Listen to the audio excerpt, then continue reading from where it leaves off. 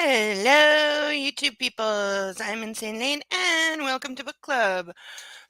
My voice is not going to do that all night, I promise. I've been having the froggy throat thing this week, so hopefully it will back up. I will get hot water and something if I need to. Hey, Stream Elements, thank you for not updating to this week's title. Why do you do that? I gotta figure out why it does that. It's always a week behind. I don't know if it's something I'm doing or not doing. Probably not doing. I don't know. So, how was everybody's catter day? Did you post pictures of your fur babies? Are we all grabbing a seat, grabbing a duck? I do have the duck stage out. It was repaired this week because I set it down wrong and it kind of broke. So I fixed it. So Ralph is a happy duck. He would still like some friends, though. He's still a lonely duck. So we're only 2 chapters in, and yet, for the first time, probably, I feel like actual things have happened. And that's because actual things have happened. Things that we're going to get very pissed off about very, very quickly because they're absolutely indefensible. Christian Grey, for anyone who defended him in the previous 2 books, the author stabbed you in the back hard. Real hard. Because there is no way, there is no amount of justification or tragic backstory to get him out of what he has done now. He has crossed all kinds of lines of any reasonable person.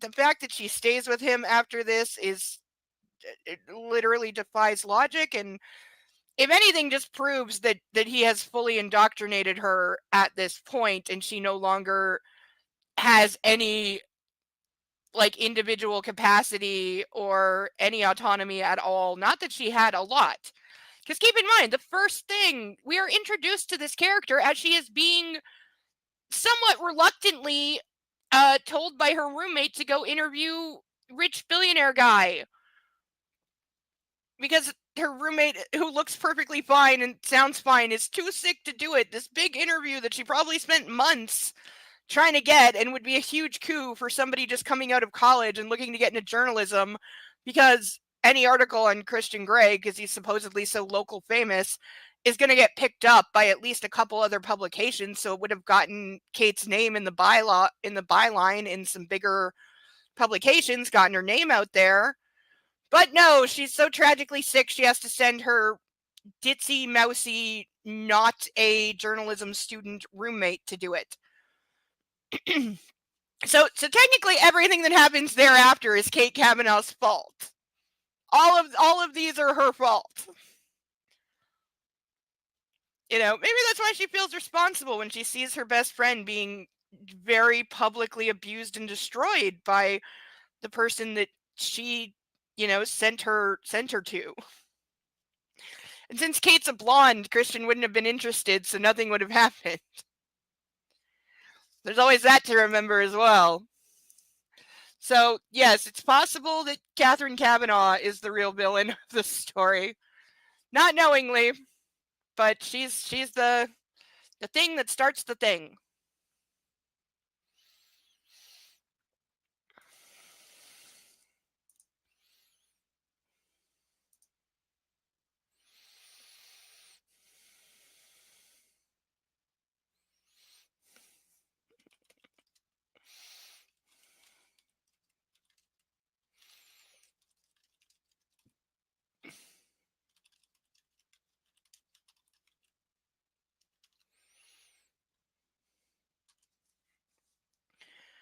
All right, that's just about time. I am gonna please heed. I'm gonna show this for 10 seconds. Please extremely heed this warning tonight. I always put this up, but I haven't drawn attention to it in a while. We are jumping in at a place that deals with exactly this topic, so be warned. I am not playing. I know I make jokes about, Christian Grey and his violence and how he treats women, but this is the scene that hits it on the head. This is the scene that defenders of this book can't get away from because there's no defending it. So we be starting hot. All right, with that said, I'll rise for the national anthem and pay extra attention tonight because it's extra relevant. If you're still struggling with consent, just imagine instead of initiating sex, you're making them a cup of tea. You say, hey, would you like a cup of tea? And they go, oh my God, I would love a cup of tea, thank you. Then you know they want a cup of tea. If you say, hey, would you like a cup of tea? And they're like, I'm not really sure. Then you can make them a cup of tea, or not, but be aware that they might not drink it. And if they don't drink it, then, and this is the important bit, don't make them drink it.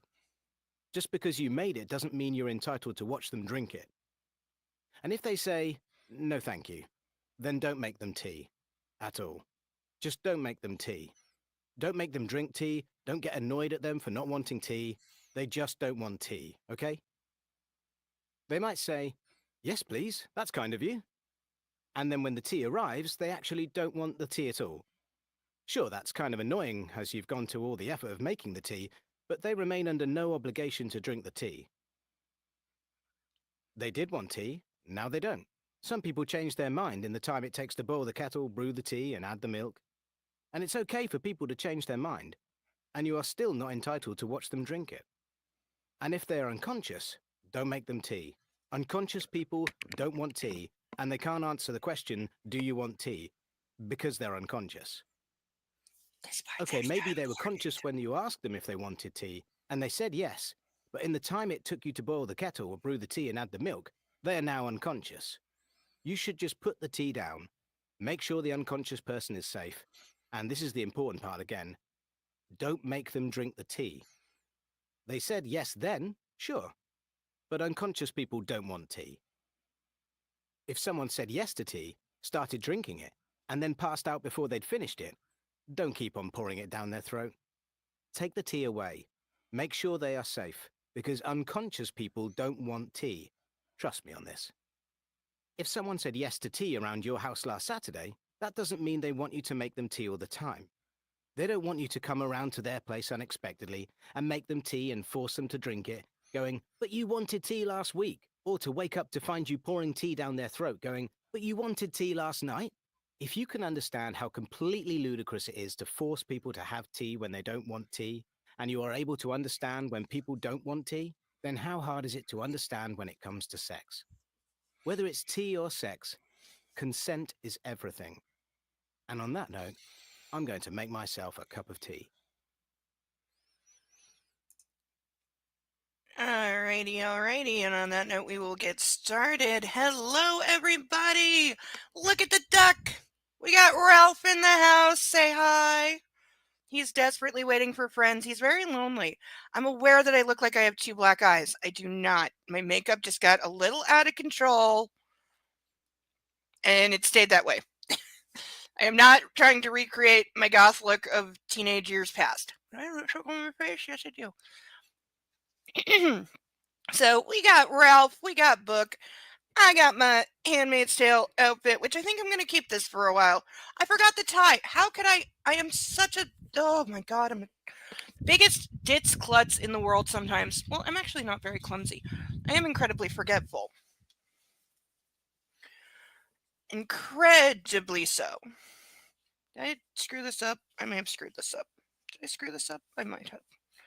It's like that? No. It's like that? No. I still cannot. Do not make me untie the bleeping tie. I don't have time for that right now.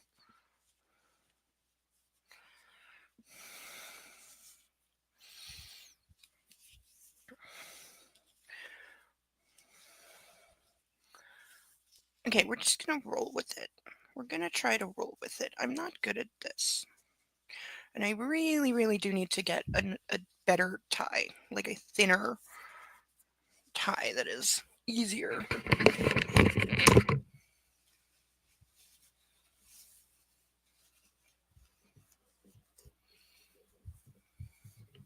Okay, now we are properly dressed. Can't believe I did that.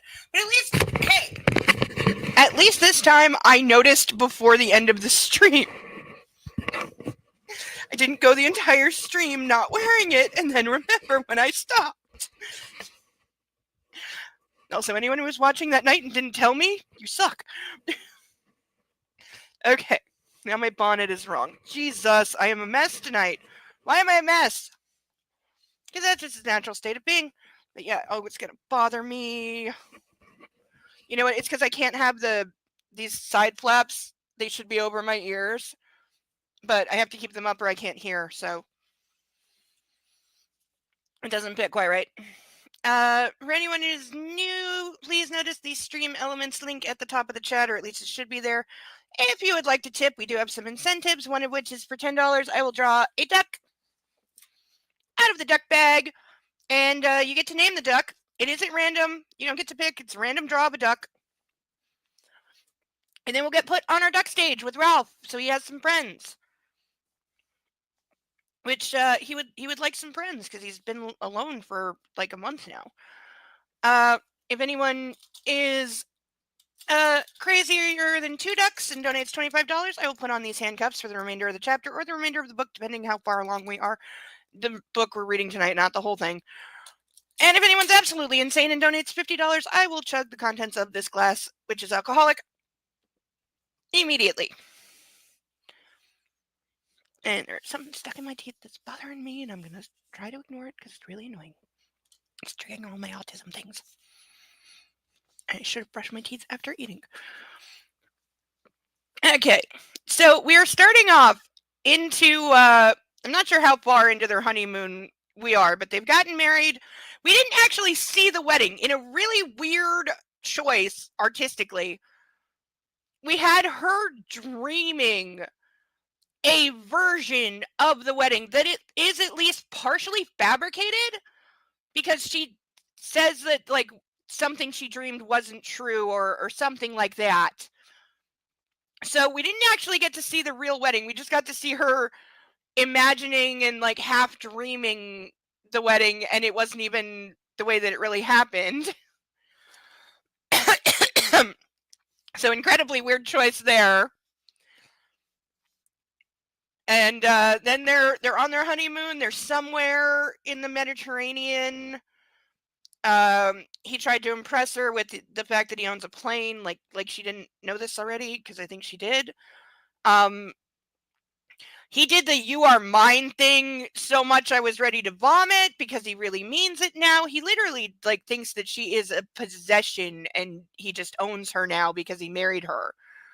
Like, it's almost like old school, like European, and by that I mean like 200 years ago. Not that I grew up in a very large Italian family.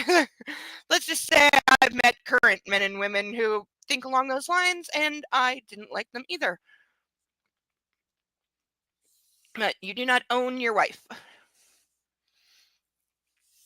So then we had them on a beach where he got mad that she was sunbathing topless at a topless beach. So then he took her back to the yacht.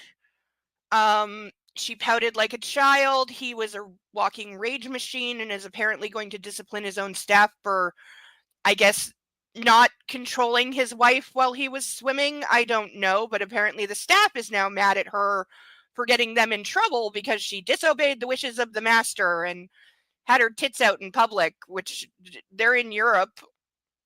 That's quite common.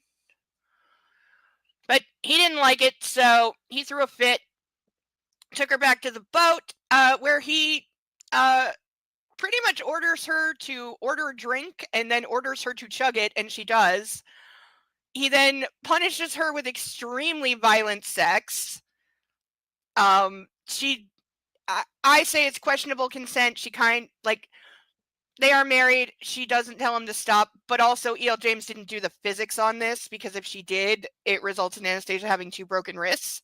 And this is one of those scenes that I guarantee you, anyone who tried to copy this got themselves in trouble. And this is why in the UK they actually put out a public service like health and safety announcement. This is real. You don't believe me? Look it up.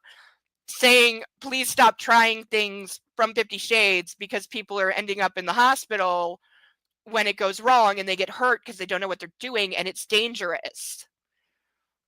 This would be a primary example of that, because what he does is cuffs using normal handcuffs. So normal, just like these handcuffs, this amount of chain. He cuffs her wrists to her ankles with her knees like up against her chest, so her legs are folded into her chest. She's very tiny. I get she's a tiny person, but she ain't that small, and she's not a gymnast, okay? She's not a contortionist. She's a normal woman. So even being in that position for just a few minutes is going to very quickly become uncomfortable. You're naturally going to be pulling at your wrists and ankles, so you're going to have significant marks. You're going to be in pain pretty quickly. Which again, if that's what you want, you do you. I'm not saying anything that they do in and of itself is objectionable. I'm saying him doing it to somebody who is not experienced and doesn't know what they are getting into, which is still very true, is a problem. And also, for some weird reason, the author seems to forget that in her own previous story, in all that contract bullshit, there was 2 pages. I looked this up. I knew I wasn't crazy because they go over safe words. And she acts as if she doesn't know what it is when they've had that conversation. And yes, they did. It's in the first book. There's a whole page talking about safe words and safe communication during bondage play. And yet in chapter 2 that we just finished, they go over it again and she acts like she has no idea. And he acts like he's explaining it for the first time. It's very weird. I don't know if E.L. James forgot that she wrote that or she just wanted to go over it again to maybe, at this point, this is the 3rd book. She's had a lot of backlash. I kind of suspect that she wrote it in to shut people up, saying that she wasn't emphasizing safety enough in her bondage scenes, which is true. So maybe that's why she put it back in to say like, hey, I do know, and it is supposed to be safe and consensual. It doesn't come across that way at all. Because once he's got her cuffed, he literally just throws her onto the bed in what would have been a very painful fashion and then just proceeds to fuck her like she's literally a doll that he is using, but that's how he always do. And he makes the point that he is doing it painfully and harder than she likes to make her suffer because he's mad. Like, he doesn't hide the fact that he is punishing her with his penis in that scene. And you can say, like, she lets him, she's accepting, she doesn't say no. I can say she doesn't say no. I think she does say stop at one point. However, he already said, that's why we have a safe word, because you're going to say stop, but you won't mean it. Which, if that's not just a creepy AF line, like, I'm going to do something to you that's going to make you say stop, but you won't mean it. And she definitely doesn't, she's not experienced enough to understand what that means or how that works, and he knows it. So they had that. She then mysteriously, after the incredibly brief sex, because it may have been violent, but it was brief, because Christian Grey is, shall we say, he's got about a 2-minute attention span. And so it was so mind-blowingly good, apparently, this is the angle the author's going for, it's bullshit, that she just passes out. Like, in my experience, it's men who pass out after sex, but in E.L. James' world, it's always the woman. I swear, she gender swaps, like, how people react to sex, because the women always fall asleep. And apparently Anastasia is such a deep sleeper that she doesn't feel Christian Grey putting his mouth on her tits and giving her like 20 plus very deep, very red hickeys all over her breasts while she's asleep. Remember that drink I mentioned? Here is my most definitive proof that he has been drugging and roofing this girl the entire time. Because you tell me how she has one drink, they have sex, and this is in the span of about 10 minutes collectively, and then she passes out not only for several hours, but is able to sleep through the feel of him sucking and biting on her chest repeatedly.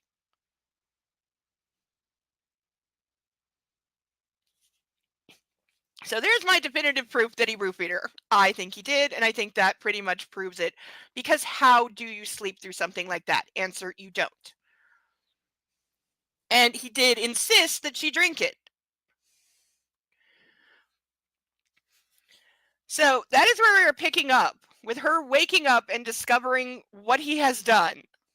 And apparently she's pretty pissed off about it this time. The actual end line is, holy fuck, what has he done to me? Which, if you're saying that like 2 weeks into your marriage, maybe you rushed into things just a little bit. And here we go, chapter 3.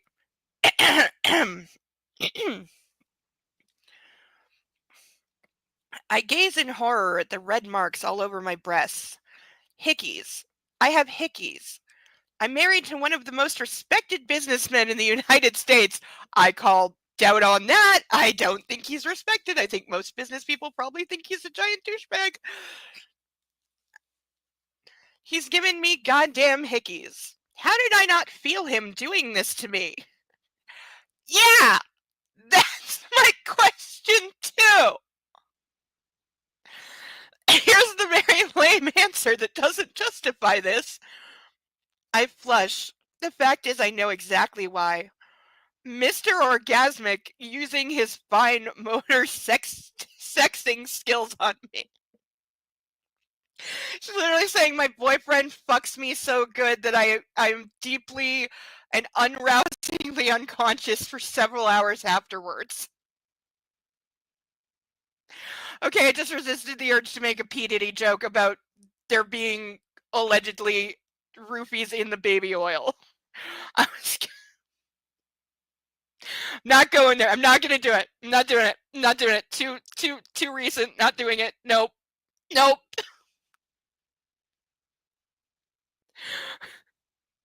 Life is too real sometimes. Cannot even. Oh god, now I'm gonna be cracking up for like 10 minutes. Oh god. What have I done? Like one paragraph in and I'm screwed. My subconscious peers over her half-moon specs and tuts disapprovingly, while my inner goddess slumbers on her chaise lounge. Okay, how many people live in her head? And also, she's been like referring to her subconscious and her inner goddess as the same person the entire time. Like she just called the same thing both. Like they were not definitively different parts of her head. Though maybe she's under stress from all this abuse. Maybe it caused her personality disorder to get worse. My wrists will have red welts around them from the handcuffs. No doubt they'll bruise. I examine my ankles. More welts. Holy hell. I look like I've been in some sort of accident. Hey, props.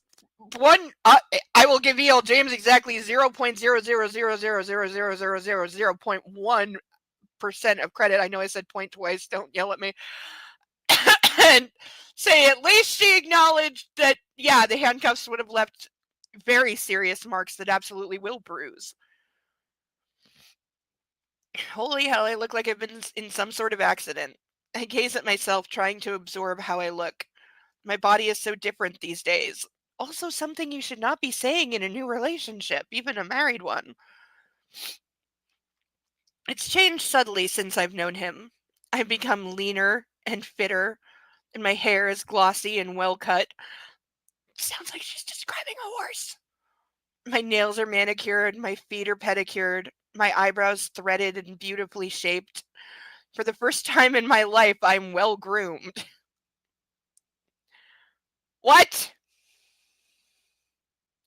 You know when I'm well groomed? When I have a shower and I brush my hair. Okay? Like, I'm sorry. That is I don't even know what the hell to make of that, but that is a dumb line.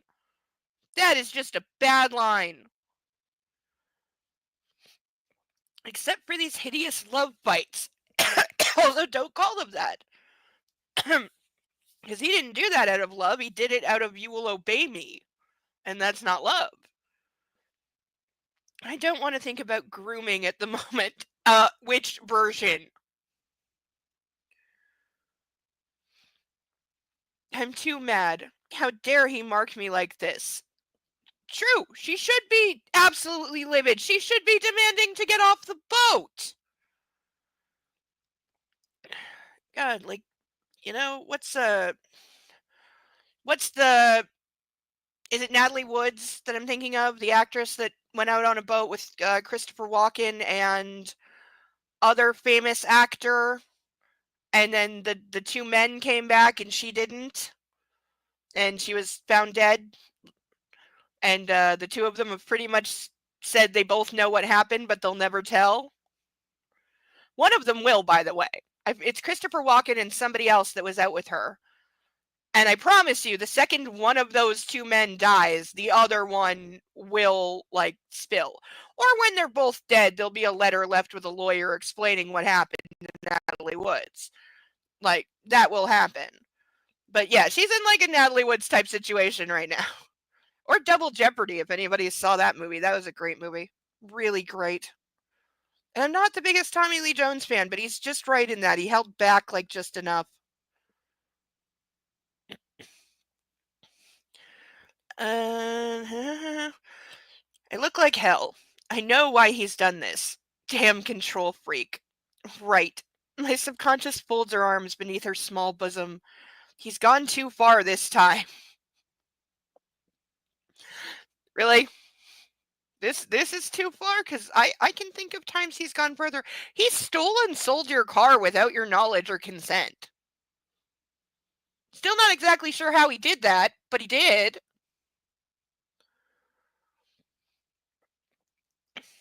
I stalk out of the ensuite bathroom and into the walk-in closet, carefully avoiding even a glance in his direction. Slipping out of my robe, I pull on my sweatpants and a camisole. I undo the braid and pick up a hairbrush from the small vanity unit and brush out my tangles. Anastasia, Christian calls, and I hear his anxiety. Are you okay? Oh, are we saying he's maybe realized that he's gone too far? Also, can somebody post like a hi or a thumbs up or something in the chat so I know if it's working? Because last week we had issues with YouTube chat not being working, and I have not seen a single message yet. So I would like to confirm that it is in fact working. I don't know if YouTube has sorted their stuff. I know Skype was also having issues. It screwed up a meeting I was supposed to be in by making it off by like 30 minutes because nobody got the messages in time. Skype has been working correctly since the day after, but I don't know if YouTube has fixed their stuff yet because they were having the same. But so is like Twitch and like several other places. I ignore him. Am I okay? No, I'm not okay. After what he's done to me, I doubt I'll be able to wear a normal swimsuit, let alone one of my ridiculous expensive bikinis, for the rest of our honeymoon. The thought is suddenly so infuriating. How dare he? I'll give him, are you okay? So she suddenly has a spine that she has not had the entire rest of the series. Let's see how fast he shuts her down by making her feel guilty for him because he's the poor hurt little puppy. I see this fury spikes through me. I can behave like an adolescent too. Because that's the answer. You think he did something childish, which he did. So the answer is that you return the childishness? No. This is why these are two people who are not ready to be married because they've been married like 2 weeks. And they're already playing these petty ass games with each other because the only reason we're here is because he got uppity with her. She pulled the "you can't tell me what to do" thing. She didn't say it out loud, but only to herself after he was gone. And that's why she took her top off to show him like, you don't tell me what to do. I'm your wife, but you don't own me. And then it's turned into this because they were playing a stupid let's annoy each other tit for tat game that she's now continuing. They're saying, "Oh, he did this, then I'll do something to annoy him back." And it's like, stop it. You're supposed to be grown-ups. Have a conversation. Stop trying to get back at each other. That's something like people on the verge of divorce do.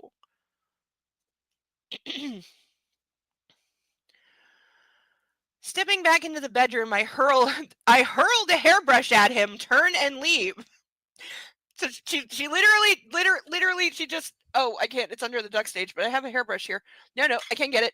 Okay, so she literally just takes the hairbrush and just goes wham and wings it at him and keeps walking. Great. So now she's like getting just as bad. Like these are both awful people, really. Like she had some redeeming characteristics in the like originally in that she was like innocent and stupid, but now it's like, honey, you were just turning into him because you're doing this petty like violent shit.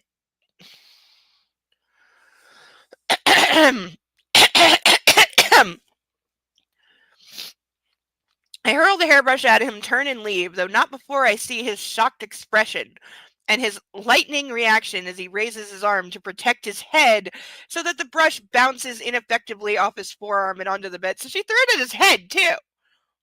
She, like, apparently threw it right in his face. That's a little extreme.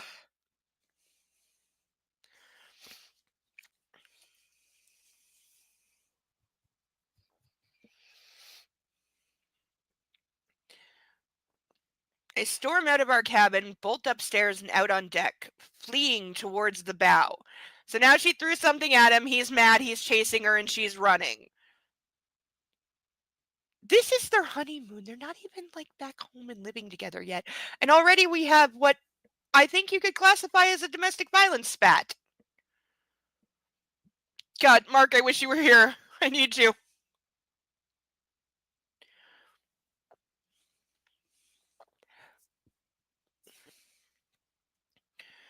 I need some space to calm down. It's dark and the air is balmy. The warm breeze carries the smell of the Mediterranean and the scent of jasmine and some kind of flower I'm not going to attempt to pronounce from the shore. It's like bougainvillea or something. I've never heard of this. I'm sure it's regional and she Googled it. The fair lady glides effortlessly through the calm cobalt sea. If it's night, how is the sea not black? It really should have eaten a cough drop.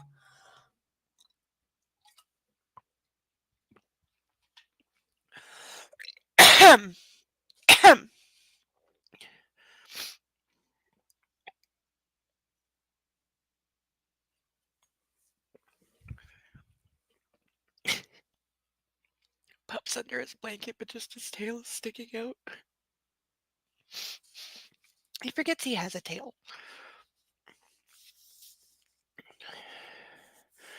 No, I don't when he's whacking me in the leg with it. It's like a 1-inch thick tree branch just going wham, wham, wham, wham,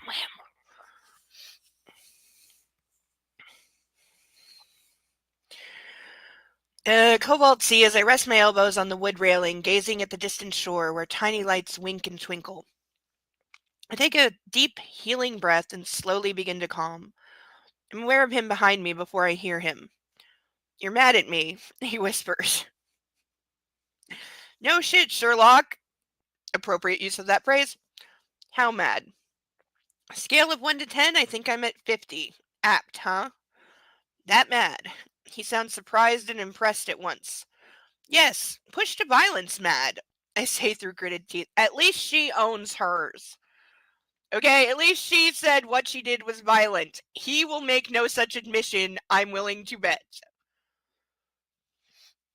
He stays silent as I turn and scowl at him, watching me with wide, wary eyes. I know from his expression and because he's made no move to touch me that he's out of his depth. This is already not the response I'm expecting from him, but he may have clued in that he went too far. But she's right. Now he has no clue what to do. Because he's certainly not going to apologize and actually mean it. He might say the words, but he's not going to mean it, and he's not going to change the behavior. So I see excuses incoming. "Christian, you have to stop unilaterally trying to bring me to heel. You made your point on the beach, very effectively as I recall." He shrugs minutely. "Well, you won't take your top off again," he murmurs petulantly. And there it is. There it is. That line right there sums him up entirely. He knows on some level, somewhere he is aware that what he did is very, very wrong. He knows that. He's not insane. This is the difference between someone who is not responsible criminally for their actions because they are some variety of crazy to where they don't understand genuinely that what they did was wrong. I have known people like that. I've seen it. I've had a few of those moments myself. This is not that. He is not that. It's not that he doesn't know that what he does is wrong. He's very aware that what he does is wrong. That's why he takes great steps to cover it up and pay people off and make sure everybody who works for him, he owns them in some way. So yeah, him just shrugging, like literally just shrugging, which is this anytime you're doing this, it means I don't care. Shrug means I don't care. It's the ultimate sign of indifference. I don't care. So that is what he has just told her. When she has said, "You have to stop unilaterally trying to bring me to heel," his response is, "I don't care. You won't take your top off again." So he just told her, "I'm going to get what I want no matter what. I don't care what you say. I don't care how you feel. I don't care that it's your body. And I don't care how mad you are afterwards. I am going to do whatever I need to do to get my way. And I'm never, ever, ever, ever, ever going to change. So after, like, I already crossed this line. We crossed the Rubicon a while ago. But after this point, he is straight villain. He is just the straight villain. She's his captive, and that's it.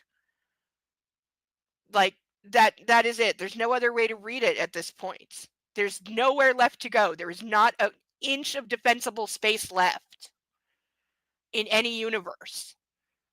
He is telling her the truth.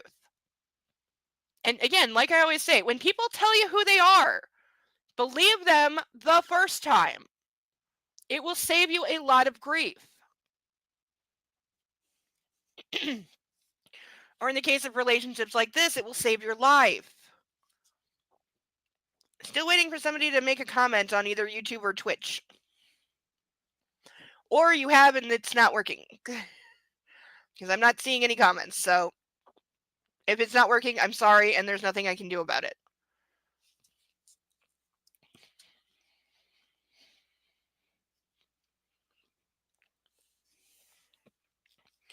And this justifies what he's done to me. I glare at him. Why didn't you say that to him? I don't like you leaving marks on me. Well, not this many anyway. It's a hard limit, I hiss at him. Not the time to be using these words. I don't like you taking your clothes off in public. That's a hard limit for me, he growls. You don't get to decide that. And I know there are couples out there who will disagree with me and say, like, well, he gets to have some say because he's... No, I'm sorry. I don't play that fucking game.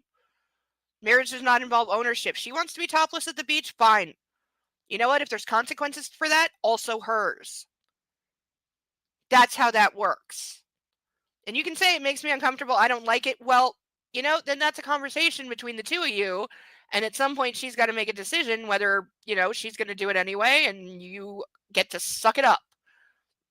You know, because that's the answer. If she does and she's like, well, I know you don't like it, but I don't want tan lines, so I'm going to take my top off and tan anyway. Your response as husband is to suck it up. You don't have to stay there and watch. You can let her know that you're pissed, but that is the limit of your power, dude. You don't actually get to tell her what to do or control her body or whether she shows it off or not. I think we've established that a hiss through my teeth. See, she's already doing it. She's already letting him get away with it. He's just hand-waving over the terrible thing that he did and saying, well, if you hadn't done that, I wouldn't have had to do this. And she's letting him get away with it. Look at me. I pull down my camisole to reveal the tops of my breasts. Christian gazes at me, his eyes not leaving my face, his expression wary and uncertain. He's not used to seeing me this mad. Can he see what he's done? No, he can't. Can he see how ridiculous he is? Also, no, because he gets away with it as he's about to do here. I want to shout at him, but I refrain. I don't want to push him too far. Like he's ever given a damn if he pushed you too far? He deliberately has not. Heaven knows what he'd do. There it is. There's the rub. There's the rub. That's the other tail line right there. There's the other shoe. Just dropped. I don't want to push him too far. Heaven knows what he would do. That's her being afraid of him. That's her saying, if I really stand up to him, if I really let him have it like I want to, because she's clearly incredibly pissed and is holding back from saying some things she wants to say because she's afraid of what he will do.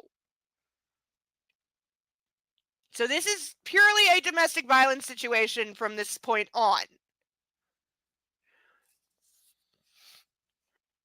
And again, E.L. James might be the biggest troll in the entire world, and someday admit that she absolutely knew she was writing a story of domestic violence and just wanted to see how many people she could, like, get to believe that it was romantic or defend it in some way. I mean, that's never going to happen, but a girl can dream. And I hear a puppy. No, I think he's going for food. Eventually, he sighs and holds his palms up in a resigned, conciliatory gesture that he doesn't mean.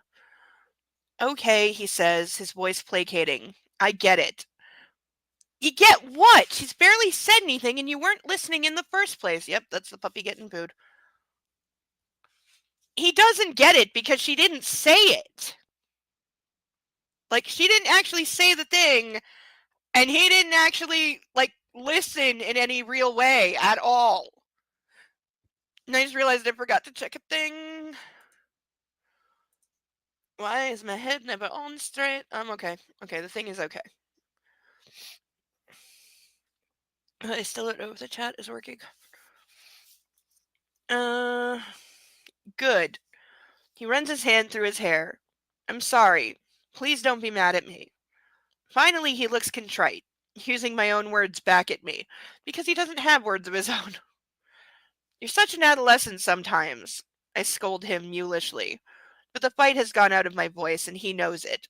This is where he knows he's safe. He's gotten her to back down. She was mad for like a whole, collectively, like 2/3 of a page there. She was really mad and almost said something. He steps closer and tentatively raises his hand to tuck my hair behind my ear. I know, he acknowledges softly. I have a lot to learn. Yet things you should have learned before getting married. Dr. Flynn's words come back to me. Emotionally, Christian is an adolescent, Anna. He bypassed that phase of his life totally. He channeled all his energies into succeeding in the business world. He has beyond all expectations. His emotional world has to play catch up. So, congratulations, darling. You married someone who is emotionally about 12 years old, and now you get to raise them, including letting them take their hissy fits out on your body. Like, again, is Dr. Flynn the worst movie therapist, or is it the one from Split? Because I can coin toss between the two of them. The one from Split, though, has an actual body count, though arguably Christian Grey does too. And we don't know how long he's been seeing Flynn, so Flynn may actually have a higher body count than the therapist from Split. Ooh, we may have to do a ranking. I've never ranked things because I think they're dumb. But we may have to do it. It would be kind of interesting to compare like movie therapists. I would have to come up with a few more, and I'd probably include some TV shows because I can't think of enough movies off the top of my head. I've got Split. I've got the 50 Shades series. Why can't I remember his name? Oh my god, it's somebody I really like too. Eddie Izzard. Eddie Izzard. He plays a therapist in season, I want to say 3 of United States of Terror that also gets in there, and her therapist from season 1 as well. I would throw in. What other shows have therapists that suck?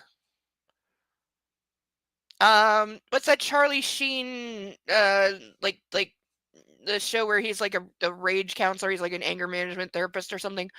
That show, and I don't just mean him, I mean the his therapist that he's banging.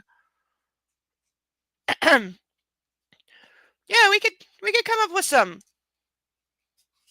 If you can think of any, leave them in the chat or leave them in the comment or on my Discord. Maybe we'll rank them up and see where they clock in.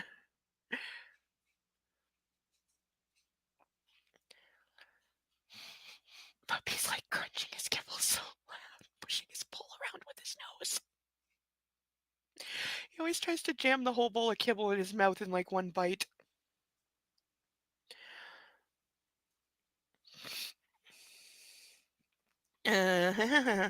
My heart thaws a little. Yep.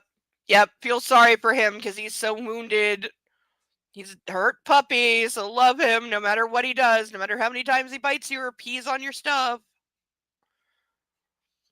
We both do. I sigh and cautiously raise my hand, placing it over his heart. He doesn't flinch like he used to, but he stiffens. He rests his hand over mine and smiles his shy smile. I've just learned that you've a good arm and good aim, Mrs. Gray. I would never have figured that. But then I constantly underestimate you. You always surprise me. If I was going to break down how to get the victim to like forgive you in a domestic violence situation, I don't think I could have written it better.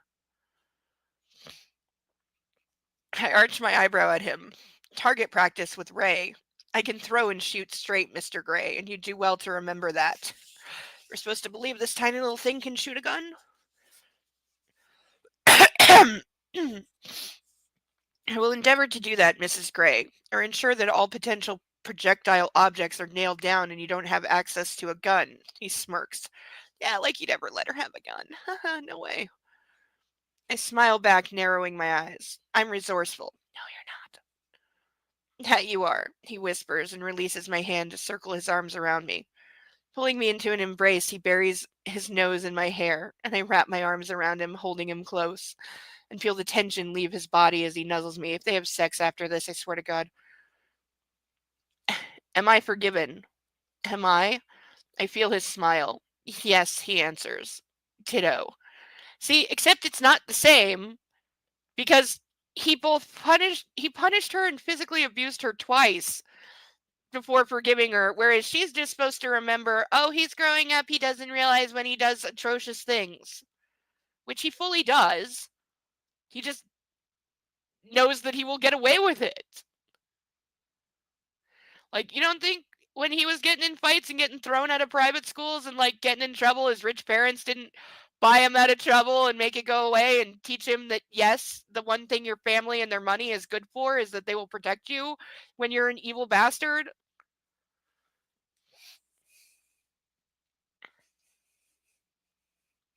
We stand holding each other, my peak forgotten.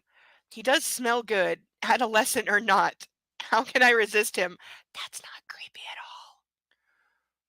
Hungry? He says after a while. I have my eyes closed and my head against his chest.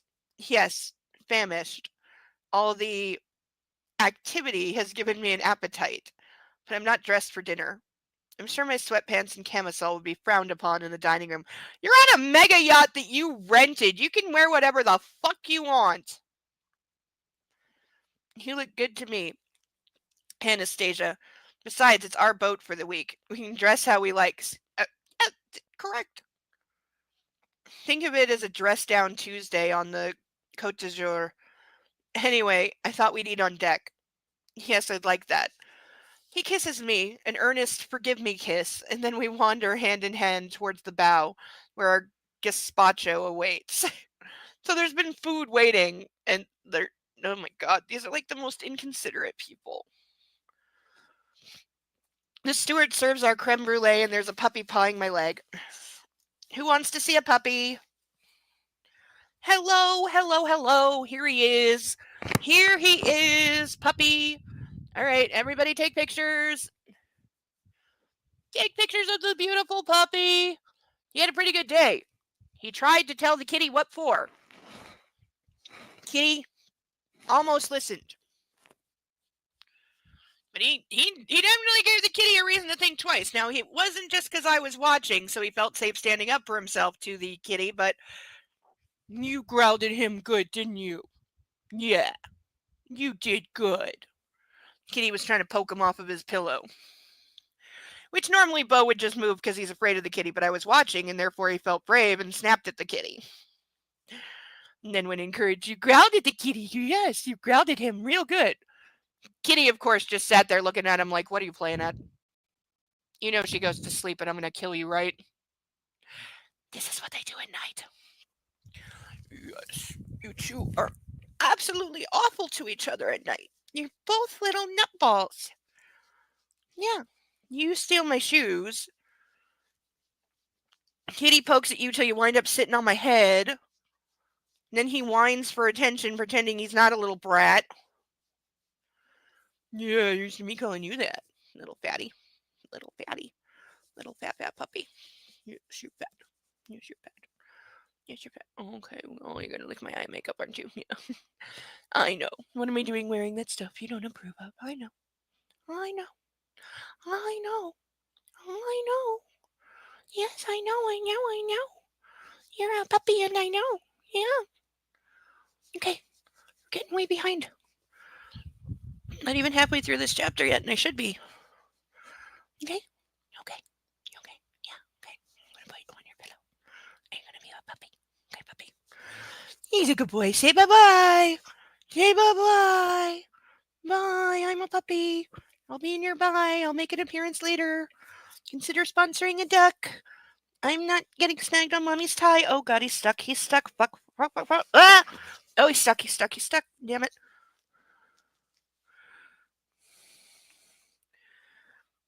Oh, crap. Okay, scissors. Free the puppy. Oh, come on. Oh, no, miss. Come on. No, Bo, don't move. Don't move. Don't pull. Don't pull. You're going to hurt yourself. Don't pull. Oh, come on, you stupid string. Doesn't help them holding the scissors the wrong way. Okay. I can't see.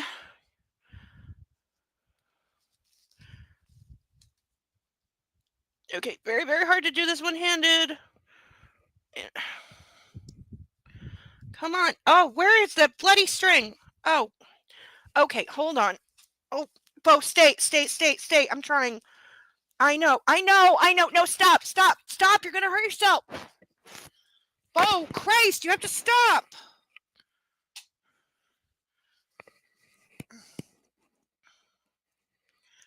Okay, he's free. There we go. Okay. Bo, you cannot wiggle like that.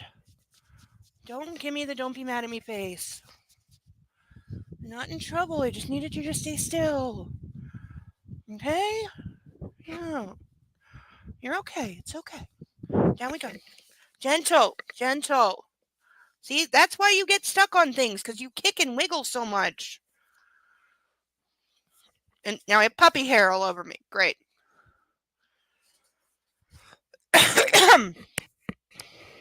He's fine. I got the string out of his nail.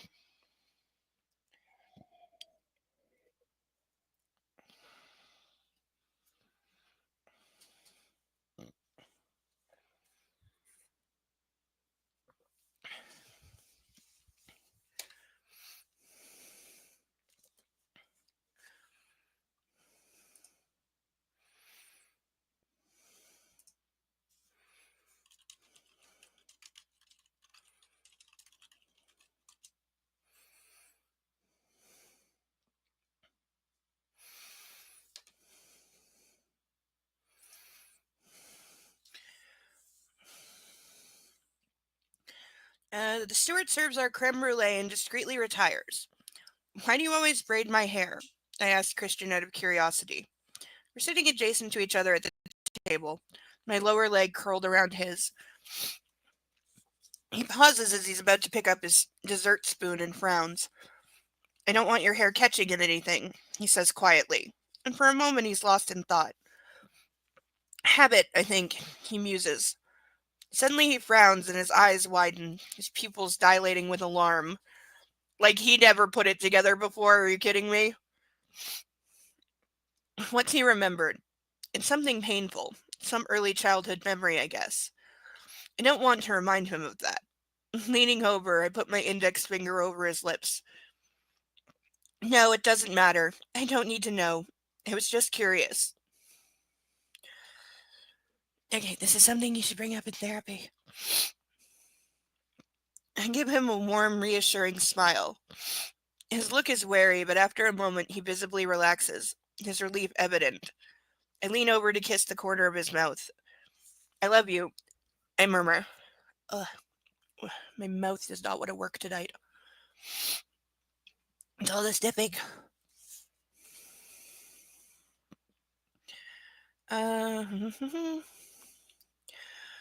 I love you, I murmur, and he smiles his heart-aching, shy smile, and I melt. Jamie Dornan never read those words, because at no point does he have that smile. He looks creepy and sleazy the whole movies. I will always love you, Christian. And I you, he says softly. In spite of my disobedience, I raise an eyebrow. Why are you calling it that when you made a point of saying that you would not agree to obey him? Like, this is what I mean. She's worthless at standing up for herself. She didn't even try. Because of your disobedience, Anastasia, he grins. That's true. That's actually true. He needs a woman who will defy him because what he gets off on is the punishment. And so he needs a reason to punish her, so she has to disobey him. I crack my spoon through the burned sugar crust of my dessert and shake my head. Will I ever understand this man? This creme brulee is delicious. So you've married someone that you admit you don't have a decent understanding of on when it comes to some very fundamental things about why he is the way he is. But hey, the creme brulee is great. So that makes the physical violence worth it, doesn't it? That's a really great message to send. If he's rich enough, he can do anything and get away with it. And hey, creme brulee. You might have bruises on your wrists and ankles for weeks and hickeys on your chest that you didn't want, but creme brulee. Once the stewardess cleared our dessert plates, Christian reaches for the bottle of rosé and refills my glass. another E.L. James staple, get the woman drunk all the time. I check that we're alone and ask, what's with the no going to the bathroom thing? You really want to know? He half smiles, his eyes alight with a salacious gleam. Do I? I gaze at him through my lashes and take a sip of my wine. The fuller your bladder, the more intense your orgasm, Anna. I still don't know if this is true. I feel like it's one of those things you Google it and find like equal evidence either way, and like nobody's ever really studied this. I blush. Oh, I see. Holy cow, that explains a lot. Does it? He grins, looking far too knowing. Will I always be on the back foot with Mr. Sexpertise? Honey, when he lasts inside you for more than 3 pumps, let me know, because he's not a sexpert until he can do that. Yeah. Well, yes. I desperately hunt around for a change of subject. He takes pity on me. What do you want to do for the rest of the evening? He cocks his head to one side and gives me his lopsided grin. Whatever you want, Christian. Put your theory to the test again. I shrug. This is in her head. She's not actually saying this. I know what I want to do, he murmurs, grabbing his glass of wine. He raises and holds his hand out to me. Come. This is going to lead to sex. There's going to be more sex. Like, just because they're on their honeymoon doesn't mean every scene has to be sex. I take his hand and he leads me to the main salon. His iPod speaker is in the dock on the dresser. He switches it on and selects a song. Dance with me. He pulls me into his arms. If you insist. I insist, Mrs. Gray. A slinky, cheesy melody starts. Is this Latin rhythm? Christian grins down at me and starts to move, sweeping me off my feet and taking me with him around the salon. A man with a voice like warm melted caramel croons. It's a song I know, but I can't place. Christian dips me low, and I yelp in surprise and giggle. He smiles, and his eyes filled with humor. Then he scoops me up and spins me under his arm. You dance so well, I say. It's like I can dance. We've had them have a dance scene before, and she knew how to dance, so again, author didn't read her own work.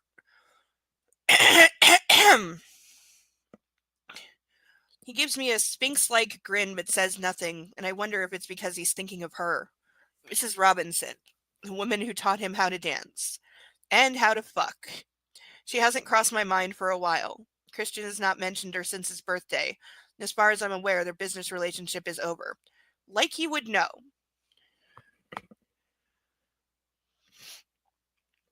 Reluctantly, though, I have to admit, she was some teacher.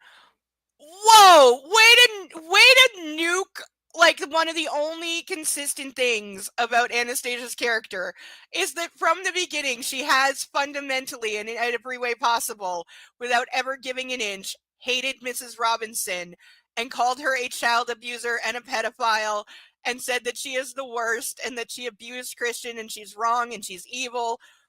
Now, of course, we have to undo that because everybody must end being the worst possible versions of themselves, to where she's like, hey, she may be a pedophile and an evil bitch who belongs in jail, but she does good work teaching 16-year-old boys how to fuck. Oh my god. You know, I thought the missus was going to be the death of me. No, it's this one. This one's worse somehow. It came first, and yet it's already worse.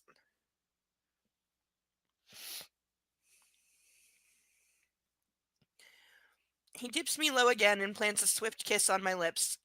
I'd miss you more. I'd miss your love. I murmur, echoing the lyrics. I'd miss more than your love, he says and spins me once more. Then he sings the words softly in my ear, making me swoon. The track ends and Christian gazes down at me, his dark eyes luminous and all humor gone. And suddenly I'm breathless. Come to bed with me, he whispers, and it's a heartfelt plea that tugs at my heart. Why? Christian, you had me at I do 2.5 weeks ago. So it's been 2.5 weeks. We now know this for sure. I was pretty close. I said 2 weeks. But I know this is his way of apologizing and making sure all is well between us after our spat. Yes, the way he checks is all if all is well is if she will let him fuck her again. Ugh. Yeah, I can't get into another rant on that or we're gonna be here all night. And I'm actually not intending that. When I wake, the sun is shining through the portals. Oh, thank God she skipped it. And the water reflects shimmering patterns onto the cabin ceiling. Christian is nowhere to be seen. I stretch out and smile. I'll take a punishment fuck followed by makeup sex any day. Ugh! Do not encourage this kind of bad behavior. I marveled at what it is to go to bed with two different men. Angry Christian and sweet, let me make it up to you in any way I can, Christian. Okay, I can't pass that up. Because again, she's just described perfectly like every woman in a domestic violence situation has that thought at some point that the man you fall in love with is two men. He is the monster that, slams your head into the wall and puts a tracker on your car and shows up at your work and yells at your colleagues for looking at you. And then he's the guy who gets on his knees and has, flowers and candy and says, "Baby, I love you. I'm so sorry. I'll never do it again. You know how you make me crazy. I can't live without you." Basically, the look what you make me do shit, but but she has just clearly articulated that, yeah, he is two different people in her head. Now, granted, she's like three different people in her head, so maybe she thinks that's normal, but it's not normal when you have to differentiate between how he is affectionate with you and that one is okay and one is not.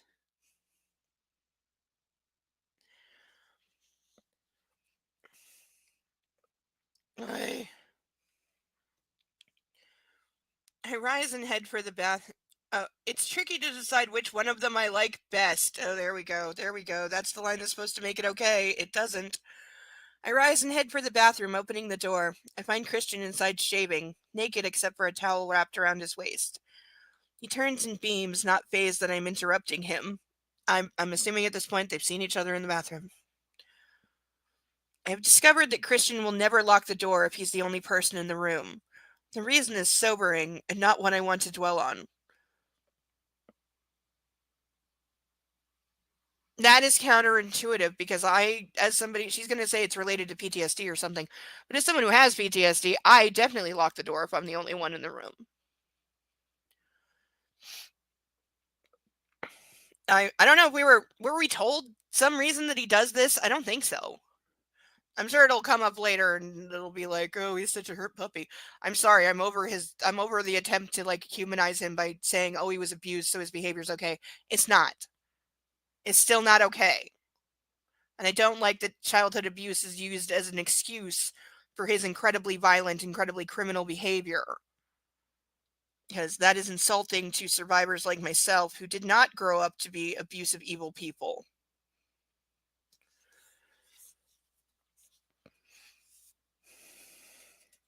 "Good morning, Mrs. Gray," he says, radiating his good mood. "Good morning yourself. I grin back as I watch him shave. I love watching him shave.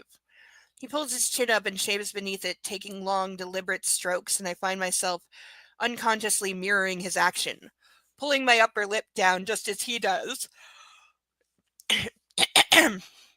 to shave his philtrum. I assume that's like this. He turns and smirks at me, one half of his face still covered in shaving soap. Enjoying the show? He asks. Oh, Christian, I could watch you for hours. One of my all time favorites, I murmur. He leans down and kisses me quickly, smearing shaving soap on my face. Shall I do this to you again? He whispers wickedly and holds up the razor. I purse my lips at him. No, I mutter, pretending to sulk. I'll wax next time. I remember Christian's joy in London when he discovered that during his one meeting there, I'd shaved off my pubic hair out of curiosity. Of course, I hadn't done it to Mr. Exacting's high standards, implying that he then, like, shaved her and probably went down. Fortunately, it stops there. Also, I'm about to be horrible because he likes his submissives wax. That's probably a product of growing up in the 90s, early 2000s with access to porn because that was the style at the time. So men of that generation tend to like that as the norm because it's what they grew up seeing. However, there's a different bent that says that it's to make women look younger and more innocent.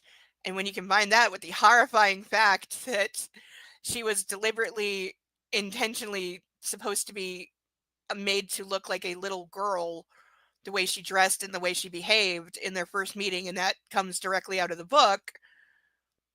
Yeah, E.L. James has an infantilism thing.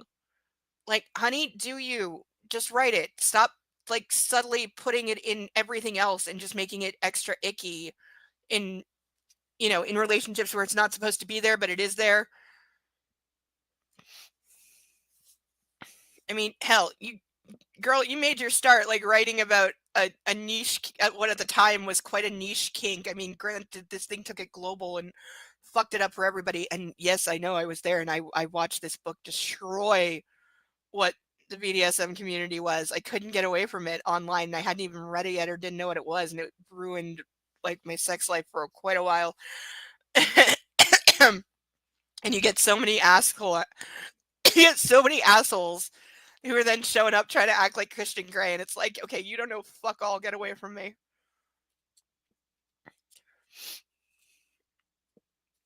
But yeah, like just write the next one where his kink is infantilism, whether it's him or her, or both of them, it doesn't matter. It'll still sell. People will still read it. What the hell have you done? Christian exclaims. He cannot keep his horrified amusement to himself. He sits up in our bed suite at Brown's Hotel near Piccadilly, switches on the bedside and gazes down at me, his mouth a startled O. It must be midnight. I blush the color of the sheets in his playroom and try to pull down my satin nightdress so he can't see. Oh, we're flashing back to, oh great, we do get this scene. This is gonna suck. He grabs my hand to stop me. Hannah, I are shaved. I can see that. Why? He grins from ear to ear. I cover my face with my hands. Why am I so embarrassed? Yeah, really, why?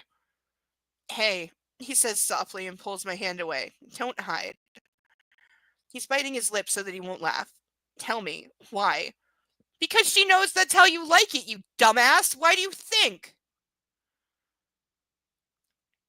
His eyes dance with merriment. Why does he find this so funny? Stop laughing at me. I'm not laughing at you. I'm sorry. I'm delighted, he says. Not buying it. Oh, tell me, why? I take a deep breath. This morning after you left for your meeting, I took a shower and was remembering all your rules. Get those out of your head forever. He blinks. The humor in his expression has vanished, and he regards me cautiously. And I was ticking them off one by one and how I felt about them. And I remembered the beauty salon, and I thought, this is what you'd like. I wasn't brave enough to get a wax. His voice My voice disappears into a whisper. So she's doing this to try and please him, and it's blowing up in her face. He stares at me, his eyes glowing, this time not with mirth at my folly, but with love. This is so sick. Oh, Anna, he breathes and leans down and kisses me tenderly. You beguile me. He whispers against my lips and kisses me once more, clasping my face in both his hands. Ugh. As a collective society, can we just stop doing that ever? After a breathless moment, he pulls back and leans up on one elbow. Humor is back. I think I should do a thorough inspection of your handiwork, Mrs. Gray. What? No. He has to be kidding. I cover myself, protecting my recently deforested area. This is gonna go badly. Oh, no, you don't, Anastasia. He grasps my hands and pries them away, moving nimbly so he's between my legs and pinning my hands to my sides. Yeah, 'cause that's a good thing to do. He gives me a scorching look that could light dry tinder, but before I combust, he bends and skims his lips down my naked belly directly to my sex. I knew it, I knew it, I knew it. I squirm beneath him, reluctantly resigned to my fate. No! No! If that is not, I know what you were going for there.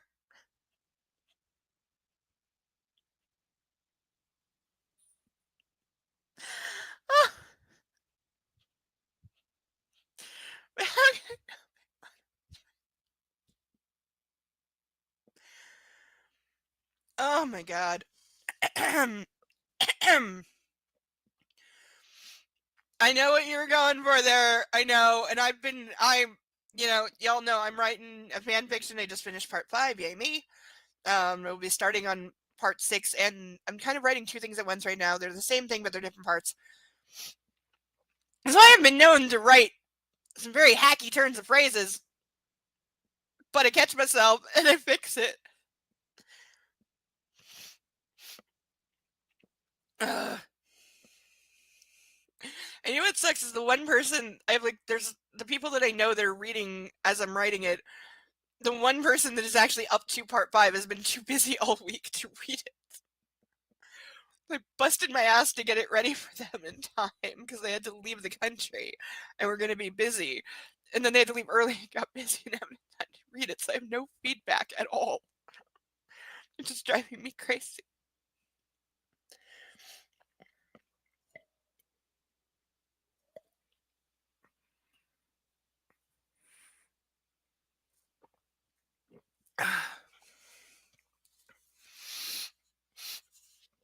I really want to chug that glass right now. Because I am way too sober for this shit. And yes, I did this makeup while sober. Really badly. And kind of quickly. And then I just couldn't be arsed to fix it, okay?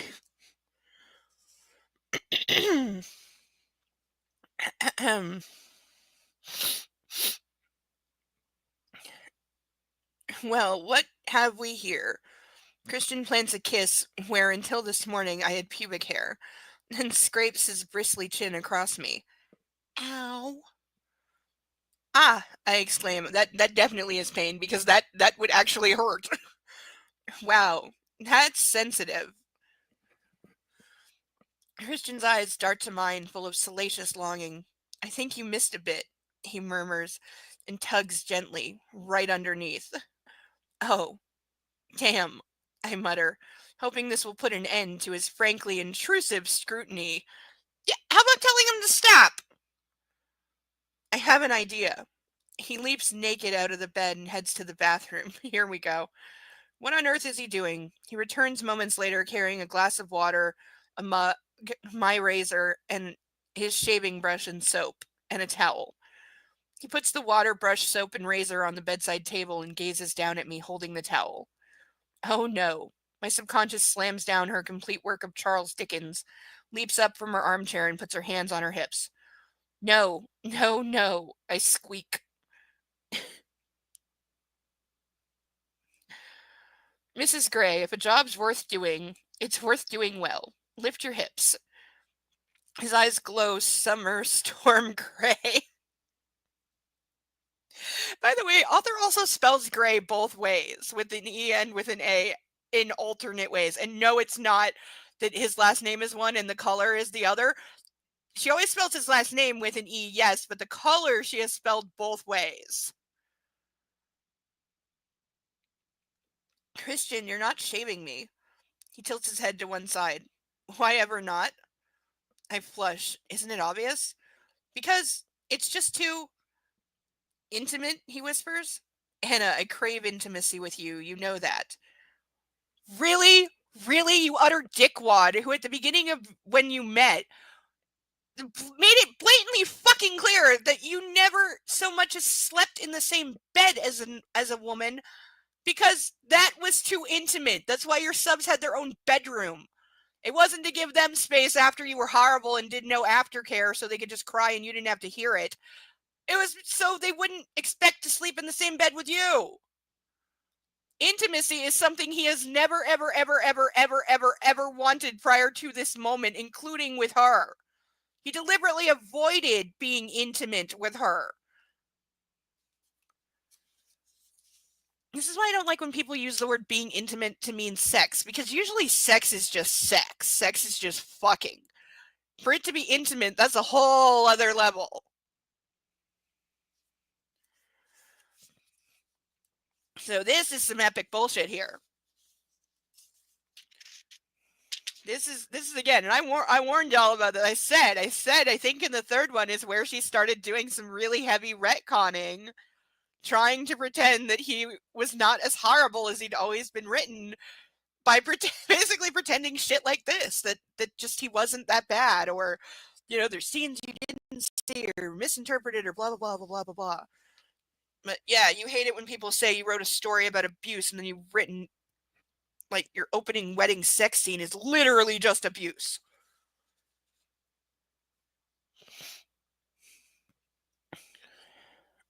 You know that. Besides, after some of the things we've done, don't get all squeamish on me now. And I know this part of your body better than you do. Oh, you dick. You utter fucking dickwad to say that. That is such a disgusting thing to fucking say. Like, oh, I know your body better than you do. Shut up. No, you don't. And if she's telling you this is too much for her, let it be. Like, that is clearly what she's saying. She's saying she is not comfortable with this. She's not comfortable with him doing this, which, by the way, honey, I don't care if you are my husband and my soulmate and I love you and we have like a normal, healthy relationship. That doesn't mean I'm going to trust you to shave my vagina. You know why? Because if you cut me, that's really going to fucking suck for me. And the odds of you cutting me down there are about 1,000%. Because it's a very tricky little area and you don't know what you're doing because you don't shave people for a living. So, no, I'm not letting you shave my vagina, and it has nothing to do with love or intimacy or anything else. It has to do with you don't know how to do that without hurting me. Like, there's a very old BuzzFeed video of boyfriends shaving their girlfriend's legs. And find it. It is like 10 to 12 years old. I will try to post it in the Discord later. But look at how nervous all these women are just letting their boyfriends shave their legs. And it's not out of like, I don't trust him. It's out of, I know he doesn't know what he's doing and he's about to hurt me unintentionally.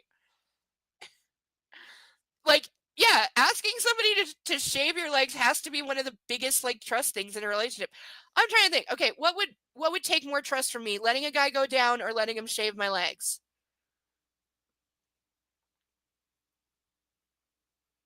Oh, that's a hard one. I could really go 50-50 on that. Kind of leaning towards the shaving actually being harder. Yeah, I think probably that, yeah, letting somebody shave my legs would probably be harder. Weird how things work like that. But yeah, her reluctance is probably less, it's too intimate and more, you don't know what you're doing. if she says don't do this because this is too far, you don't do it. Okay, if somebody doesn't want tea, don't make them tea.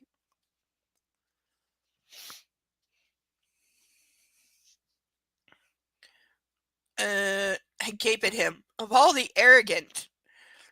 Okay, so for 1 second she's going to be right, but it's immediately followed by, true, he does, but still. So they'll point out that he's being insufferably arrogant and then go, oh, but he's right anyway. No, he's not. He's not right. It's just wrong. My voice is prissy and whiny. This isn't wrong. This is hot. And we have more gaslighting, and don't believe what you believe. Believe what I tell you to believe. Hot? Really? This turns you on? I can't keep the astonishment out of my voice. He snorts. Can't you tell?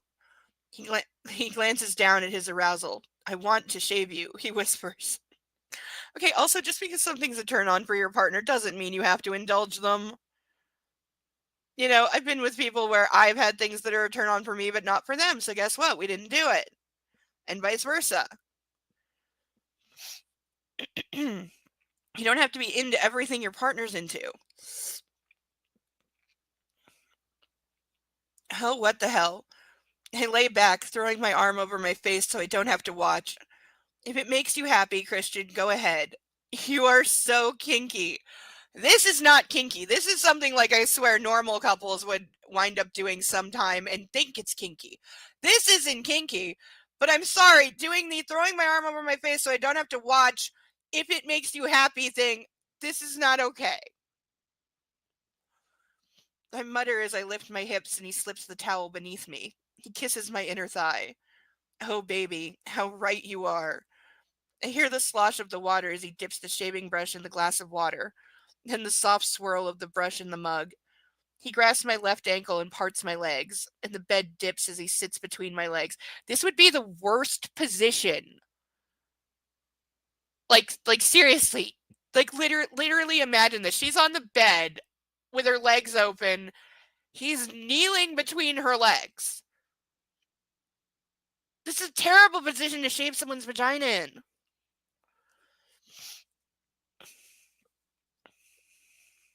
in. I'd really like to tie you up right now, he murmurs, because this isn't enough. I promise to keep still. Good. Yeah, because he doesn't like his partners to move, because I think part of him's pretending they're dead.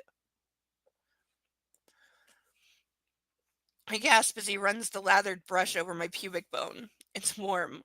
The water in the glass must be hot. I squirm a little. It tickles, but in a good way. Don't move, Christian admonishes and applies the brush again. Or I will tie you down, he adds darkly, and a delicious shiver runs down my spine. Have you done this before? I ask tentatively when he reaches for the razor. No. Yeah, here's where I'm really not going to let you do this then. Not because I don't love you, but because you don't know what you're doing. Oh, good, I grin. Another first, Mrs. Gray. I like firsts. Me too. Here goes. And with a gentleness that surprises me, he runs the razor over my sensitive flesh. Keep still, he says distractedly, and I know he's concentrating hard. That's not going to help. It's only a matter of minutes before he grabs the towel and wipes all the excess lather off me. There, that's more like it, he muses. And I finally lift my arm to look at him as he sits back to admire his handiwork. Oh, dear God. Happy, I ask, my voice hoarse. Very. He grins wickedly and slowly eases a finger inside me. Oh, thank God it skips out there. But that was fun, he says, his eyes gently mocking. For you, maybe. I try to pout, but he's right. It was arousing. That doesn't mean she enjoyed it. It means she let him do it. Okay, she's not even, literally, like, she's not even faking that it was a good time for her, just that it was okay. And she let him do it, but that was it. Like,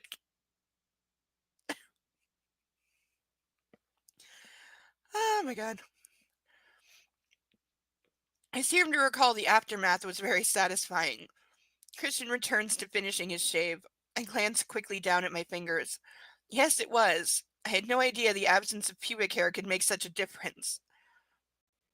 Okay.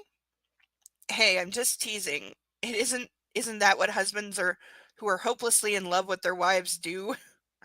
Christian tips my chin up and gazes at me, his eyes suddenly filled with apprehension as he endeavors to read my expression.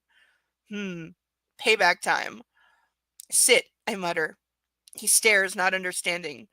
I push him gently towards the lone white stool in the bathroom. Perplexed, he sits down and I take the razor from him. Anna, he warns as he realizes my intention. I lean down and kiss him.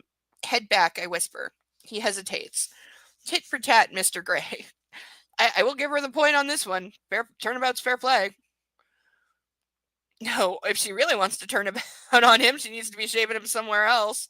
Which, yes, I would so totally do in revenge. Absolutely. He stares at me with wary, amused disbelief. You know what you're doing? He asks, his voice low. I shake my head slowly, deliberately, trying to look as serious as possible. He closes his eyes and shakes his head, then tilts his head back in surrender. Dude, like you knew what you were doing. And shaving your face is way easier than shaving her vagina. Holy shit, he's going to let me shave him. Well, that was what you wanted, isn't it? Tentatively, I slide my hand into the damp hair at his forehead, gripping tightly to hold him still. That sounds painful. He clenches his eyes closed and parts his lips as he inhales. Very gently, I stroke his razor from his neck up to his chin, revealing the path of skin beneath the lather. Christian exhales. See, if she like slit his throat and like if she pulled like double jeopardy for real here, did you think I was going to hurt you? I never know what you're going to do, Anna, but no, not intentionally. This is such a healthy relationship that for a second he legitimately wondered if she was about to slit his throat. She should have. I would never intentionally hurt you, Christian. He opens his eyes and circles his arms around me as I gently drag the razor down his cheek from the bottom of his sideburn. I know, he says, angling his face so I can shave the rest of his cheek. 2 more strokes and I've finished. All done, and not a drop of blood spilled. I grin proudly. I wonder if he can say the same. He runs his hand up my legs so that my nightdress rides up to my thighs and pulls me onto his lap so that I'm astride him. I steady myself with my hands on his upper arms. He's really very muscular. Can I take you somewhere today? No sunbathing? I arch a caustic brow at him. He licks his lips nervously. No, no sunbathing today. I thought you might prefer something else. Well, since you've covered me in hickeys and effectively put the kibosh on that, sure, why not? Wisely, he chooses to ignore my tone. It's a drive, but it's worth it. But it's worth a visit from what I've read. My dad recommended we visit. It's a hilltop village called St. Paul de Venice. There's some great galleries there. I thought we could pick out some paintings or sculptures for the new house, if we find anything we like. This is not the worst idea. I like an afternoon art shopping. This could be very great, especially since they're in Europe. Or actually, I think they're still in the Caribbean here. I don't know. It mentioned like 5 places they've been. Can I take you? Wait, or was I? I lean back and gaze at him. Art? He wants to buy art? How can I buy art? What? What? He asks. I know nothing about art, Christian. He shrugs and smiles at me indulgently. We'll buy only what we like. This isn't about investment. Investment? Geez. What? He says again. I shake my head. Yeah, he said let's pick out something for the house. You don't have to know anything about art. Just, yeah, get what you like. You know, I'm sure he's got paintings and shit that he buys as investments, but this is like home decor. This is decorating. Look, I know we've got the architect's drawings the other day, but there's no harm in looking. And the town is like and the town is an ancient medieval place. Oh, the architect. He had to remind me of her. Gia Mateo, a friend of Elliot's who worked on Christian's place in Aspen. During our meeting, she'd been all over Christian like a rash. And what did you do about it? Not a whole hell of a lot. What now? Christian exclaims, and I shake my head. Tell me, he urges. How can I tell him I don't like Gia? I dislike my irration. I dislike my irrational. My dislike is irrational. Okay, I was like, what the hell? My dislike is irrational. I don't want to come across as a jealous wife. No, it's not. It is not at all irrational because she was drooling all over your man and being a shameless flirt directly in front of his wife. Well, I think she was the girlfriend at the time, but he made it clear, like, this is my significant other. And Bimbo continued to flirt with your man. So, no, you're not being irrational at all. You, in fact, have every reason to say, Christian, I don't want some airheaded bimbo slut that is trying to get in your pants right in front of me involved in building our house. Fire the slut.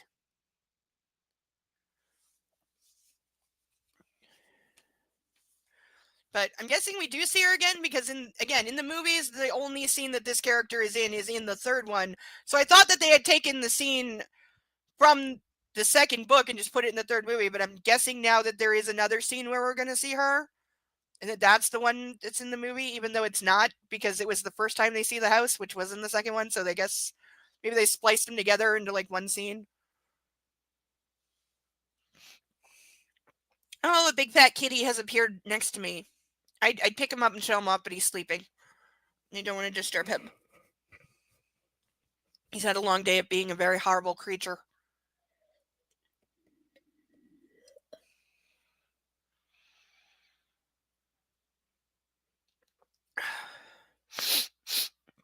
I think it may be spring before I have a book club where I don't have sniffy issues going on due to allergies, etc. Well, at least I was fairly quiet today.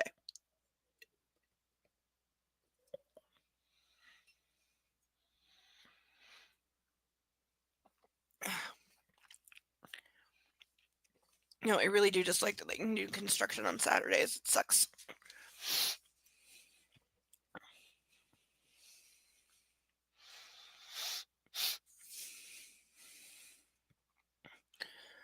You're not still mad about what I did yesterday.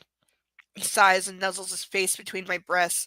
No, why would she be mad? Like, the next morning. No, I'm hungry, I mutter, knowing full well that this will distract him from his line of questioning. Why didn't you say? He eases me off his lap and stands. Because she knows he has food issues, so anytime she says she's hungry, he's going to drop whatever he's doing to feed her immediately. She also has food issues, but that's a different thing.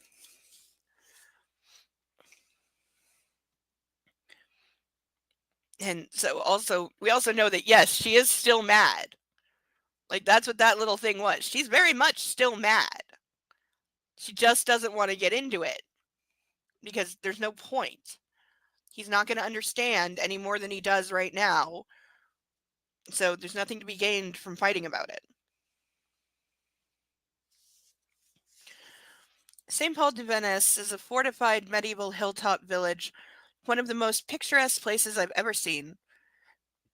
I stroll arm in arm with Christian through the narrow cobblestone streets with my hand in the back pocket of his shorts. I hate when couples do that. Taylor and either Gaston or Philippe, I can't tell the difference between them, trail behind us.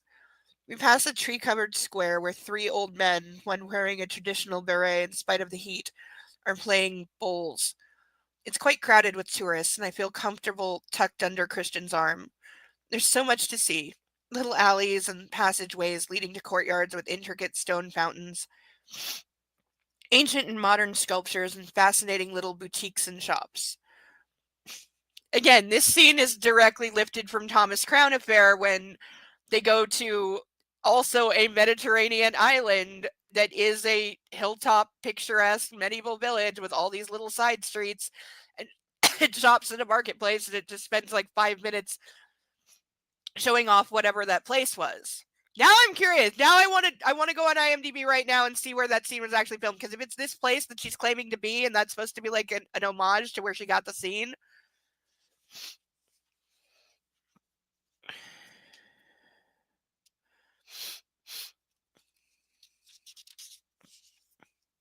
In the first gallery, Christian gazes distractedly at the erotic photographs in front of us, sucking gently on the arm of his aviator specs. They're the work of Florence de L., naked women in various poses. Not quite what I had in mind, I mumbled disapprovingly. They make me think of the box of photographs I found in his closet. Our closet. I wonder if he ever did destroy them. I would have followed up on that.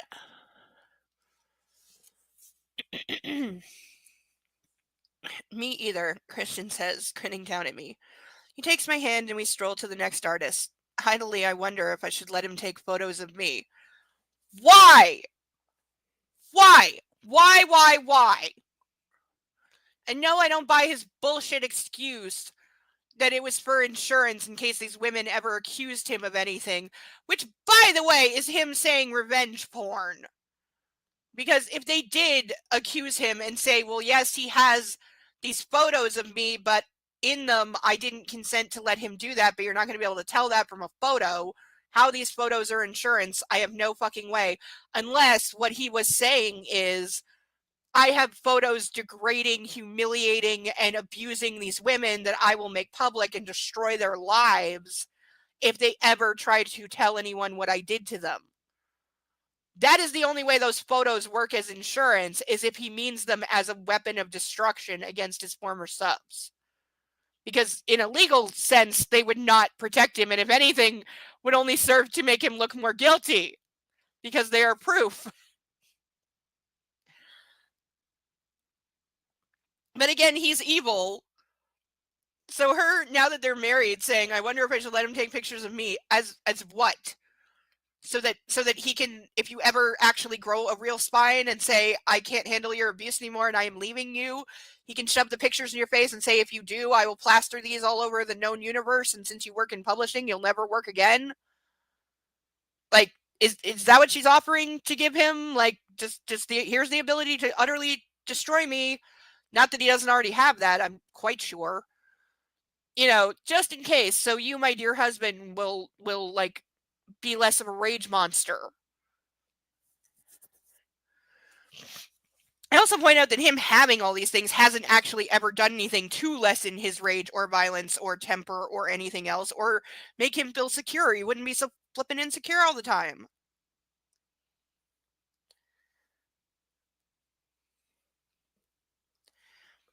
Okay, the dry mouth was killing me.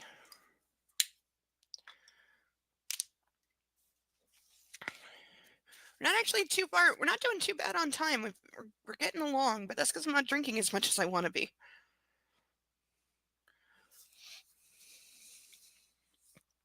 The next display is by a female painter who specializes in still lives, fruits and vegetables super close up and in rich, glorious color. I like those. I point to 3 paintings of peppers. They remind me of you chopping vegetables in my apartment. I giggle.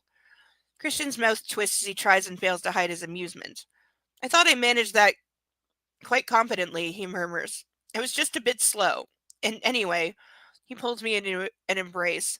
You were distracting me. Where would you put them? What? Christian's nuzzling my ear. The paintings. Where would you put them? He bites my earlobe and I feel it in my groin. Kitchen, I murmur. Nice idea, Mrs. Gray. I squint at the price. 5,000 euros each. Holy shit.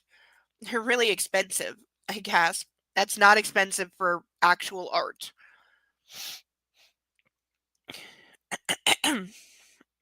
So, he nuzzles against me. Get used to it, Anna. He releases me and saunters over to the desk where a young woman dressed entirely in white is gaping at him. I want to roll my eyes, but I turn my attentions back to the paintings. 5,000 euros. Jeez. Well, that would be 15,000 for all 3 of them. We have finished lunch and are relaxing over coffee at the Hotel Le Saint Paul. The view of the surrounding countryside is stunning. Vineyards and fields of sunflowers form a patchwork across the plain. Across the plain, that should be a period and it's not. Interspersed here and there with neat little French farmhouses. It's such a clear, beautiful day. We can see all the way to the sea, glinting faintly on the horizon. Christian interrupts my reverie. You asked me why I braid your hair, he murmurs. His tone alarms me. He looks guilty. Yes? Oh shit. The crack whore used to let me play with her hair, I think. I don't know if it's a memory or a dream.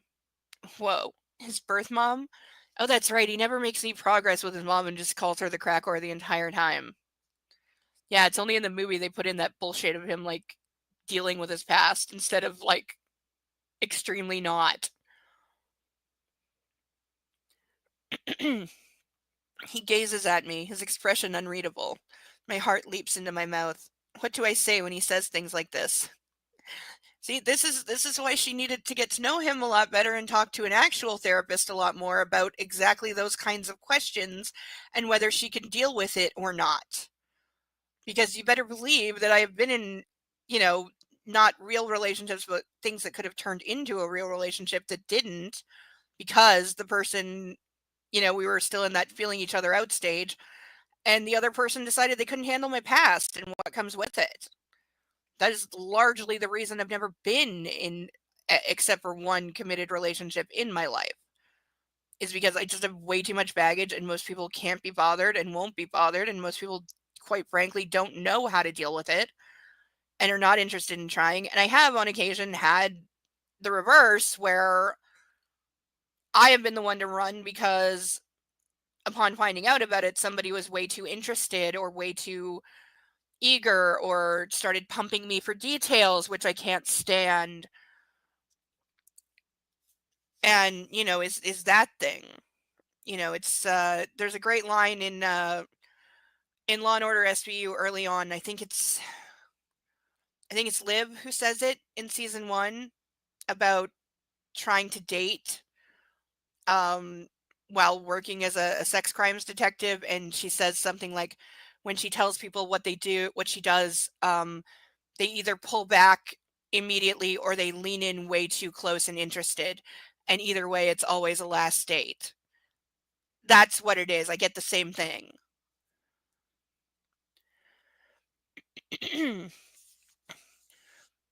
uh I like it when you play with my hair. My voice is hesitant. He regards me with uncertainty. To you, maybe your voice is hesitant because you're lying. Yes, it's the truth. I grasp his hand. I think you loved your birth mother, Christian. His eyes widen and he stares at me impassively, saying nothing. Holy shit, have I gone too far? Say something, 50, please. Okay, if telling him you loved your mommy when you were 4 years old is too far, what isn't? Like, this is one of those times where he's too fragile to exist in the fucking world, and I don't believe that someone who is being presented as damaged and as easily triggered as he is also some kind of business mogul master of the universe. Because I'm sorry, no.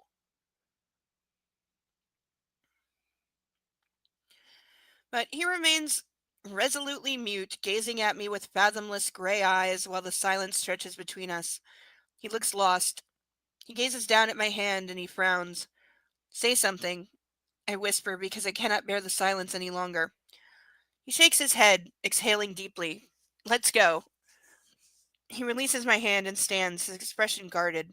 Have I overstepped the mark? Okay, again, seriously. I have no idea. My heart sinks and I don't know whether to say anything else or just let it go. I decide on the ladder and follow him dutifully out of the restaurant. Dutifully. That's a great word. Oh, my back. Mm, mm.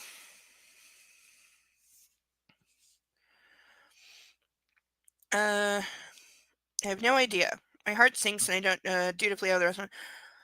In the lovely narrow street, he takes my hand. Where do you want to go? He speaks, and he's not mad at me. Thank heavens, I exhale, relieved and shrug. Ugh.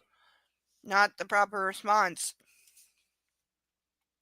Like, again, you should not be worrying that your partner is about to, like, violently and ragefully explode every time you ask them the smallest thing. And he brought it up. I'm just glad you're still speaking to me. You know I don't like talking about that shit. It's done. Finished, he says quietly. Then why did you bring it up? Okay, she didn't ask him again. He brought it up and answered her. He didn't have to do that.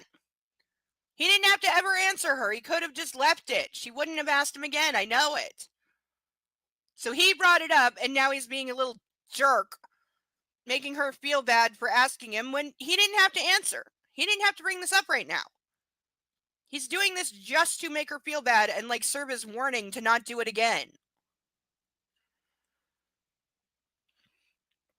No, Christian, it isn't. The thought saddens me, but for the first time I wonder if it will ever be finished. He'll always be 50 Shades. My 50 Shades. Do I want him to change? No, not really. Only insofar as I want him to feel loved. Wow. I could spend an hour breaking down everything wrong with that, but let me put it in short. 1, is it still affecting him? Hell fucking yes. 2, will it ever really be finished? No.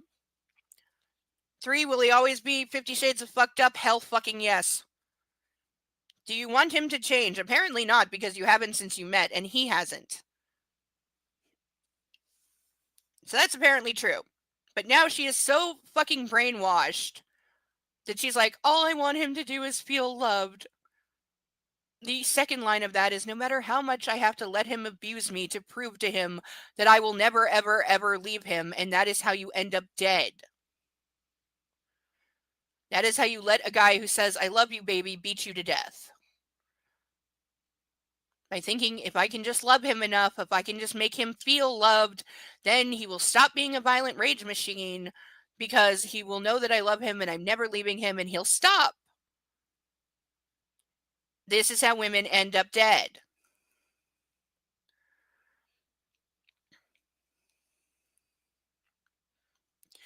Really, really wish I had a co-pilot tonight. I didn't ask anybody. I should have. Because I would really love a married person, like, split screen right now to, like, put their 2 cents in.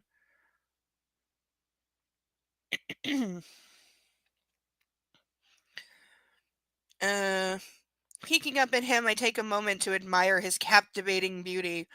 And he's mine. Oh, God.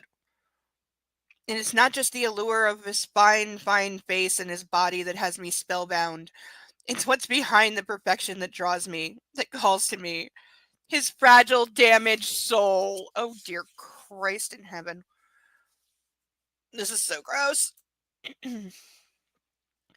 He gives me that look down his nose, half amused, half wary, wholly sexy, then tucks me under his arm, and we make our way through the tourists towards the spot where Philippe or Gaston has parked the roomy Mercedes. I slip my hand back into the back pocket of Christian's shorts, grateful that he isn't mad. But honestly, what 4-year-old child doesn't love his mom, no matter how bad a mom she is? I sigh heavily and hug him closer. I know behind us the security team lurks, and I wonder idly if they've eaten. Christian stops outside a small boutique selling fine jewelry and gazes at the window, then down at me. He grasps my free hand and runs his thumb across the faded red line of the handcuff marks, inspecting it. It's not sore, I reassure him. She's lying. I've had those marks. You've seen them. They do hurt when you touch them. Not as long as you're not touching them, they don't hurt, but when you touch them, they do. He clasped that hand too, turning it gently over to examine my wrist. The Omega Platinum watch he gave me at our breakfast on our first morning in London obscures the red line. The inscription still makes me swoon. Anastasia, you are my more, my love, my life. Christian, you are my more? What the hell? I'm sorry, I'm not moved. In spite of everything, all his 50-ness, my husband can be so romantic. Oh, I gaze down at the faint marks on my wrist. And again, he can be savage sometimes. Yes! Really, really emphasizing that Jekyll Hyde thing he's got going on. And this isn't a Christian Grey is like exemplifying being Jekyll Hyde right now, and that's in a series where the character is actually named Jack Hyde.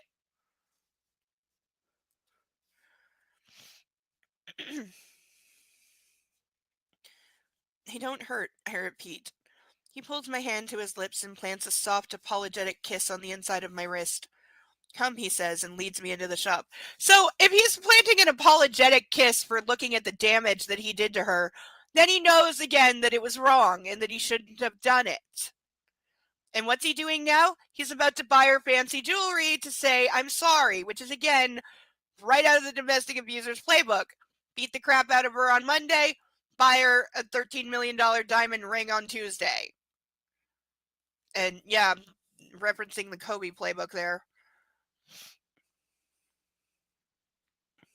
But that's what he's doing.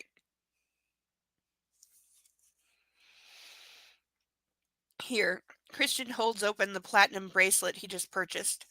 It's exquisite, so delicately crafted, the filigree in the shape of small abstract flowers with small diamonds at their hearts. He fastens it around my wrist. It's wide and cuff-like and hides the red marks. It also costs 30,000 euros. There we go. So big, lavish, expensive gifts on top of the art they just bought. And it has the double purpose of hiding his abuse from public eyes. Do we think that that's really why he bought it? Because maybe he was worried security or other people would notice the obvious ligature restraint marks on his wife and be concerned? Or, God forbid, as he's so worried about her picture being in the papers and the tabloids, God forbid a reporter catches a photo of her like doing this, like tucking the hair back, and she's got, red marks all around her wrists, and they post some photos, on like the front page of TMZ and the other trash rags, and or like, what are these restraint marks on Christian Grey's new wife? What are they doing behind closed doors? Like that's not what he's worried about. I think, though I couldn't really follow the conversation in French with the sales assistant. I've never worn anything so expensive. Are we saying her engagement ring costs less than that? Because I call X to doubt on that. There, that's better, he murmurs. Better? I whisper, gazing into his luminous gray eyes, conscious that conscious that the stick-thin sales assistant is staring at us with a jealous and disapproving look. You know why, Christian says uncertainly. I don't need this. I shake my wrist and the cuff moves. It catches the afternoon light streaming through the boutique window, and small sparkling rainbows dance off the diamonds all over the walls of the store. I do, he says with utter sincerity, because yes, he is partially doing this to make himself feel better. He feels, on some level, he clearly feels bad for abusing her, and he's apologizing with money. Why? Why does he need this? Why does he feel guilty? About what? The marks? His birth mother? Not confiding in me? Oh, 50. Let's see. Yes, yes, no, and no. No, Christian, you don't. You've given me so much already. A magical honeymoon, London, Paris, the Côte d'Azur, and you. I'm a very lucky girl, I whisper, and his eyes soften. No, Anastasia, I'm a very lucky man. Thank you. Stretching up on tiptoes, I put my arms around his neck and kiss him. Not for giving me the bracelet, but for being mine. I cannot fucking even with this trash. Like, somehow it is worse. This is by far like the worst written, because it is one cliche on top of another, and it is one like domestic violence trope on top of the other, and that's all it is. And then at the same time it has the writing and tone of a Hallmark movie of the week.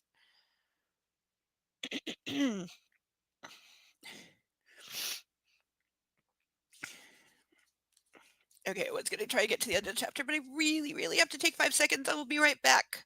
And hopefully less snippy.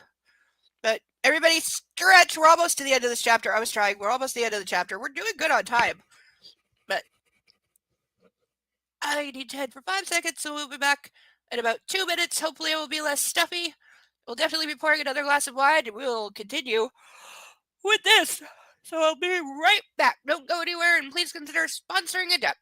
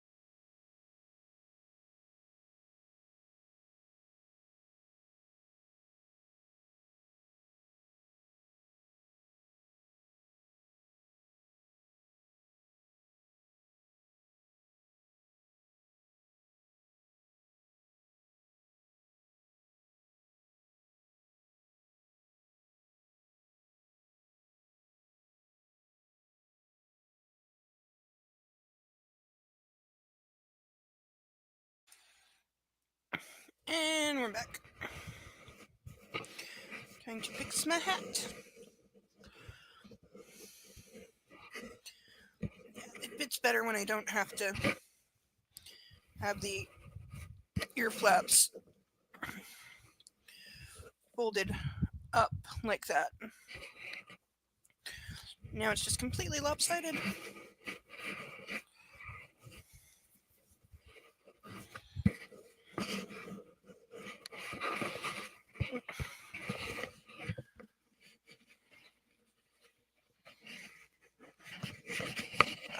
Frick. How did I get this right? You know, part of it's my hair is so short right now. Oh, fuck it.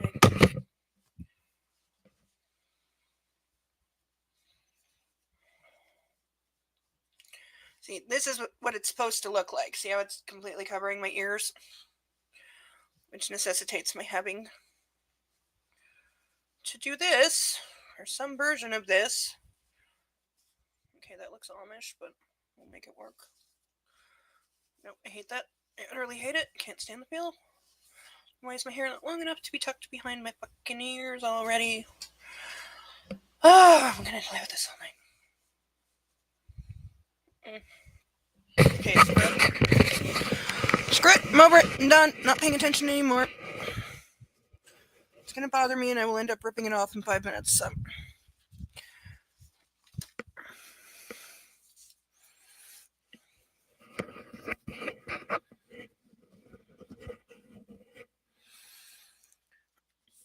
In spite of everything, all his 50ness, my husband can be so romantic. Oh no, wait, we were on the other page after he bought her a stupid expensive gift to say I'm sorry I'm an evil abusive bastard.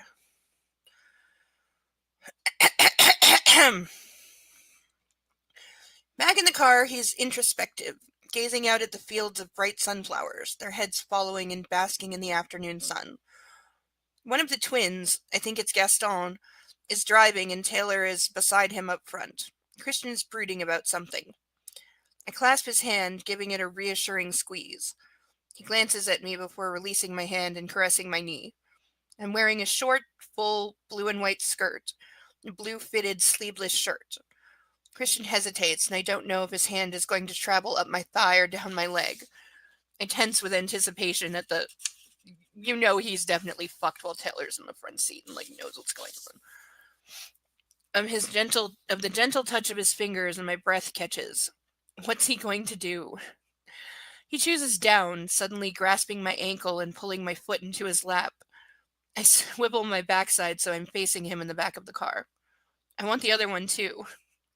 I glance nervously at Taylor and Gaston, whose eyes are resolutely on the road ahead, and place my other foot in his lap.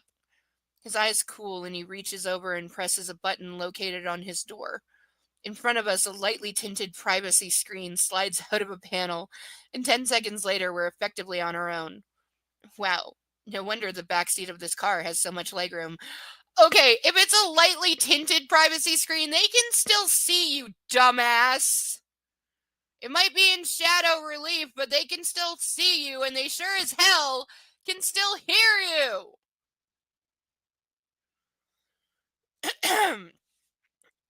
Okay, those things are not as private as people think they are. I want to look at your ankles. Christian offers his quiet explanation. His gaze is anxious. The cuff marks? Geez, I thought we dealt with this.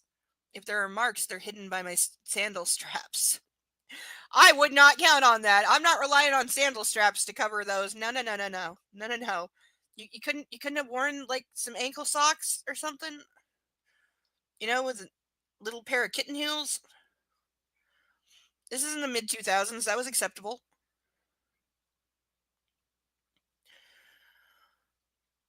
I don't recall seeing any this morning. Gently strokes his thumb up my right instep, making me wiggle. A smile plays on his lips as he deftly undoes one strap. His smile fades as he's confronted with the darker red marks. Doesn't hurt, I murmur. Again, she's lying. He glances at me and his expression is sad, his mouth a thin line. He nods once as if taking me at my word while I shake my sandal loose so it falls to the floor. But I know I've lost him. He's distracted and brooding again, melancholically caressing my foot while he turns away to gaze out the window once more. Hey, what did you expect? I ask softly. He glances at me and shrugs. I didn't expect to feel like I do looking at these marks, he says. Okay, so that's why he's like confused and he keeps going back to this because he's never felt bad about leaving marks on his subs before because that's what they were for.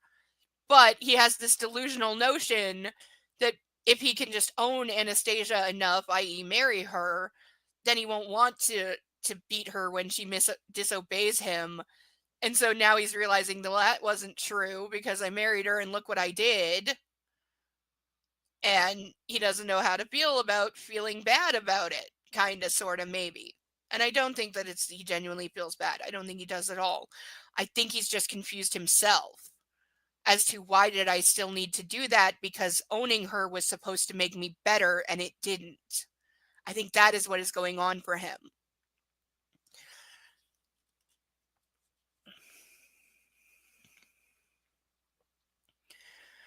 Oh, reticent 1 minute and forthcoming the next.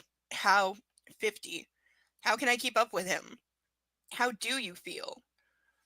Bleak eyes gaze at me. Uncomfortable, he murmurs. Oh no. See, now she's gonna do the I love you and you're not a monster and you shouldn't feel bad. And if she says it was her fault, if she says the I made you do it shit, I reserve the right to lose my fucking mind. I unbuckle my seatbelt and scoot closer to him, leaving my feet in his lap. I want to crawl into his lap and hold him. And I would if it were just Taylor in front of me. But knowing Gaston is there cramps my style despite the partition. If only it were darker. I clutch his hand. See, she knows they're not really alone. It's the hickeys I don't like, I whisper. Everything else, what you did, I lower my voice even further. With the handcuffs, I enjoyed that. Well, more than enjoyed. It was mind-blowing. You can do that to me again anytime. There we go. There we go. Gave him permission to do the bad things.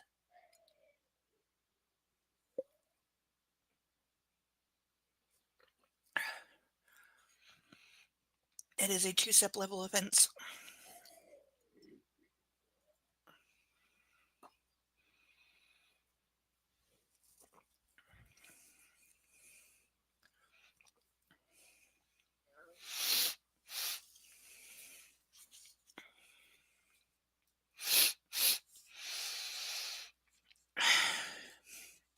He shifts in his seat. Mind-blowing? My inner goddess looks up startled from her Jackie Collins.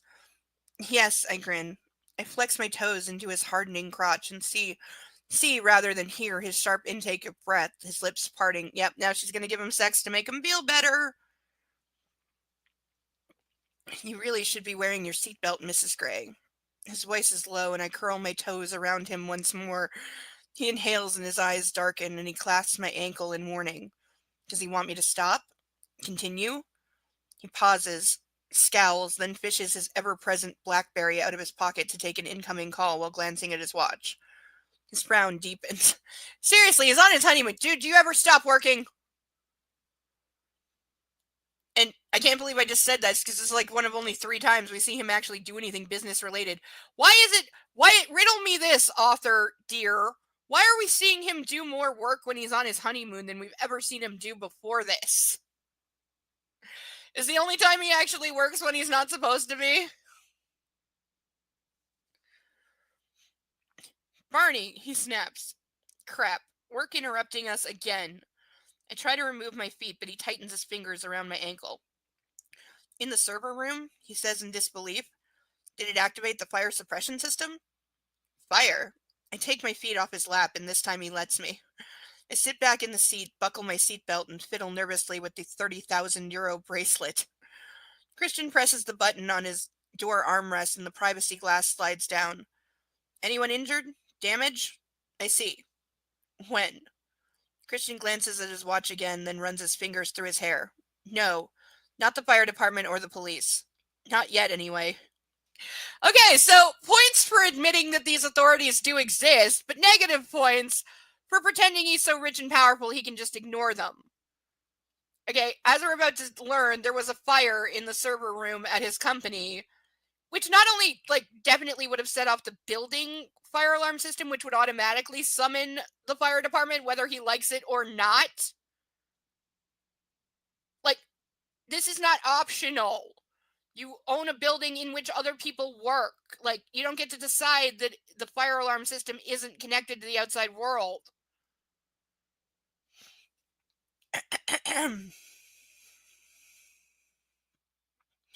A fire at Christian's office? I gape at him, my mind racing. Taylor shifts so he can hear Christian's conversation. Has he? Good. Okay. I want a detailed damage report and a complete rundown of everyone who had access over the last 5 days, including the cleaning staff. Get a hold of Andrea and get her to call me. Yeah, sounds like the argon is just as effective. Worth its weight in gold. Well, yeah, you don't want to be spraying a bunch of water around your server room, so yeah, gas is typically the thing used to put the fire out by starving it of oxygen. Remember the opening scene of Resident Evil, the first one, where the computer traps the office workers, including the sister, and then the gas starts coming out and she screams Halon because it's meant to displace all the oxygen in a space so that a fire goes out immediately but without causing damage to electrical systems, etc., with a ton of water. Because often that is the biggest part of damage in any fire. It's not actually the fire, it's the gallons and gallons and gallons of water used to put it out. Damage report. Argon. I think it rings as a distant bell from chemistry class. An element, I think. It's true. I realize it's early. Email me in 2 hours. No, I need to know. Thank you for calling me. Christian hangs up, then immediately punches a number into the BlackBerry. Who fucking dialed numbers even back then? Like he wouldn't have everyone on speed dial. Welch. Good. When? Christian glances at his watch yet again. An hour then. Yes. 24/7 at the off-site data store. Good. He hangs up.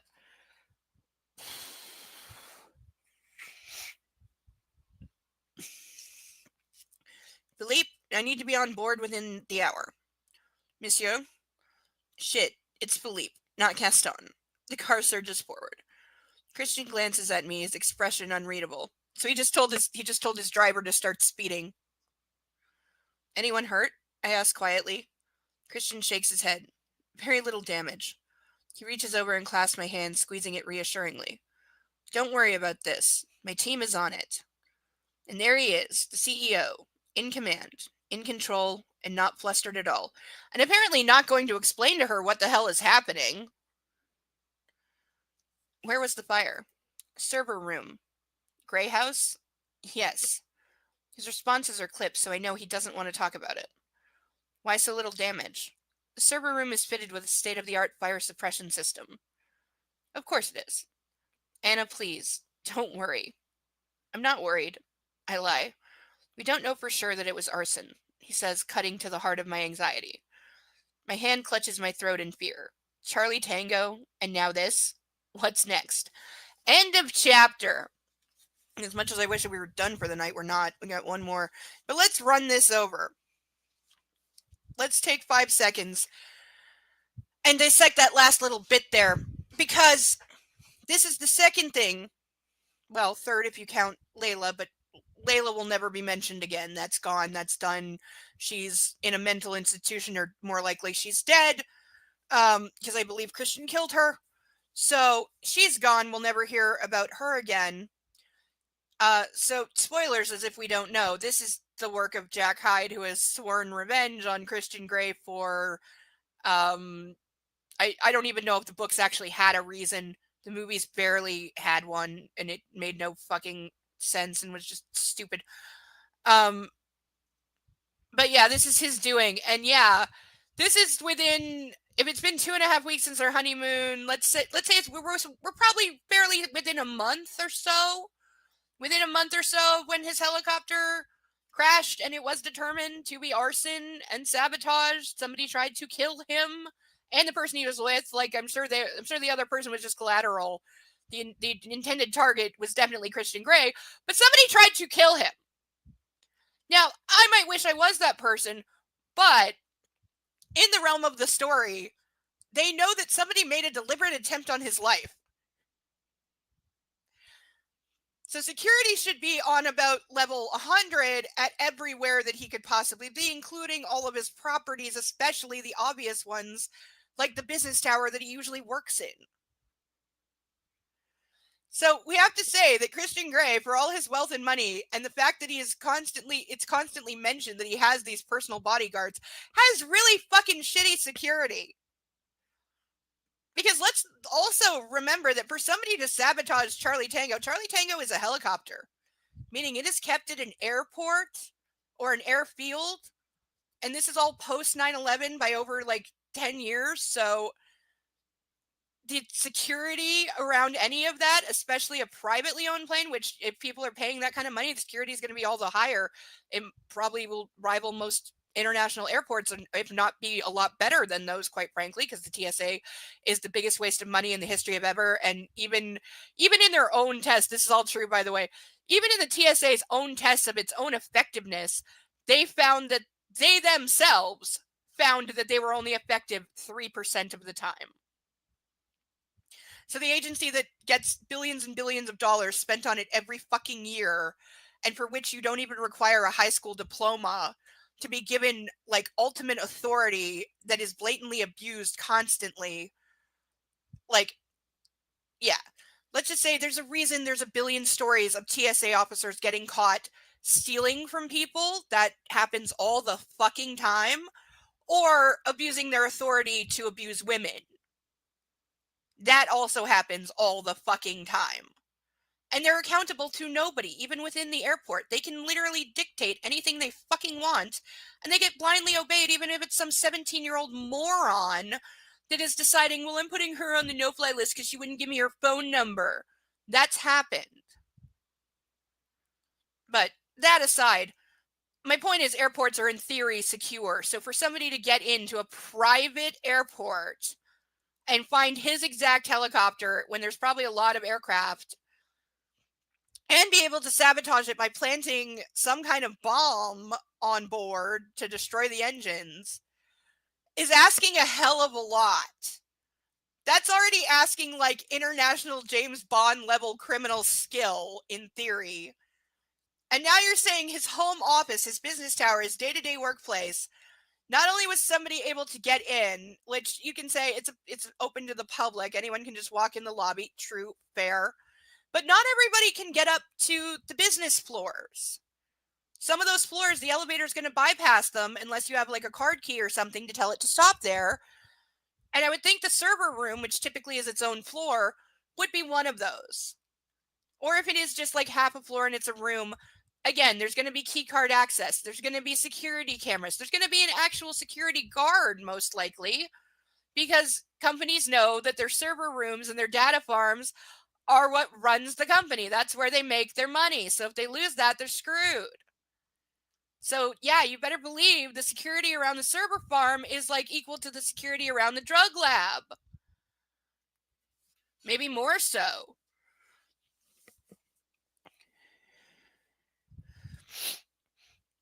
But we are supposed to believe that Jack Hyde, a guy who works in publishing and, tells young authors that they suck, somehow has the skills to not only be building multiple bombs and the ability to get the supplies to do so, which is not hard. You can build things that'll go boom out of like normal household stuff that you can buy at like Walmart, Costco, Home Depot. It's not hard to make something that will go boom with things that are easily accessible. It's hard to make a sophisticated device with readily available things, such as the kind it would take to take down a helicopter without being detected. But yeah, we're saying that this guy has like James Bond level skills to be able to access an airfield and the server room, and those are in like completely different places from each other. They're possibly in different states, and that after somebody deliberately tried to kill him, like Christian Grey has apparently done nothing to up his own security and has terrible security to begin with. I mean, there wouldn't be a story if you didn't, but this is you don't this is something that major movies do this all the fucking time. TV shows do. One of the biggest mistakes you can make in writing is trying to make your bad guy look smarter by making your good guy be stupid. Okay, some of the Batman movies have that problem. You don't make Batman smarter by making the Joker do something dumb. You look like a hack writer who made the Joker look dumb because you didn't know how to write a smart villain and have Batman be smarter. Like, it is true that it takes a smart writer to write a smart character. If you are a fucking idiot, every character you write is going to be a fucking idiot. Because it's very hard to write beyond your own experience. It's very hard to write something you have no connection to or have not experienced in some way. There's a reason none of the characters in my fan fiction are baseball players. You know why? Because I don't know jack about professional sports or baseball on that level, or what somebody who would be involved in that and be good enough to actually make the AA league would be like as a person, or how they would act, or how they would feel, or how they would respond to things. I don't know that, so I don't write that. Or if you're E.L. James and you don't know anything, just write it and, get your husband to pimp it for you.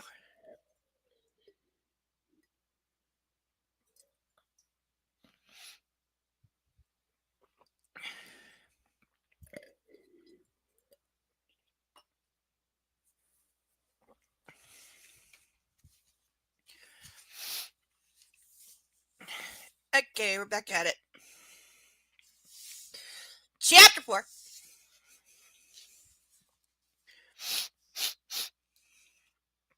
I'm restless. Christian has been holed up in the onboard study for over an hour. I've tried reading, watching TV, sunbathing, fully dressed sunbathing, but I can't relax. And I can't rid myself of this edgy feeling. I'm going to, vacuum my nose out, I swear.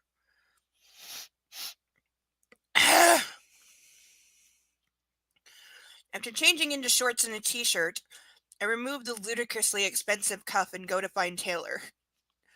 Okay, you removed it, but where in the hell are you putting it for safekeeping? You're not at home right now. You're on a rent-a-boat. Mrs. Gray, he says, startled from his Anthony Burgess novel.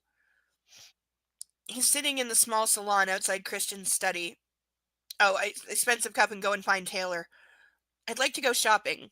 Yes, ma'am. He stands. I'd like to take the jet ski. His mouth drops open. He frowns at a loss for words. I don't want to bother Christian with this. He represses a sigh. Mrs. Gray, I don't think Mr. Gray would be very comfortable with that, and I'd like to keep my job. Oh, for heaven's sake, I want to roll my eyes at him, but I narrow them instead, sighing heavily and expressing, I think, the right amount of frustrated indignation that I'm not mistress of my own destiny. Then again, I don't want Christian to be mad at Taylor. Or me, for that matter. Striding confidently past him, I knock on the study door and enter. Christian is on his BlackBerry, leaning against the mahogany desk. He glances up. Andrea, hold on. He mutters into his phone, his expression serious. His gaze is politely expectant. Shit. Why do I feel like I've entered the principal's office? Because you're there asking for permission to do something when what you should be saying is, Taylor, I know you want to keep your job and I will make sure that you do, but you work for me as much as him now. And I said, we're going shopping and I'm taking the jet ski, so let's go. And yes, that's a conversation I would be having with Christian too, saying, if you ever punish any of the staff or dismiss them because they obeyed me about something that they thought you would object to, I will make your life hell. Because as we'll see, one of the things that he does is he uses his staff to control her. That is why Taylor looked upset with her when Christian was upset with her for having her top off, because Taylor knew that he was going to get told, why didn't you stop her?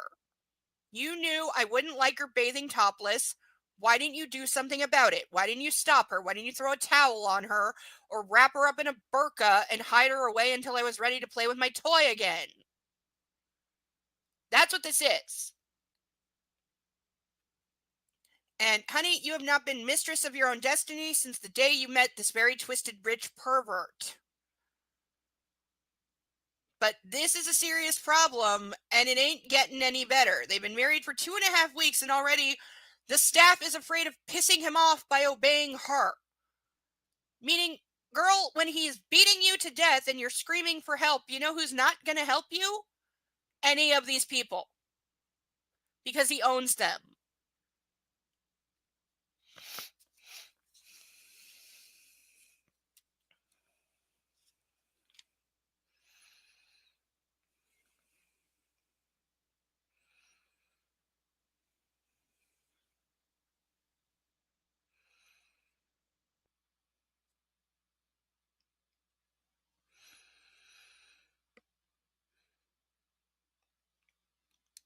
This man had me in handcuffs yesterday.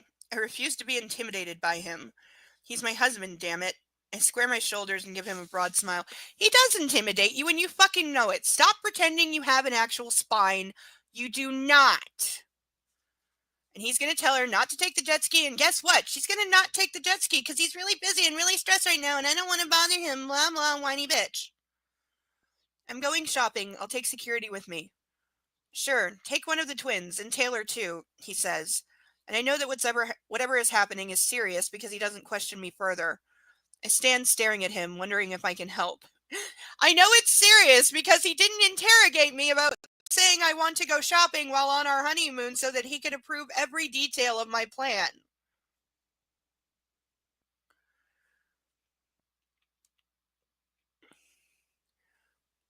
Anything else? He asks. He wants me gone. Permanently. Can I get you anything? I ask. He smiles, sweet but shy. No, baby, I'm good, he says. The crew will look after me. Okay, I want to kiss him. Hell, I can. He's my husband. Strolling purposefully forward, I plant a kiss on his lips, surprising him. Andrea, I'll call you back, he mutters, and puts the BlackBerry down on the desk behind him. Pulls me into his embrace and kisses me passionately. Because he couldn't just let her kiss him and leave. She couldn't just kiss him and leave. No. He's got to do some sex thing to her now because she kissed him and he thinks that automatically means she wants penis.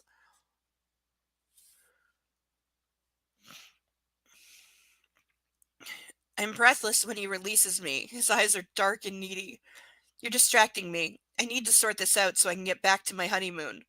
He runs an index finger down my face and caresses my chin, tilting my face up. Okay, I'm sorry. Please don't apologize, Mrs. Gray. I love your distractions. He kisses the corner of my mouth. Go spend some money. He releases me. Will do. I smirk at him as I exit his study. My subconscious shakes her head and purses her lips. Why didn't you tell him you were going on the jet ski? She chastens me in her sing-song voice. I ignore her. Harpy. Taylor is patiently waiting. That's all cleared with high command. Can we go? I smile, trying to keep the sarcasm out of my voice. Taylor doesn't hide his admiring smile. Mrs. Gray, after you. Okay, ew, all of the ew, all of the ew, all of the ew. This is just so cringy and gross that, like, she's already doing this fucking shit. It's like 2 seconds into them being married, and god damn it, it's just awful. Oh, already posted kitty picture.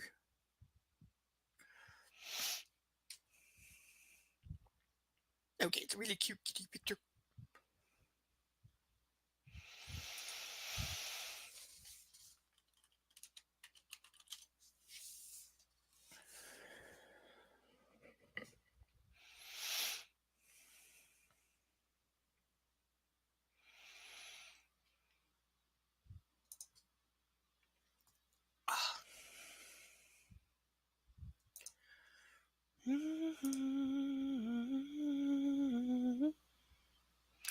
Stop humming songs that'll get copyrighted. I wasn't doing that. Taylor patiently talks me through the controls on the jet ski and how to ride it. He has a calm, gentle authority about him. He's a good teacher. We're in the motor launch, bobbing and weaving on the calm waves of the harbor beside the fair lady. Gaston looks on, his expression hidden by his shades, and one of the fair lady's crew is at the controls of the motor launch. Geez, 3 people with me, just because I want to go shopping. It's ridiculous. Yes, it is. Zipping up my life jacket, I give Taylor a beaming grin. He holds out his hand to assist me as I climb onto the jet ski. Fasten the strap of the ignition key around your wrist, Mrs. Gray. If you fall off, the engine will cut automatically, he explains. Okay, I will give E.L. James big point for remembering that yes, jet skis have kill switches. This was a big thing where I live because I live in the middle of 3 of the Great Lakes, and I remember when jet skis first came out and they were incredibly overpowered. Like, some of them rivaled, like, actual jet planes, for which some of them are named and modeled, and you could fucking zip around the lake going 150, 200 miles an hour. Problem is, that's too fast, and it's dangerous. If you crash into the cliff walls, which you will because you won't see them coming at that speed, you dead. Also, if you run over somebody's head in the water, which you will, they dead. So jet skis, at least here in Canada, are heavily regulated when it comes to limiting the speed of them and how much power they're allowed to have. But also, the biggest thing that got brought in fairly quickly, from what I remember, like very quickly once these became popular and like more affordable, was the kill bracelet, which is literally a Velcro strap, or you've seen them, those stretchy cords that goes on your wrist and it's attached to the key. So yeah, if you fall off, it yanks the key and the engine will stop, because what was happening was that people were falling off these because they're too powerful and they wouldn't be able to hold on. And these things are heavy. Like, jet skis can weigh like upwards of 500 pounds. They're fucking heavy. And they're deadly machines. People don't get it. You got to think of it like a souped up Harley Davidson on the water, only it's faster and it's more aerodynamic than that, and you have no traction. You can't just put your leg down and like back throttle it to slow the fuck down. It doesn't work that way when you're on the water. So what would happen is people would lose control, they'd fall off these things, and they've got the throttle cranked full open, it's revved up and going 150, and now there's nobody driving it. And it's going to keep going until it either crashes or runs out of gas. And you better believe they crashed and they hit people and they killed people. Sometimes more than one. And so, yeah, kill switches, big thing. Also, treadmills. If you go to the gym here, a lot of things have kill switches, especially treadmills. Same reason. People fall off the treadmill and it's still going. So when your face lands on it, it peels your fucking skin off. So that's why treadmills, especially, I've had home ones that have kill switches as well, which they should. They're not required to, I think, on home-based models. They're not required to, but the good ones will still have one. And you can always rig one yourself. It's just like a piece of string around your wrist. You can make one. It's not hard. But yeah, points for knowing what a kill bracelet is and that you are required to have one. Actually, in the Caribbean, I don't know if it's required. I know it's required here. But if you're not completely brain dead, you should have one no matter where you are and whether it's required or not. Okay, ready? I nod enthusiastically. Press the ignition when you've drifted about 4 feet away from the boat. We'll follow you. Okay. He pushes the jet ski away from the launch and it floats gently to the main harbor. You should be more than 4 feet away. You should be 6 to 10 feet away. And for God's sake, make sure you don't have it in reverse. Most of them don't actually have a reverse setting because you can whip it around on a dime. When he gives me the okay sign, I press the ignition button and the engine roars to life. Okay, Mrs. Gray, easy does it, Taylor shouts. I squeeze the accelerator and the jet ski lurches forward, then stalls. Crap. How does Christian make it look so easy? I try again, and once again I stall. Double crap. Yeah, you can do that. This has to be an older model if she's flooding it like this. Yeah, this is an older model, which also means it's extremely high powered. Because yeah, only the older models that are like grandfathered in until they break because you can't repair them, at least here, they still have like some of the turbocharged engine shit and they will stall. Newer ones won't stall because the engines are completely different. Just steady on the gas, Mrs. Gray, Taylor calls. Yeah, I mutter under my breath. I try once more, very gently squeezing the lever, and the jet ski lurches forward. But this time it keeps going. Yes, it goes some more. Haha, it still keeps going. I want to shout and squeal in excitement, but I resist. Yeah, Don't try to floor it, you idiot, because that is how people would go flying off them right at the start, because they would slam the fucking accelerator and kick it in all the way so it would shoot out from under them and they'd just hang in midair for a half second before landing in the water. It's like, yeah, you're a dumbass. Start slow. You have no idea what the fuck you're doing. Get a feel for it.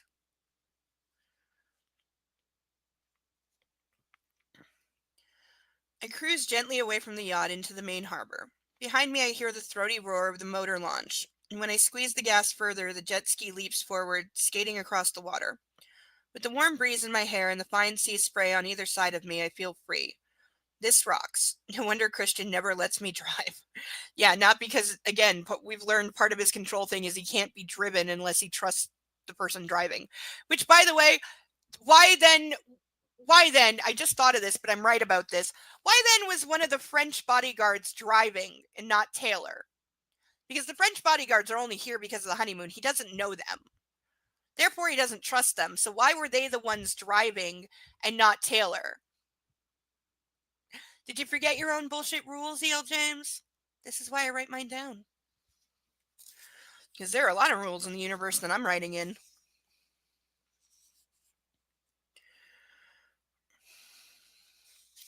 Rather than head for the shore and curtail the fun, I veer around to do a circuit of the stately fair lady. Oh, we have emails coming up. That'll be fun. Same rules apply. No headers, no footers. Oh, I think there's actually just one. I'm just seeing how many pages we have left. We have a lot. We'll get through. Wow, this is so much fun. I ignore Taylor and the crew behind me and speed around the yacht for a second time. As I complete the circuit, I spot Christian on deck. I think he's gaping at me, though it's difficult to tell. Bravely, I lift one hand from the handlebars and wave enthusiastically at him. He looks like he's made of stone, but finally he raises his hand in a semblance of a stiff wave. I can't work out his expression, but something tells me I don't want to. So I head to the marina, speeding across the blue water of the Mediterranean, which shimmers in the late afternoon sun. At the dock, I wait and let Taylor pull up ahead of me. His expression is bleak, and my heart sinks, though Gaston looks vaguely amused. I wonder briefly if something has happened to chill Gaelic-American relations. But deep down, I suspect the problem is probably me. So he's already got her so, brainwashed and broken down that she just assumes she's always done something wrong. Like, this entire chapter, the entire preceding chapter, and now this one, has all been her worrying about or thinking she did something wrong and him teaching her all the things she's doing wrong. Like, it's gross on so many levels.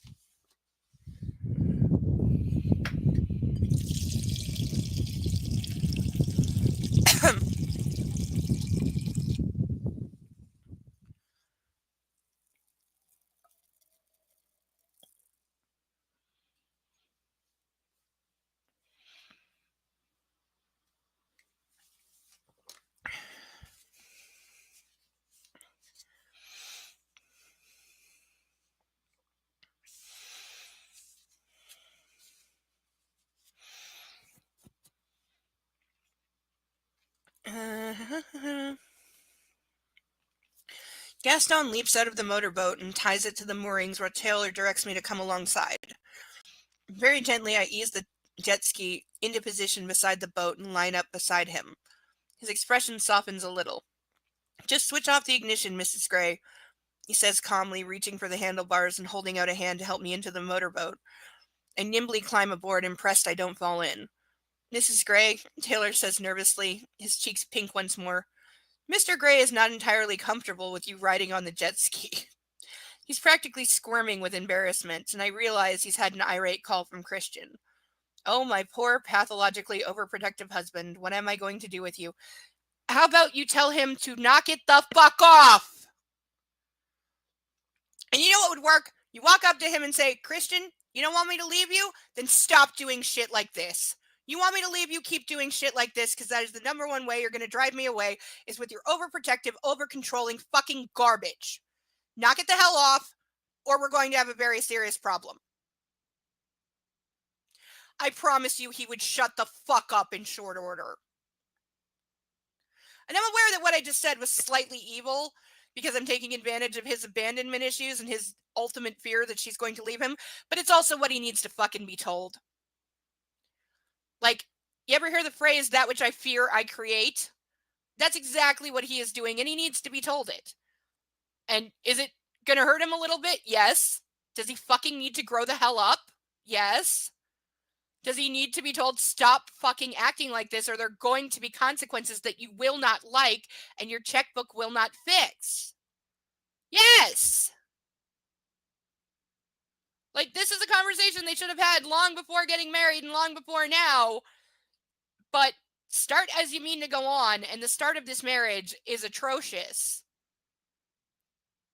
And not just from him. She's equally, like, she's not equally guilty, but she's guilty as well of, like, doing really stupid shit. Now, I will say, it's only after them getting married that now she is doing stupid relationship bullshit. Before that, she wasn't. Now she is.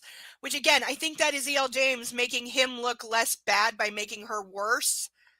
You know, it's what I said about the Batman and the Joker. She can't, E.L. James realized she couldn't soften him into being not a monster, so she's upping Anastasia's, like, monster quotient to make him look less bad by comparison. Or in this case, it's relationship cluelessness, but same diff.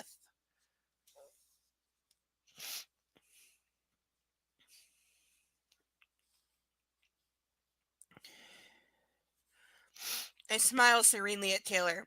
I see. Well, Taylor, Mr. Gray is not here, and if he's not entirely comfortable, I'm sure he'll give me the courtesy of telling me himself when I'm back on board. Taylor winces. Very good, Mrs. Gray, he says quietly, handing me my purse. The only person I feel sorry for is Taylor, because he's caught in the middle of two stupid, privileged, spoiled, rich, bratty people who are both acting like children right now. Christian is out of line for blaming his staff for what his wife does. However, she is out of line for continuing this Taylor in the middle bullshit and chastising him for doing his job. Okay? Christian told him to tell you, and he did. You want to be pissed and bitchy, be it at your husband, not at a guy who is just doing his fucking job.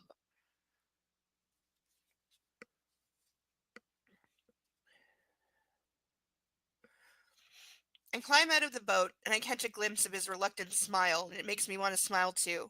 I cannot believe how fond I am of Taylor, but I really don't appreciate being scolded by him. He's not my father or my husband, neither of whom have the right to scold you either because you're a grown-ass woman.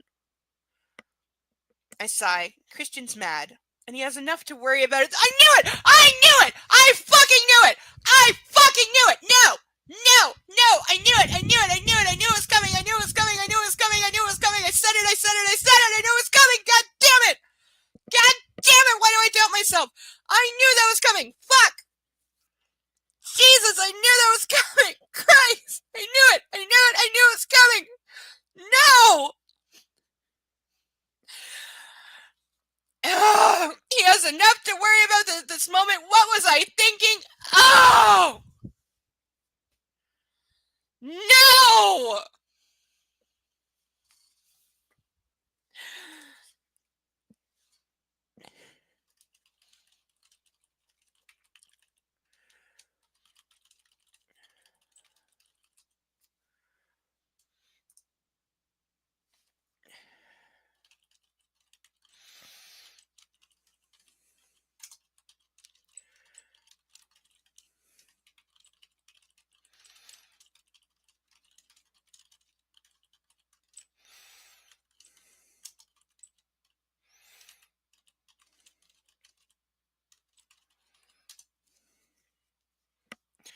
Like, I'm gonna have to start buying like that chloroseptic spray shit. Because my throat hurts.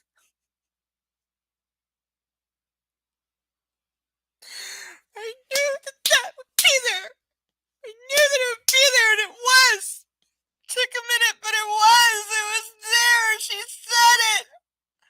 She said the god-awful thing, and I'm aware that I've not been highlighting this whole time, and that's going to bite me in the butt because I'm going to be up like an hour later than I want to be, going through these two chapters and highlighting the shit out of everything I'm going to make fun of them for. No, I have not finished highlighting the other book, and that's why I haven't burned it yet. I'm like halfway through. And yes, I'm repeating the same mistake by not doing it live here, but I just forgot about it tonight. I'll get better. But Jesus, I wanted to chug this so bad. All I want to do is chug this.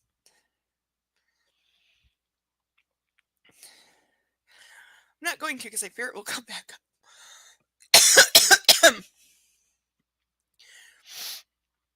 Oh my god.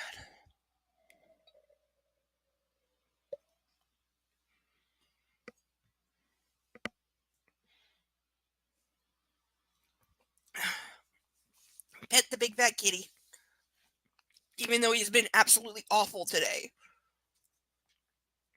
Like, he reached new levels of being an evil little brat. I don't know what I'm going to do with the two of them, honestly. They're both on my last nerve.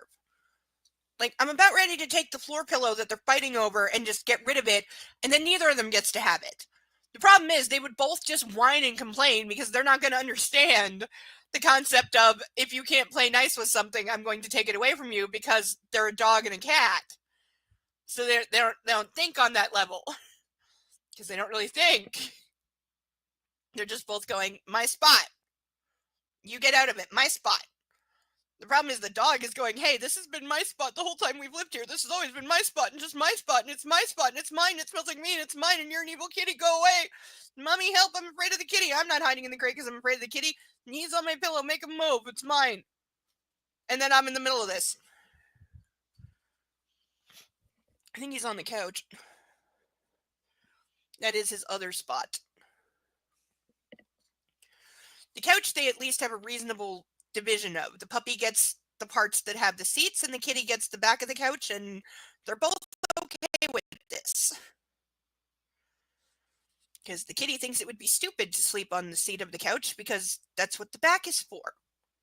Whereas the puppy looks at the kitty on the back of the couch and says, you're going to fall off that. Only because he did when he tried it. That was a lesson he learned quickly, because yes, he saw the kitty do it and went, I can try that, and then immediately fell off the back of the couch, which not only hurt, but he landed in the closet, and the couch blocks off that side of the closet, and so he couldn't get out, so he went ballistic and started whining because he was trapped in the closet. They had to go move the couch and rescue him. It's the side of the couch where I keep all the like seasonal shit that I don't use all the time, so it doesn't matter if the couch is in front of it. Yeah, my living room's like very weirdly appointed, so the closet's in like a really inconvenient spot.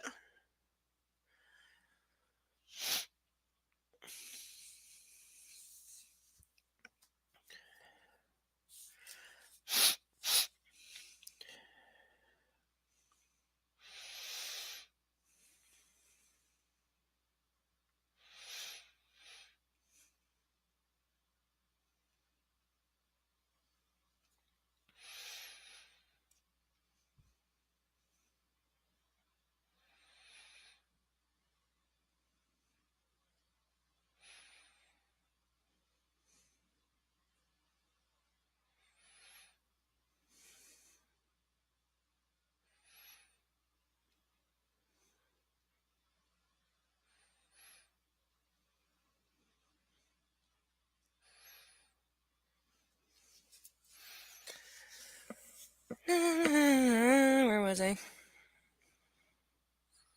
Don't hum. Oh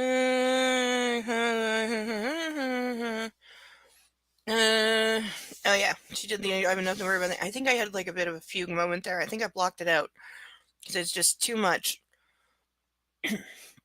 What was I thinking? Oh god. As I stand on the dock waiting for Taylor to climb up, I feel my BlackBerry vibrate in my purse and fish it out. Sod's Your Love is King, my ringtone for Christian. Only for Christian. Do I even want to know? I'm sorry. Did she pick that artist because the name is like partially Marquis de Sade, and Christian is just a psychotic? Like, I've never heard of this artist or this song. For all I know, she made this up, but she didn't, because we know that she likes to write the soundtrack into the books. Hi, I murmur. Hi, he says. I'll come back on the boat. Don't be mad. Oh my god. See, she's already giving into his bullshit. She already knows what he's mad about and is like, okay, I won't do it again. Don't be mad. No, get bent and stop yelling at Taylor because you can't control me. I hear his small gasp of surprise. It was fun though, I whisper. He sighs. Well, far be it for me to curtail your fun, Mrs. Gray. Just be careful, please. See, he's being nice because she already gave in. He didn't know what to do because he was expecting an argument, and she didn't give it to him. He was expecting an excuse to get madder at her and maybe have a reason to punish her when she got back to the boat, and she didn't give it to him, granted in the worst way possible by acquiescing to his bullshit right away. So now he doesn't know what to do because she already said yes, depriving him of his joy of yelling at her and making her feel atrocious and being an abusive dick.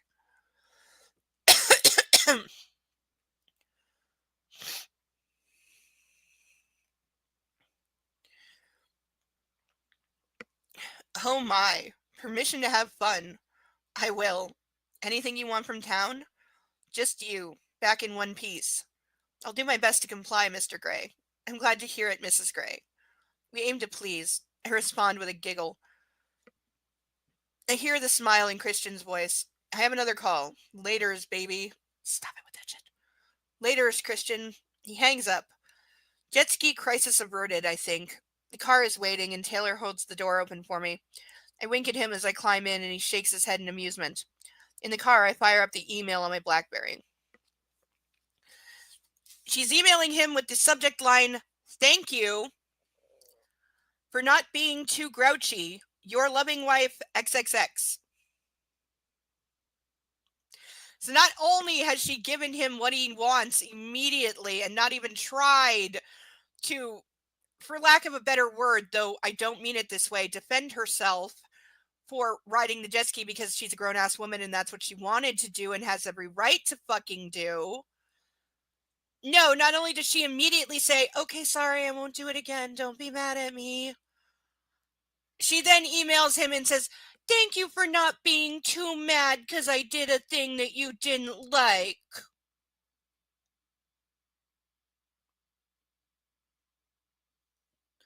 You know how there are people you can't save from themselves and you know they're going to self-destruct and it's going to be messy and they may not survive it? That's this girl. She doesn't have the self-preservation instincts to survive life. Like, how has she not accidentally herself into a Darwin Award before now? Because she's that level of stupid. Because all she's doing is reinforcing his bullshit, controlling, abusive behavior when she gives in to him like this.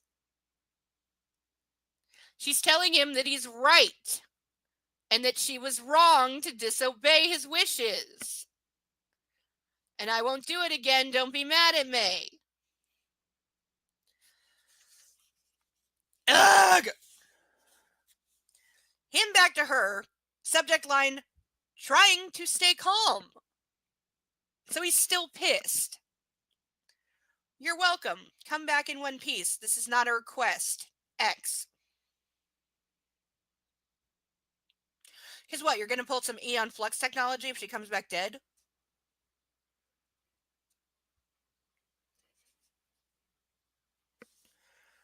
Ass clown.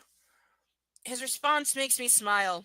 My control freak. That's not a good thing. Stop saying it like it's a good thing. Why did I want to go shopping? I hate shopping. But deep down, I know why. I walk determinedly past Chanel, Gucci, Dior, and the other designer boutiques, and eventually find the antidote to what ails me in a small, overstocked, thrifty store. It's going to be like books or something. It's a little silver ankle bracelet with small hearts and little bells. It tinkles sweetly and it costs €5. As soon as I bought it, I put it on. This is me. This is what I like. Immediately, I feel more comfortable. I don't want to lose touch with the girl who likes this. Ever. I'm still Jenny from the block over here. Which, girl, shut up. Nobody believes you. Deep down, I know I'm not only overwhelmed by Christian himself, but also his wealth. Will I ever get used to it? Taylor and Gaston follow me dutifully through the late afternoon crowds, and I soon forget they're there. I want to buy something for Christian, something to take his mind off what's happening in Seattle. But what do I buy for the man who has everything? I pause in a small modern square surrounded by stores and gaze at each one in turn. When I spy an electronics store, our visit to the gallery today reminds me, and our visit to the Louvre comes back to me. We were looking at the Venus de Milo at the time. Christian's words echo in my head. We can all appreciate the female form. We love to look, whether in marbles or oils or satin or film. It gives me an idea, a daring idea. I just need help choosing the right one. But there's only one person who can help me. I wrestle my BlackBerry out of my purse and call Jose. I knew it!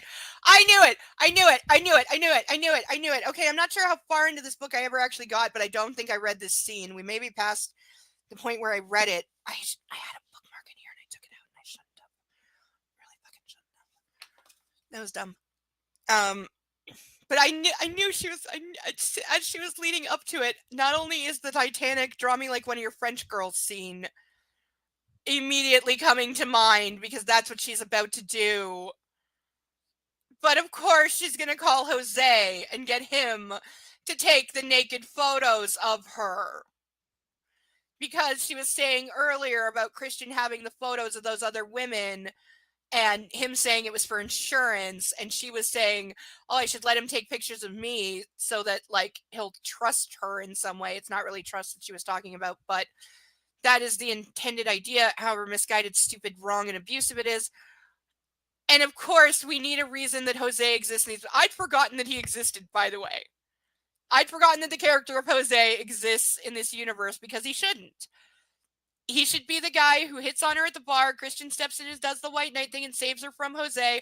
And then he needs to not exist anymore at all. He needed to be in that scene and that's it. And then he's gone forever. But because Jacob is in all 4 Twilight movies, how was it 4 or 5? I think it was 5, wasn't it? Yeah. There's 5 goddamn Twilight movies. Fucking A.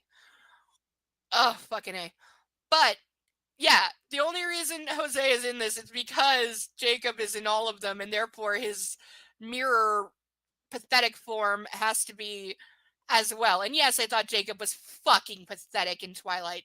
I was never Team Edward or Team Jacob, but Jacob was definitely the more pathetic of the two. That I could never understand why anybody was attracted to him.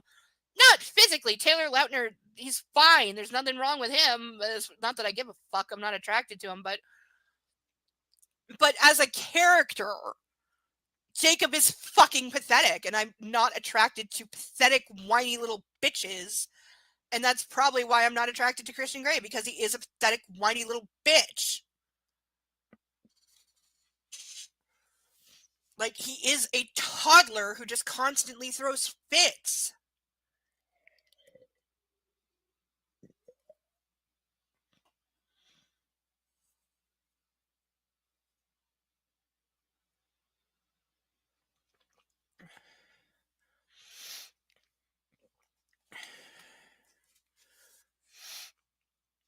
You know, and her indulging him with this shit.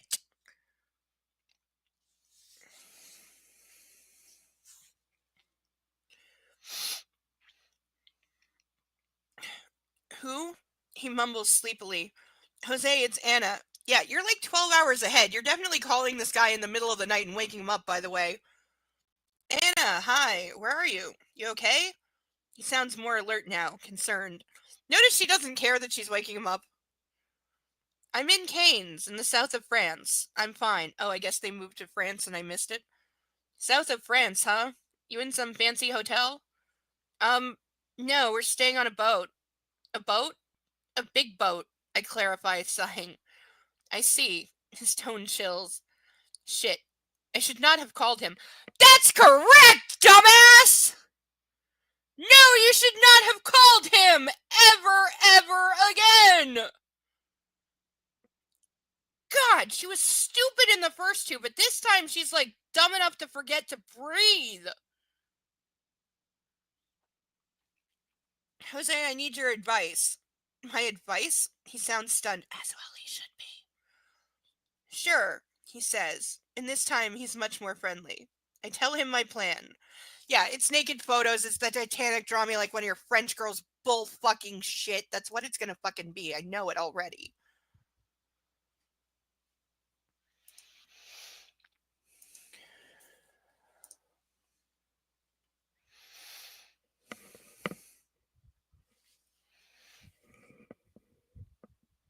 Mm-hmm.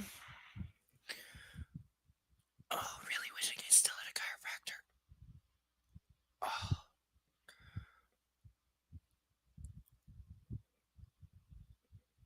Oh. Good stretch. Oh, slowly. Kitty's little paw.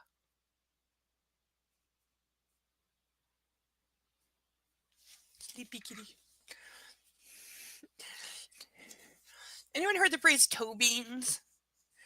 It was on the New York Times mini crossword the other day, and a friend of mine had never heard of kitty kitty toes being called toe beans, so I beat him on time because he didn't know it. By the way, for anyone who does that, what's your personal best? And I am talking about the mini crossword, not the main one. And yes, they are much easier. So typically I can do them in under a minute. My personal absolute record, and part of this is because I'm very fast typer. I'm extremely fast at typing. I've literally been clocked at like over 180 words a minute sometimes if I'm really going. So I'm very, very, very, very, very fast at typing when I want to be. So I have, no word of a lie, I genuinely have done the New York Times mini crossword, reading only the across clues, which equals 5. There's only 5 clues, and then there's 5 down typically, sometimes 6, but usually 5. So I have genuinely done the entire thing in 13 seconds once. But that was an incredibly easy one where I knew all the answers. I'd say I've done it in under 20 seconds a couple of dozen times. Well, I've been doing it for about a year. So yeah, a couple dozen times I've done it in under 20 seconds. I rarely take more than a minute unless I run into a spelling issue, then I have a problem. But average is between like 25 to maybe 50 seconds. Though you can easily jack that to, that's if I'm only doing the across. If I have to go into the down clues because there's something I don't know or that I can't spell, then that easily goes up to like a minute 30. Not that I haven't taken way longer than that on some of them. Like, there's probably half a dozen where I've taken longer than that.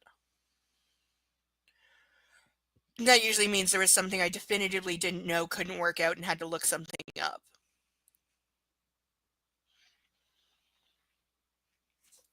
Uh, 2 hours later, Taylor helps me out of the motor launch and steps onto the deck. Gaston is helping the deckhand with the jet ski. Christian is nowhere to be seen. Are they implying they towed the jet ski with a little motorboat? Because that's a terrible idea. Also, genuinely, just in terms of physics, very hard to do. Because what are you using to tie the jet ski to the motor? It's not designed to dock with it in any kind of real way. Like, are you saying you just had it on a rope and you towed it behind you, going like 5 miles an hour, which you would almost have to do so that you didn't topple it over and wind up flooding the engine and destroying the thing? Like, somebody needs to ride this thing back. That's how you move a jet ski from point A to point B when you don't have a boat that it docks into. You ride it. We're saying Taylor and Gaston, neither of them know how to ride this fucking thing, even though Taylor was giving her instruction on how to ride it. Why isn't he riding it back looking like a badass? Also, that's literally the safest way to move it in this context, because they don't have a boat that it moors into.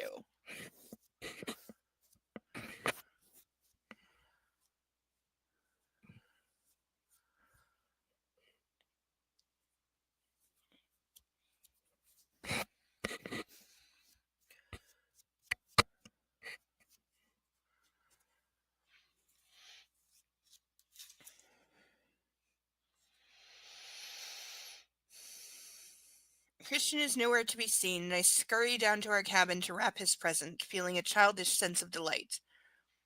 You were gone some time. Kristen startles me just as I'm applying the last piece of tape. I turn and find him standing in the doorway to the cabin, watching me intently. Am I still in trouble over the jet ski? Or is it the fire at his office?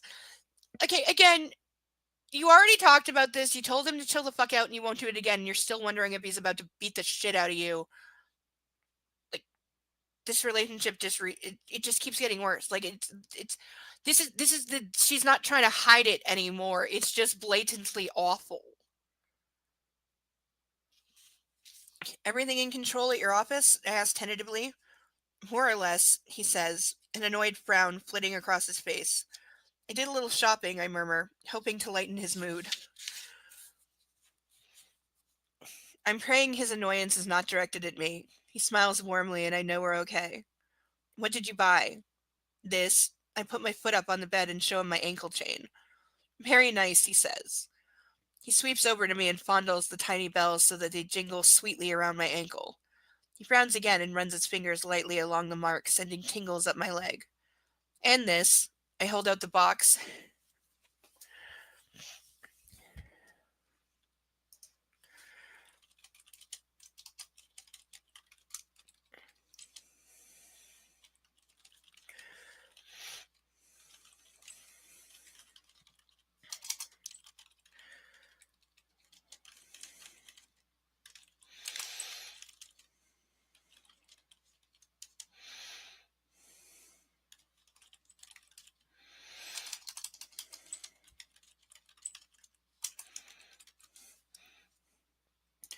Snickerdoodles! Oh, I guess YouTube chat is working, or it's working now. Thank you for confirming, by the way, because it was not working last week, as I found out belatedly. I'm glad you're done with work. You're so late getting here. Girl, you missed all kinds of fucking fireworks. I've been screaming. If you want chapter 3 of this, if you want to write the perfect, like, here's a domestic violence scene, all of chapter 3. And all of this. Oh, I'll get there, honey. Okay, let me give you a little rundown backup bullshit of where we fucking are.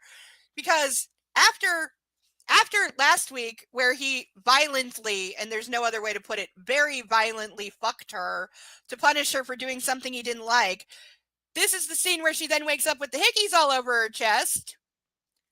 And while she tries really hard to be mad at him for like a whole 30 seconds, he then pulls the, well, I'm just a hurt puppy and I did it because I was abused and I was afraid of blah, blah, blah, blah, blah. And she immediately gets the fuck over it, of course, even though he's not over it. He makes it very goddamn clear. Oh, yeah, but literally, if you wanted to go through the domestic violence checklist, it's all in these chapters, including her saying words, I wish I had highlighted this as I was going. Why am I stupid? And I didn't do that. Her noting that she's lost weight. She has visible welts and bruises from the handcuffs on her wrists and ankles. She somehow slept through him giving her 20 hickeys, which is my biggest proof ever that he roofied her. And she then tries to be mad at him, and his response to being told that she's mad and he shouldn't have done this because this is not an okay thing to do was for him to shrug and say, well, you won't take your top off anymore. Which just definitively, like, says he doesn't give a fuck. He's going to do whatever the hell he wants. We're reminded Flynn is the worst therapist ever. There was a lot of lines. Why didn't I fucking highlight him? I'm an idiot. But yeah, just the level of him gaslighting her and her just, she's lost like all autonomy she never had and is now just expecting his abuse and is just even like trying to anticipate it and trying to mollify him ahead of time. He's now extending his abuse to the staff if they don't control her the way that they know he wants her to be controlled. Like, she took the jet ski to go ashore and he immediately calls Taylor and yells at Taylor for letting her. It's like, dude, Taylor's your bodyguard, not your control your wife person. Oh, and in typical abuser fashion, when he was feeling guilty seeing the bruises and the red marks that the cuffs left from him being incredibly violent and violently fucking her in very questionable consent, he bought her a $30,000 bracelet. to not only cover the marks, but also, lessen his guilt. Because that's what abusers do. They beat you and then they buy you flowers the next day, which is exactly what he did. Like, it's literally, like, I swear to God, she had to be reading a book on recognizing the signs of domestic violence and used it as a checklist writing this chapter. Like, she genuinely fucking did. There's no other way, because it hits all the notes so fucking perfectly. And he even says that he never felt bad about, like, leaving marks on any of his submissives before, but he kind of thinks he should feel bad about doing it to his wife, but also he doesn't. Oh, and somebody blew up the server room at his office. And she's been doing nothing but trying to mollify him the whole time. Like, she literally is living in fear of his anger, and at one point says that she is not doing something because she is afraid of what he will do. Literally says, I want to do this thing, but I'm not going to do it because I am afraid of what my husband will do to me if I do.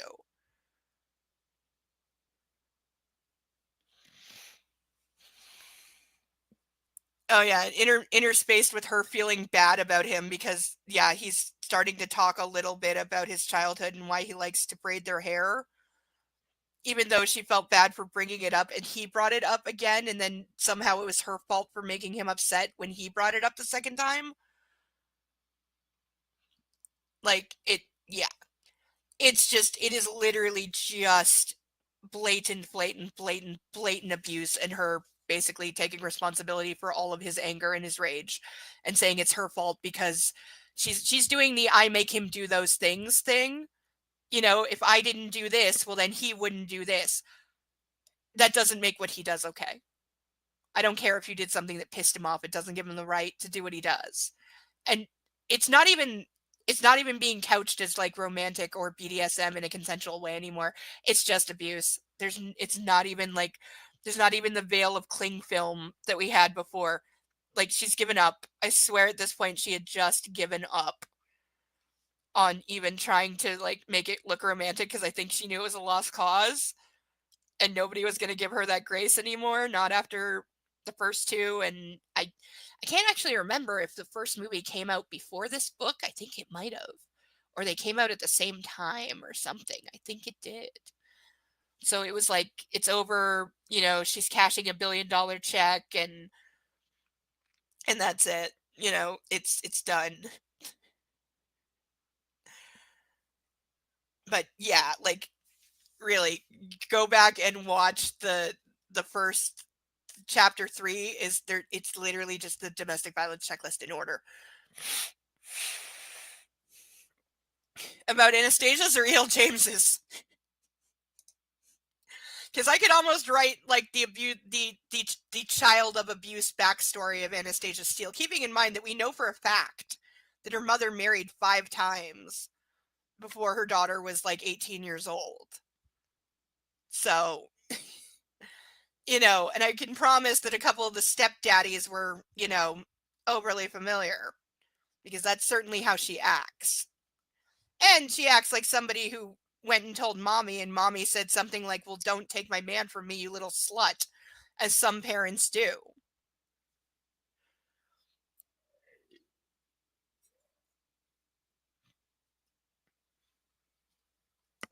I know, right? I got more questions about E.L. James's current marriage. Like, seriously, this is her again, and we've seen this once already. We saw this in the Mr. and the Mrs. The Mrs., they're married the entire time, and Maxim is the worst.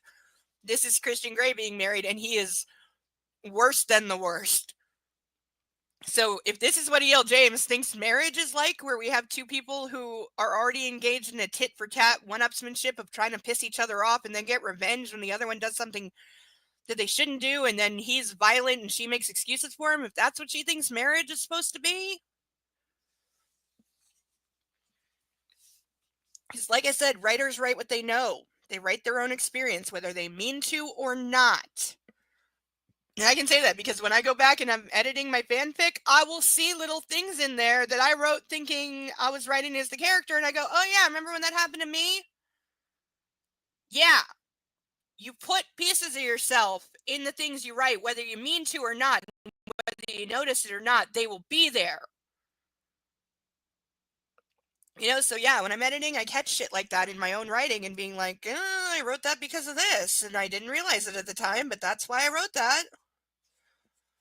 Because again, you can't write outside your own experience. It's almost impossible. So whatever you write, there is a part of you in it.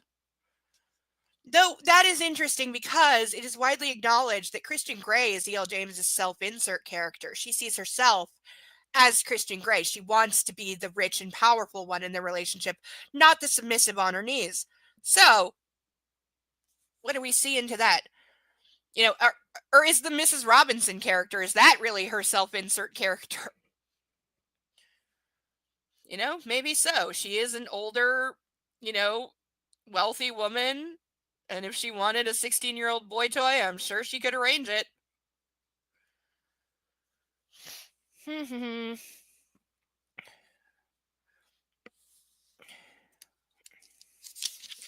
was the beginning of the fridge. I did a little shopping, I murmur, hoping to lighten his mood and praying his annoyance is not directed at me. That would be the first time since the beginning of their honeymoon. He smiles warmly, and I know we're okay. You're very much not okay. The fact that he has not thrown you overboard. The fact that she comes back alive from this honeymoon. Oh, there is no... How dare you use the word depth when referring to this book? Tell Sasha to bark at you for me and give you a disappointed look. How is Puppy Girl, by the way? Is she allowed out for walks yet? I mean, I know she's not up to chasing rabbits just yet, but she's got to be getting out for a little exercise by now, doesn't she?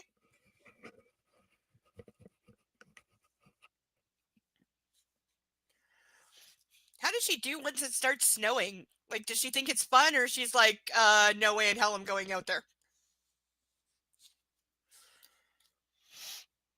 Does she give you, when she wakes up and sees white all over the ground, does she give you the look of, what did you do to the world?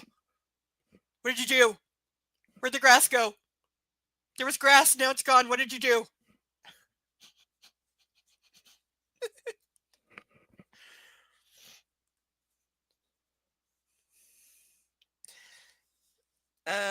What did you buy? This. And put my foot up. Oh yeah, show him the ankle. She bought an ankle bracelet after he bought her the $30,000 bracelet that she's not comfortable with. Well, as long as you're being lazy while cuddling her and feeding her pup cups, I think she's okay.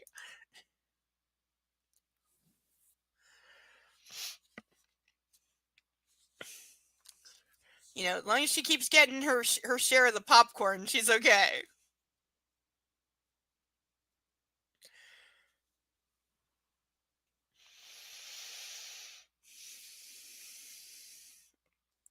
Hand this. I hold out the box, hoping to distract him. For me? He asks in surprise. I nod shyly. He takes the box and shakes it gently. He grins his boyish, dazzling smile and sits down beside me on the bed. Leaning over, he grasps my chin and kisses me. Thank you, he says with shy delight. You haven't opened it yet. Oh, by the way, she also had several scenes of reminding herself that the therapist said he's emotionally like a 12-year-old, so she can't be mad at him when he does immature, stupid shit like give her hickeys all over her chest without her consent. Because you can't hold him accountable because he's damaged and hurt and he doesn't know any better, even though he very fucking clearly does. He very, very, very clearly knew that what he did was wrong. He just didn't care.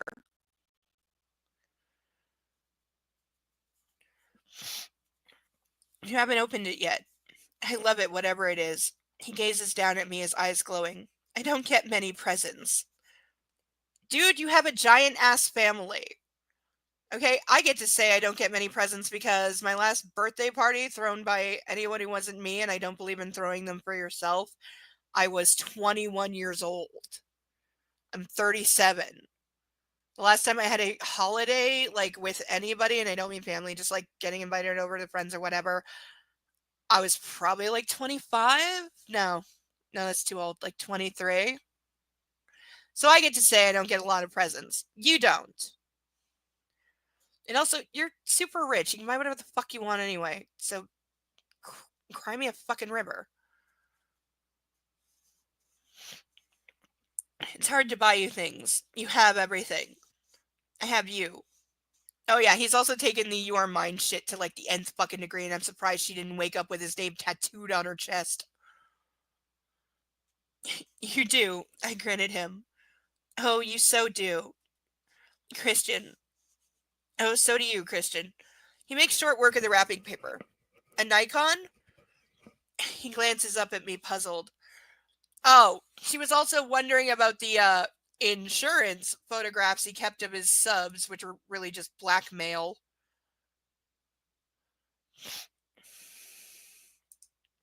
But she was like, well, maybe I should, let him take pictures of me so that he'll know that he owns her and she's never going to leave him. So then he'll feel secure and know that she loves him and stop being an abusive bastard, was the idea.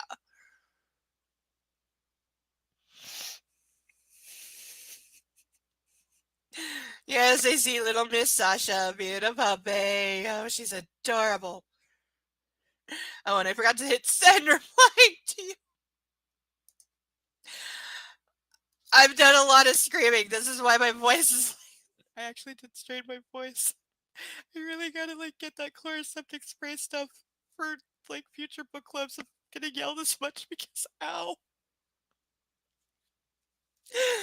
Or some holes or something.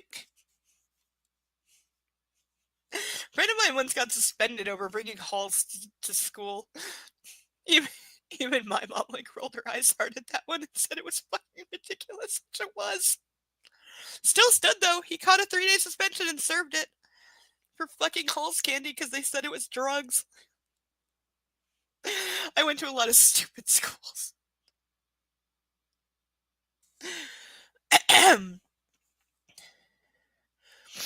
You do, I granted him. Oh, you so do, Christian. A Nikon. Oh yeah, because she's gonna do this is the Titanic, photograph me like one of your French girls scene is what this is.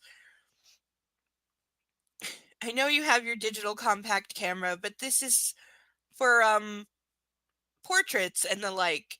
It comes with 2 lenses.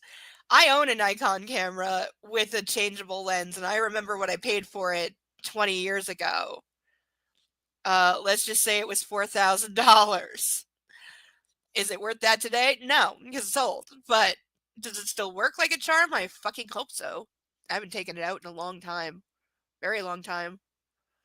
But it should still work like a dream. And for that money, it should be indestructible.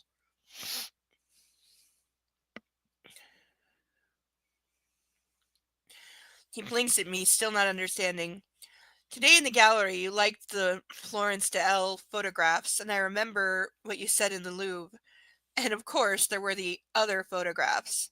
I swallowed, trying my best not to recall the images I found in his closet. He stops breathing, his eyes widening as realization dawns, and I continue hurriedly before I lose my nerve. I thought you might, like to take pictures of me. Pictures of you. He gapes at me, ignoring the box on his lap. Excuse me. I nod, desperately trying to gauge his reaction. Finally, he gazes back down at the box, his fingers tracing over the illustration of the camera on the front with a fascinated reverence. What is he thinking? Oh, this is not the reaction I was expecting. My subconscious glares at me like a domesticated farm animal. No, my subconscious glares at me like I'm a domesticated farm animal. I'm sorry, is that her calling herself stupid? Is she calling herself stupid? I don't know what that means. Christian never reacts the way I expect.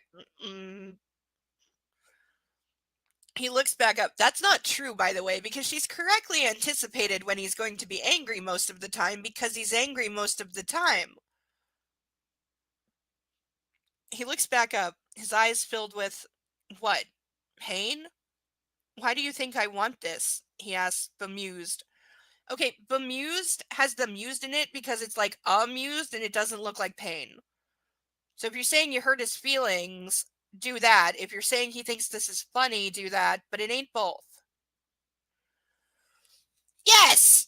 No, you're right. I'm waiting for it. I'm waiting. We're not there yet. I'm waiting for it. Okay, I gotta run into the ladies' room for like 2 seconds. I really gotta pee. But 2 seconds. Okay, correct. Yes, it does. And didn't she already say that? Like, I think she's repeating herself. I don't know. It's dumb. Okay, 2 seconds, and then we will press on. 2 seconds. Maybe I will show off the kitty. That little kitty.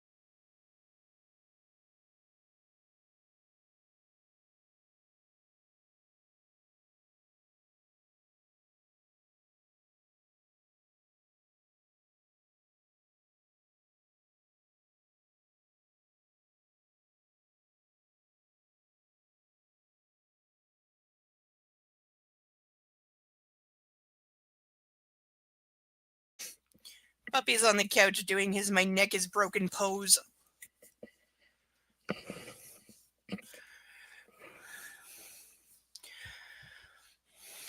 But there was tail wigglage as I walked by. Kitty's gone. I did actually get to pick him up the other day without him fighting me, which is the first for his entire life. That when I tried to reach for him, usually as soon as you even think about picking him up, he knows and he runs. But sure as hell, if you're reaching for him, he's gone. He actually let me pick him up. He didn't try to run. He didn't help, but he didn't try to run. Then he seemed confused about what to do once he was picked up, because he was getting belly rubbed and scritched in the right places, but also being picked up, so there was that I'm not sure factor. You know, part of him wants to be very affectionate these days. I think he scared himself being in the closet for 6 weeks. I think part of him forgot that he wasn't abandoned. I think he felt abandoned and alone, so that made him overly affectionate now, to where he's like, sometimes I want people and I might be willing to admit it, but also I'm going to pretend that I don't, because I'm an independent, strong kitty who doesn't need anyone.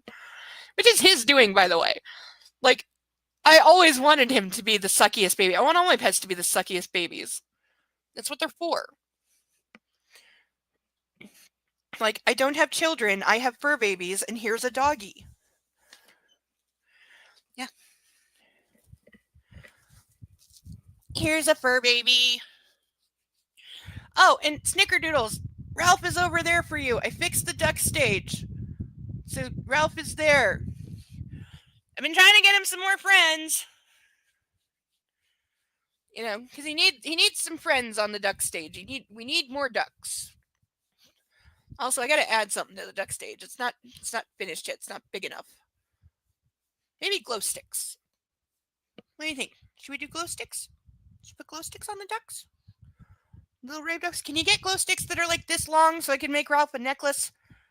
That would be cool. Hi. Yes. Hi. Hi. Yes. Hi. Hi. Hi. Hi, Licky. Hi, Licky dog. Yes, you're a Licky dog. You're not taking my makeup off right now. I know you want to. I know that's what Christian trained you to do. My other dog was named Christian, not the guy in the book. And yes, I named him that before the books. Cold, wet nose, because you just drank water and now you're slobbering all over me. Thank you for that. Slobber dog. Little slobber dog. You're such a slobbery dog. Yes, and you're gonna lick and lick and lick and lick and lick and lick and lick. He's deliberately going all around my lips because he knows he'll get in trouble if he swipes the lipstick off, so he's getting as close as he can. Yeah, you're not being a brat. You're not being a brat at all. No. No, and you wouldn't eat Ralph if I gave you the chance. Actually, Thomas has been the one who's been trying to steal the ducks. So whether it's because he wants the ducks in the bag or he just wants to play with the string on the bag, I'm not sure. But I've had to chase him away a couple of times. Oh, you're so good. Oh, I love you so much. I love you so much. I love you so much. I love you so much. Yes, I love you. Say hi to Sasha. She's recovering and can't chase things like you can right now. Say hi, Sasha. Hi, Sasha, my fellow doggy. I would run around with you forever. Oh my god, I got lipstick on him. Oh, he's got my lipstick on his fur. Oh no. Oh no, it's not coming out. It's not coming out. I've dyed the dog. I've dyed his fur. He's looking at me like, what the hell are you doing? I've stained the dog. Oh, poor baby. I'm sorry, you little knucklehead. Look, mark on him and it won't come off. Okay, I might have to wash your face, okay? I know you're confused because I don't usually hold you like this. I know. I know. I know. I know. I know. Okay, go on your pillow. Just go on your pillow. I got lipstick on the dog.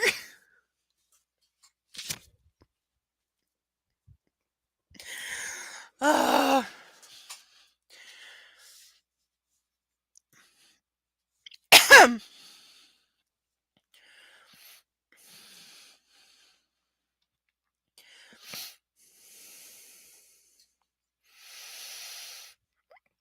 Why do you think I'd want this? He asked, bemused. No, no, no. You said you'd love it. This is in her head. Don't you? I ask, refusing to acknowledge my subconscious, who's questioning why anyone would want erotic photographs of me.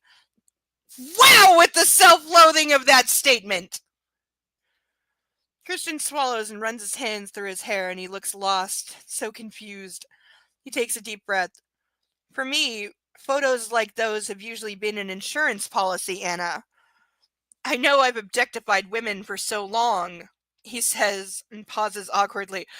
Okay, that is actual insight coming from him, because yes! All you've ever done is objectify women and use them as fuck dolls. And no, you didn't have those photos for insurance, okay? Let's define what he is calling insurance here. Because it is not him saying what we did was consensual, because he has no way to prove that, and in fact, quite several things to the opposite.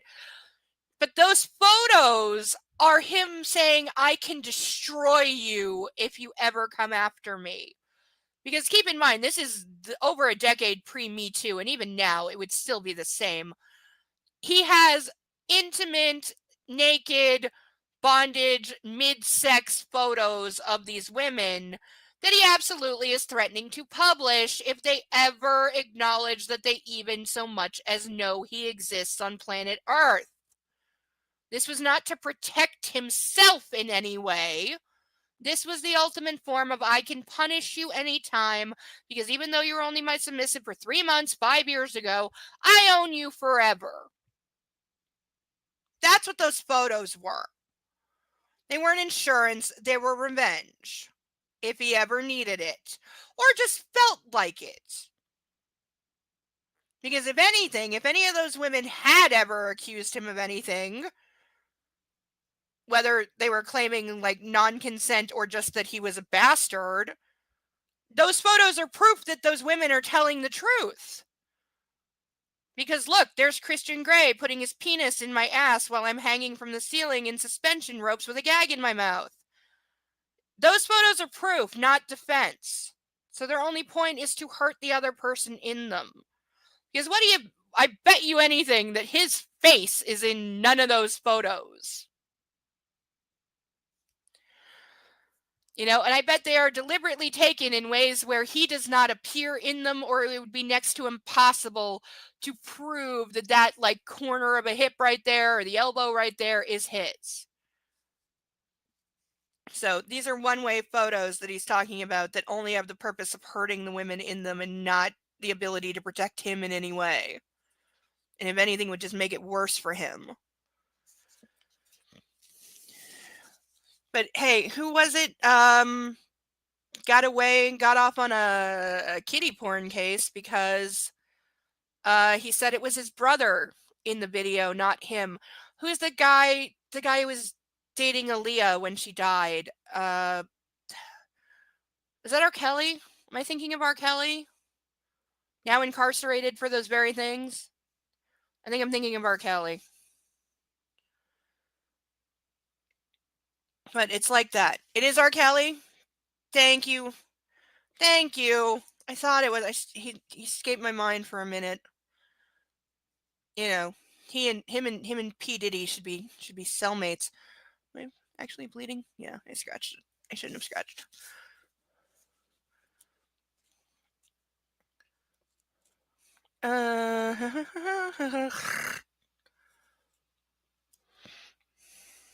And you think taking pictures of me is objectifying me? Everything he's ever done has been objectifying you, dumbass. So yeah. Also, for Snickety, just to let you know, she is noticeably dumber in this one, and she was already dumb to begin with, but this is like, oh my god, I forgot to breathe level dumb. Also, she has started justifying his abuse like no end and making excuses for him no end and blaming herself for making him angry and doing the I made him hit me because I shouldn't have done the thing I knew he wouldn't like thing. Oh, I bet that's what he's afraid of every minute right now. Why do you think he's got his lawyers trying every trick in the known universe to get him out of jail so he can flee? Because that's his only opt. If he actually manages to get bail for so much as 5 seconds, he's going to be on the next private plane to, you know, a non-extradition country.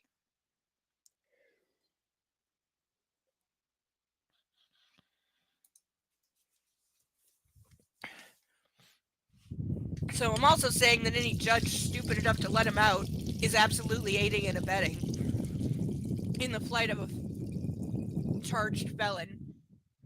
Because they know that he's going to run. That's why he's in jail. And also, he's an ongoing threat to the people against him. And a judge just ruled, and I understand why this ruling, but also I disagree with that all of the women suing him, because some of them were underage at the time, and so certain laws would let them protect their names, but they are adults now. A judge has just ruled that either these women make their names public and put their names on all of the horrific details that they're claiming that he did to them, or they drop their lawsuits. Now, this judge is wrong on several ways, but do I think it is going to force victims who are underage at the time to publicly name themselves and deal with a lifetime's worth of bullshit that is going to come with that? Yep.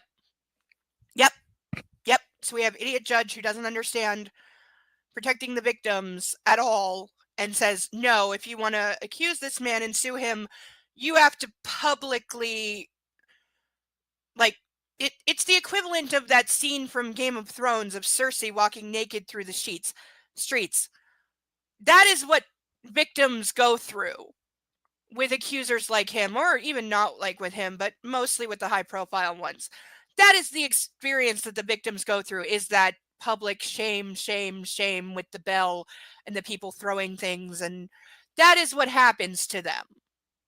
So that's what these women are trying to avoid, is being victimized again while they're trying to get justice, and some idiot judge has said, no, you don't get even the smallest ounce of protection under the law.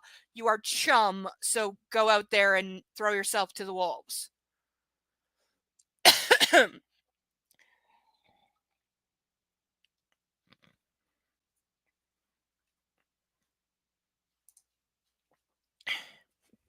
Yeah, he offered to like give up his passport and stuff, but everybody knows that doesn't mean shit. Because who knows how many passports he has? He's got the money and connections to have like a whole fake identity waiting for him in a briefcase, you know? So it doesn't matter. And it doesn't, there are countries where you don't need a goddamn passport if you're rich enough. They don't care. Like, he's got enough money to flee, and that's it. There's nothing that you can do that's going to stop that. So yeah, if he gets out of jail, he's done. I don't know. I don't know. Maybe. Quite possibly. Though whether that had anything to do with it other than a generalized um misogyny. Yeah. No. Typically no. There's a lot of countries where you actually don't need a passport, where you don't even need a visa as long as you say you're only going to be there 90 days. And then let's face it, once you cross the border into a place that has, 100 million people per capita, like, nobody's looking for you. Nobody's going to care if you disappear. And just because you fly into one third world country doesn't mean you stay there. You go there to disappear and then you take another private plane to somewhere else, That's how you do that. Or you take a boat, more likely, because boats are much less scrutinized and easier to infiltrate places you're not supposed to be in if doing so by boat. I'm going to point to my darling, my love, in the movie Hannibal. That is how he gets back into America, is via boat. Actually via Canada, which I found insulting because we have better security than that. Fuck you. But traveling by water really is like the best way to get through any kind of security in any country, because it's just not. How do you regulate that? How do you? There's no invisible wall to make people stop when they're crossing in the middle of a lake from one country to another. You know? Yeah, exactly. Exactly. That's exactly what you do. Yeah, that's exactly what you do. Because then there's possibly a record or some kind of record that you maybe went to one place, but you were there for 12 hours and then you moved on and there's no record anymore and you're a ghost. It's exactly what trained operatives are told to do, is to do exactly that. Because it's the best way to disappear.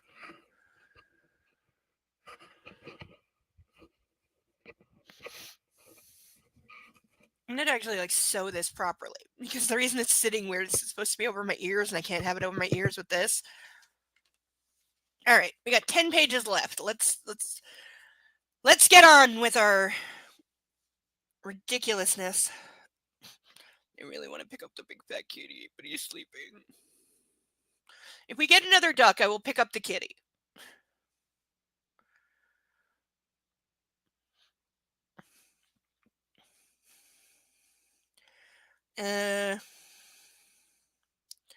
All the air leaves my body and the blood drains from my face. He scrunches up his eyes. I'm so confused, he whispers. I actually, this is possibly the only line in the entire series in which I believe him. When he opens his eyes again, they're wide and wary, full of some raw emotion. Such he has the emotional intelligence of a gnat. Shit. Is it me? My questions earlier about his birth mom? The fire at his office? Oh yeah, somebody blew up the server room in his office because they have atrocious security. And he told her that he likes to braid her hair because he thinks he used to play with his mom's hair, but he's not sure. And he was pissed off that she asked, and then she was pissed off at herself for bringing up his abuse.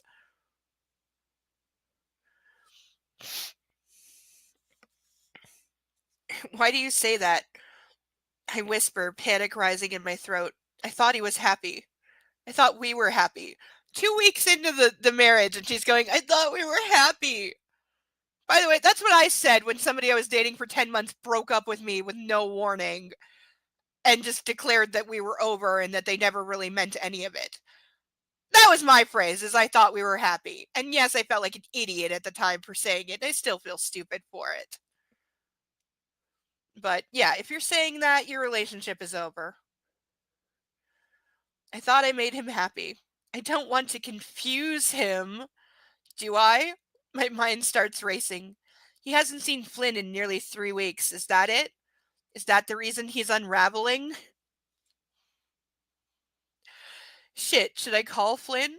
And in a possibly unique moment of extraordinary depth and clarity, it comes to me. The fire, Charlie Tango, the jet ski. He's scared. He's scared for me. And seeing these marks on my skin must bring that home, you fucking dumb cunt! You fucking dumbass! Where's my riding crop? Where's my riding? You dumb fucking cunt. You fucking dumb ass bitch. She's doing the thing where she's making him less evil by making Anastasia dumber and trying to justify this epic bull fucking shit of saying, oh, his helicopter crashing and somebody setting a fire in the server room and somebody's after them. It's not the stalker girl because she's dead already, but somebody else is after him. Very clearly him, not her. But, oh, seeing the marks that he intentionally put on her when he was punishing her violently and abusively, and there is no other way to interpret that scene. Shut the fuck up in the comments or I will ban your dumbass. There is no other way to interpret that whatsoever fucking ever. Not at this point. There is no level of fucking dumbass excuse you can fucking make to interpret that any other fucking way than it being exactly what it fucking is. And now she's saying, oh, he's scared because somebody's after him. One, no, he's not because he hasn't given a fuck about it. He still has shit fucking security, and there's a billion things he could be doing to stop this and isn't, so he doesn't give a flying fuck that somebody's trying to kill him. And no, he doesn't give a fuck that somebody might be after her. And no, seeing the marks that he put on her himself and intentionally did so is not what? What? I can't even follow the dumbass here because we're at the point of her saying what? He realized she's not made out of adamantium. She's not January Jones in the X-Men First Class where she has a secret diamond body that's indestructible. No, that what? She's vulnerable, that she can break, and then if he hits her, she bruises. What? What the fuck is he supposed to be fucking realizing? I know he ain't afraid of shit. Like, this trying to humanize him crap, which she's cranked up to 1,000. Because again, she had like over 5 years at this point of being told he's a monster and he's just an abuser, all of which is true. And then it gets worse in literally the opening scene. She wrote this to make him the worst in this, and then is tripled down on trying to humanize him because, oh, he's fragile puppy, whatever. And then having Anastasia play along with the dumb and now saying the therapist justifies it. Ugh. This book needs to be indicted for crimes against humanity and women. And E.L. James should never be published again. Ever.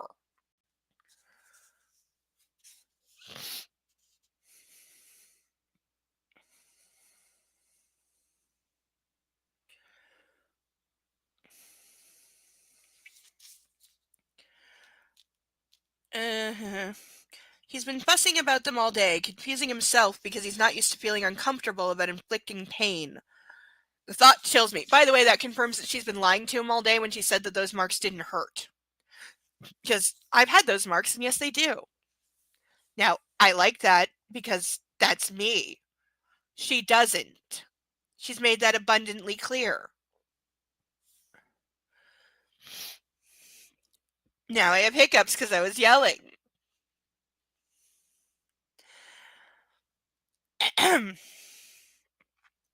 He shrugs and once more brings his eyes down to my wrist where the cuff he bought me this afternoon used to be. Bingo, she's gonna go get it and put it on. Christian, these don't matter. I hold up my wrist, revealing the fading welt. You gave me a safe word. Shit. Yesterday was fun. Not what you said at the time, and I don't care if he gave you a safe word because there are times when safe words are ineffective, which is when you know if you use it, they may stop, but they're just going to punish you worse for it later, which is exactly the situation she was fucking in. And I don't believe for a goddamn second that he would have stopped if she said it anyway, and also, again, seen as definitive goddamn proof that he's been roofing this woman the whole time because there's no other explanation for how she slept through him putting over 20 hickeys all over her chest.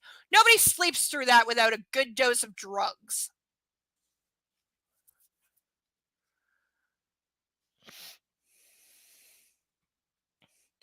I enjoyed it. Stop brooding about it. I like rough sex. I've told you that before. No, she hasn't. She's never said that before. In fact, she's said exactly the opposite of that before. But again, this is E.L. James retconning herself. This is about the 12th instance of retconning in this book. What is that fucking noise?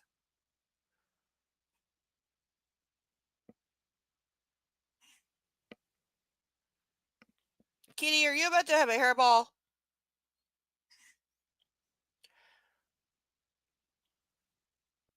I think Kitty is about to puke.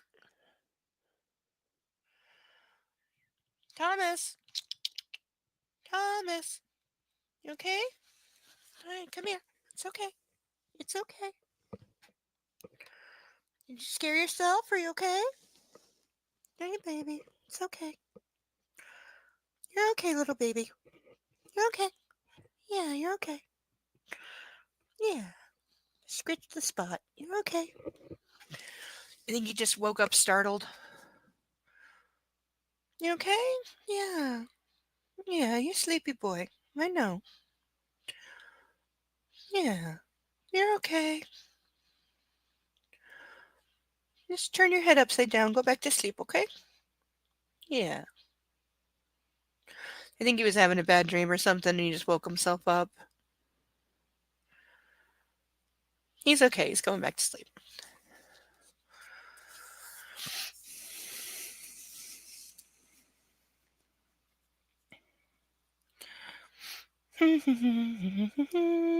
Yeah, she never said she liked rough sex. In fact, the opposite. This is total bullshit.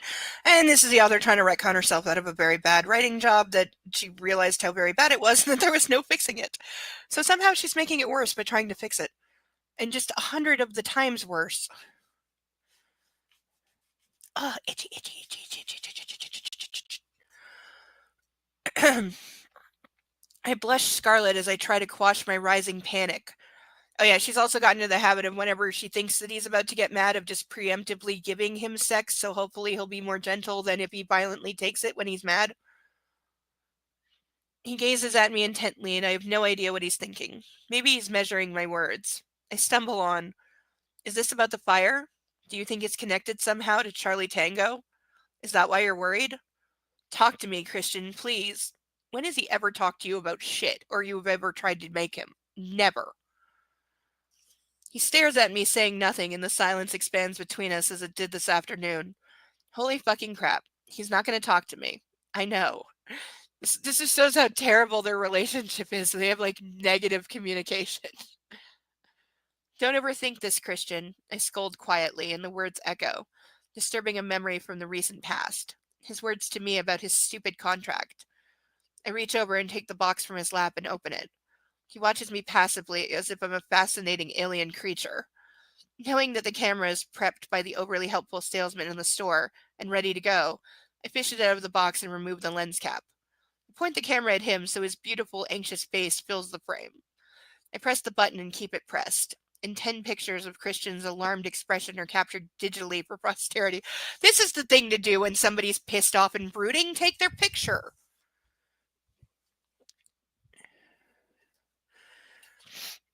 Especially on a digital camera that somebody else set up for you, bitch. You don't know that the sales guy didn't program it to forward every photo taken to his email address. Dumbass.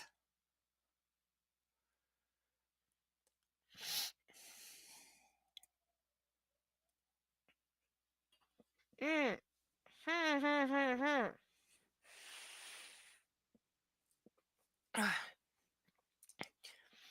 I know, right? And there were a couple scenes in the last one that prove his family is just as afraid of his reactions. Like that they all do the, to quote the thing, walk on eggshells around him, which suggests he has a borderline personality disorder, which he probably does, as well as oppositional defiance disorder and just plain generally being an abusive jackass. That's all true. Oh.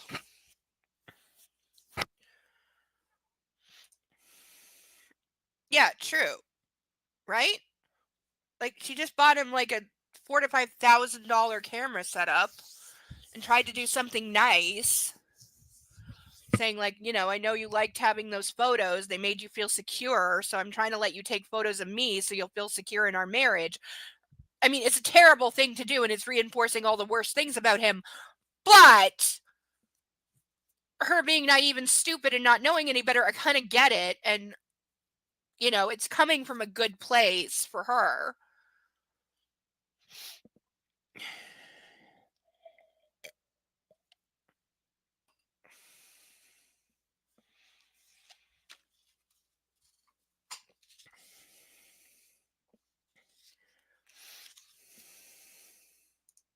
It's true. Though he keeps insisting that everything that's his is hers and He's told her about 7 times she needs to get used to being rich and spending ridiculous amounts of money. Though he also has not given her her own bank account or credit cards that are in her name, not his.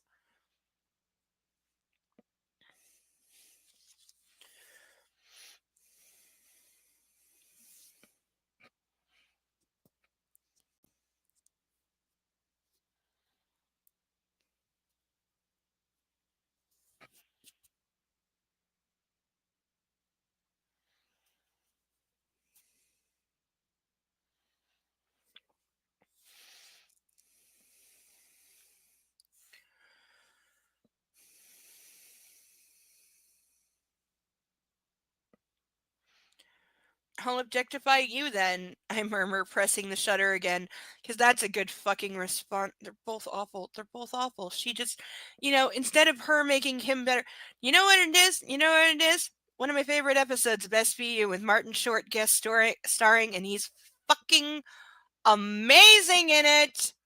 Goddamn, comedians play evil well. They really do. One of the best episodes. Now I can't remember its name, and it's going to bother me. But in it, spoilers, Martin Short plays an evil bastard who has an idiot wife who's literally dumb and deliberately pronounced words like Bush, so that you know she was stupid. And I think it may have actually aired during the Bush era because it's old. But it's there's a point at which Martin Short's character has obviously been revealed as the bad guy, and we learn that the wife was in on it. That she was helping him commit the crimes all along, and Liv's interrogating her, and she starts saying how they met when he was in prison, and she was raised like a religious good Christian girl, and she thought she could redeem him, and if she just showed him true love and really loved him and took care of him, then he wouldn't be an evil rapist murdering monster anymore, because she could like will him to be good, or the power of her love would redeem the monster, kind of thing. And what Olivia says to her is one of my favorite lines of the whole series, in which she says, "But you didn't make him good. He made you bad." That's what E.L. James has done here. She couldn't redeem Christian. She couldn't make him good. So what she's doing is making Anastasia bad. Because in an earlier scene, when she was pissed off about the Hickeys, she responded for the first time with abject, unreasonable violence by throwing a hairbrush directly in his stupid face. Did he deserve that and worse? Hell fucking yes. Was that an acceptable thing to do as an adult? No, it wasn't. Was it violent and wrong on her part? Yes. So there's your big tipping point of she's not making him good, he's making her bad. That's what's happening here. If he's the Joker, she's Harley Quinn. She went in trying to help him, and all he's doing is corrupting her and bringing her down to his level. This is going to get really fucking twisted before the end, isn't it? Again, I only read partially through this. I'm not sure. I think we may already be past where I read to. So I don't know how the book ends. The movie is stupid and has an ending that I know they pulled out of their ass. So I don't know how the book actually ends, but I'm thinking it may get really fucking twisted, which I'm all here for as long as it owns it. But don't try to be dark and twisted and then lie to me and tell me you're wholesome.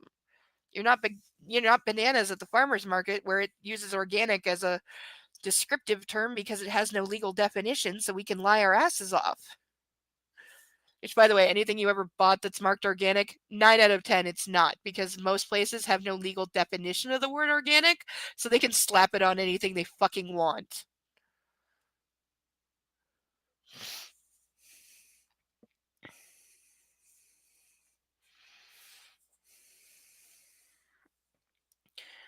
I murmur, pressing the shutter again. On the final still, his lips twitch almost imperceptibly. I press again, and this time he smiles. A small smile, but a smile nevertheless. I hold down the button once more and see him physically relax in front of me and pout. A full-on, posed, ridiculous, blue steel pout. I actually know that reference because you ever those days in school where they play a movie and it's one you hate but you can't leave the room? Somebody played Zoolander, so I know the Blue Steel reference. It's the one where Ben Stiller?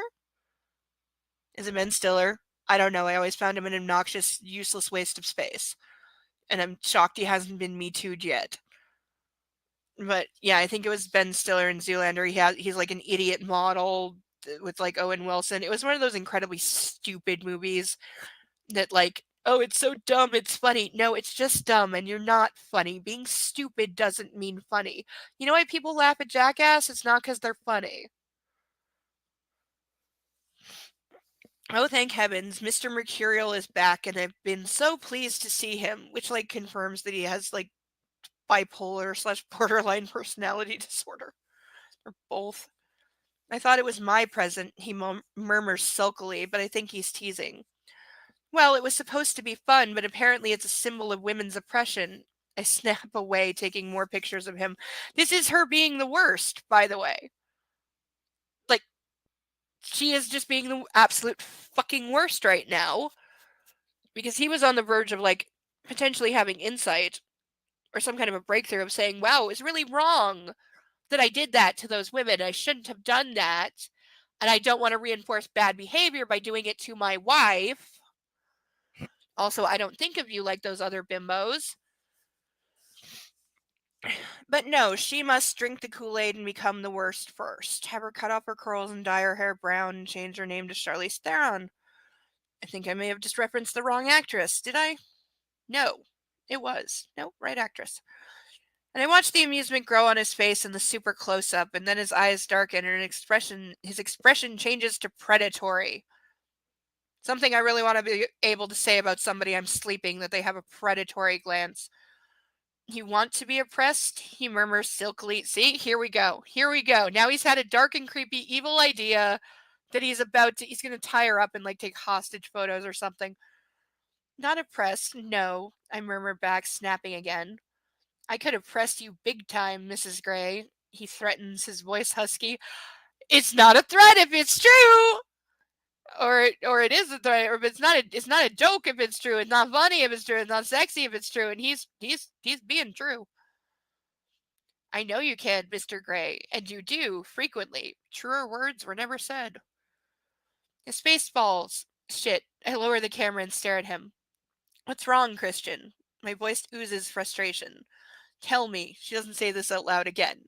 All of the things she should be saying out loud are in her head. He says nothing. Gah! He's so infuriating. I lift the camera to my eye again. Tell me, I insist. So now she's using the camera as a weapon because it's making him uncomfortable and she's pressuring him to tell. Nothing, he says, and abruptly disappears from the viewfinder. In one swift, smooth move, he sweeps the camera box onto the cabin floor, grabs me, and pushes me down onto the bed. He sits astride me.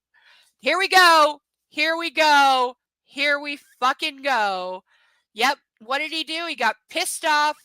She went too far. She waved the red flag at the bull. Yep. Bulls are colorblind, by the way, meaning they really charge it green.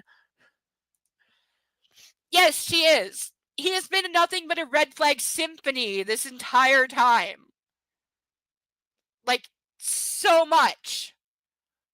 And now she's pissed him off. He's snapped and he's stalked towards her, scooped her up, thrown her on the bed, and is sitting on top of her.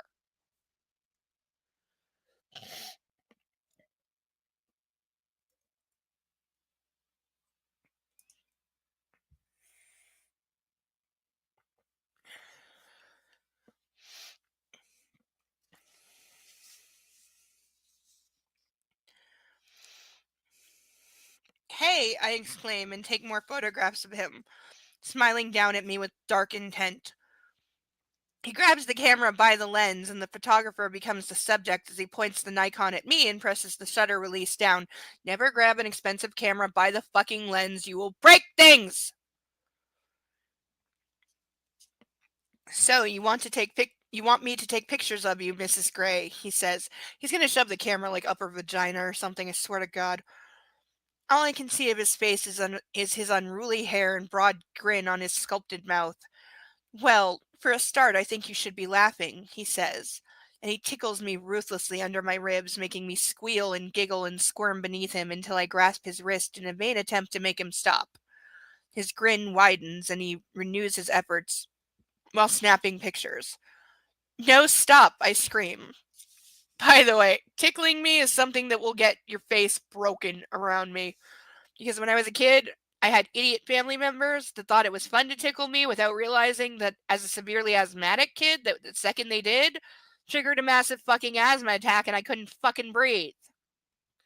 So I, to this day, associate being tickled with I'm going to die because that is what you think when you're 2 or 3 years old and you can literally stop breathing from someone tickling you. And you have moron relatives that insist on tickling you and saying, well, she's laughing, so she must be enjoying it. It's called an involuntary reflex, you fucking idiots. Like, there's an episode of Judging Amy. Old show, but very good.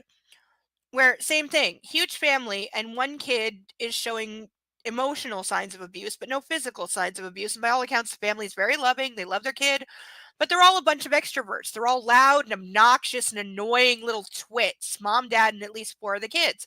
But one of the kids is an introvert. He's quiet. He likes to be left alone. He doesn't want to be the center of attention. But in a family of fucking stunt show off idiots and parents who are too stupid to be parents, all they do is try to drag him out and be like, why can't you be like the rest of the kids? Why can't you be loud and outgoing? And so they hold him down and tickle him. And there's a scene where the social worker of this show, who's like the mom of Amy, uh, realizes what's going on. And she plays the tape for him. And she's like, do you hear what he's saying? Because they're all holding him down and tickling him. And yes, he's laughing a lot, but he's also saying, no, don't, stop, get off me. And she's like, do you hear what he's saying? And they're like, but he's laughing. And she's like, that's involuntary. He can't control that. He's laughing because you're tickling him. He's telling you to stop. You need to listen to his words. But most parents are fucking stupid, honest to God. Most parents are abusive to their kids without meaning to be. I'm not saying all parents are bad or all parents are abusive. I'm saying most parents are idiots, especially if it's their first kid. They don't know fuck. And this is why you should have to like pass a test before you're allowed to have a kid. I swear to God. Because some people really are too stupid. Like, there's this family that went viral. They're on one of the TLC disgusting exploitation, pimp your family shows where I think they're from Australia or some shit. And they like had a 6-year-old and a 4-year-old and I think like a 1-year-old. And they never sent the kids to school. And like all of the kids still breastfed. Like, the parents were collectively the dumbest people on planet Earth. Didn't have a 50 IQ points between them, didn't have a job, spent the evenings going around to the neighbors and to local cafes literally begging for food and claiming that, oh, well, there's enough to go around if you just ask, so we don't need to spend money on food or have a job or an income, because if we just ask other people for things, they'll feed our kids. And it doesn't matter. Our kids aren't stupid because we take them on nature walks and we teach them what they need to know. They can't read or write or do math or spell their own fucking names. Like, I'm sorry, raising your kid to be stupid is as much child abuse as anything else. Like, one time I wanted to slam this family that I went to church with, and I was very close to them, was the day I came across the idiot parenting message of theirs, and they had a lot of them. They were absolutely abusive to their kids and absolutely crippled all 4 of their kids. Still to this day, I wonder how those kids are doing because they're mostly grown now. And they actually told me that they deliberately discourage their kids from using their imaginations or being creative. I don't know if I actually got the bullshit reason why they did this, but I remember thinking, what the fuck is wrong with you? And the reason this came up, by the way, one of their kids was always severely underweight. She was very picky eater, had been since the day she was born. Just one of those kids, extremely picky. But she also had health concerns due to her being underweight, because she was severely underweight and severely undersized.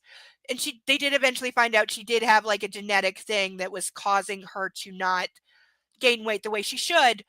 But also the parents didn't make her fucking eat. You can't give in to a picky kid. And I know it's impossible. I know it's hard. I had enough meals with them to know, Jesus Christ. But you make the kid fucking eat. If you love her, if you care, you make her fucking eat. You don't whine that you have a hard life and your kids are difficult. You chose to have them. Suck it up and do your job. And this came about because we were at a church picnic, so I had the kid because mom was helping with other things and dad couldn't be fucking bothered. So it fell to me to feed this kid lunch. And for the first time in her life, she actually ate an entire fucking hot dog. This kid's like 7. She actually ate an entire hot dog. And you know how I got her to eat the entire hot dog? By telling her to pretend she was a hungry puppy dog and holding up the hot dog and wiggling it in front of her face and letting her go, and and and take bites at it. And she was laughing and giggling the whole time. And guess what? She ate the goddamn hot dog. So I went to her idiot father to tell him this, thinking that this is a good trick to get her to eat. If you play a game with her, you can get her to eat. Because the point is that she eats the food because she needs to eat the food. This is when I get told, oh, don't do that because we don't encourage our kids to be creative or imaginative in any way.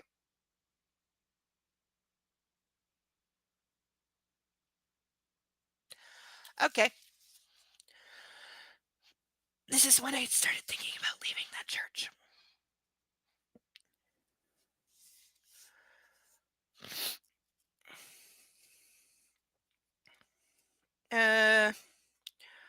Are you kidding? He growls and puts the camera down beside us so he can torture me with both hands. Thank you for calling it what it is. Christian, I sputter and gasp my laughing protest. He's never tickled me before. Because it's not something adults do. Fuck. Stop. I thrash my head from side to side, trying to wiggle out from under him, giggling and pushing both his hands away, but he's unrelenting, grinning down at me, enjoying my torment. See? He just found a new way to abuse her. And yes, tickling is actually a form of BDSM. People do use it against each other. I've seen videos. And it is part of the thing because it is torture. And don't think because somebody's laughing, they're enjoying it. It's literally a form of torture. Like, again, you can have fun. I'm not saying anything that I am speaking against in this book. I'm not saying you can't do it in a fun way in the real world. I'm saying this is not the way to do it. And this is not the way to do it because what is he doing? He's punishing her. He's mad. He's pissed off. He doesn't like what she did. He's punishing her with actual torture because that's how he's using it because she told him to stop and he didn't. So, there you go.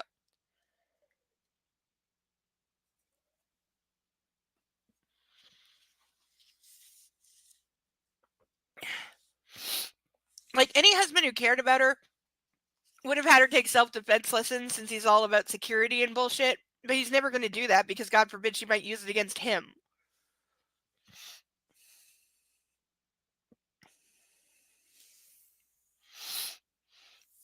Christian, stop, I plead. And he stops suddenly. Grabbing both my hands, he holds them down on either side of my head while looming over me. I'm panting and breathless with laughter. His breathing mirrors mine and he gazes down at me with, what? My lungs stop functioning. Wonder, love, reverence. Holy cow, that look.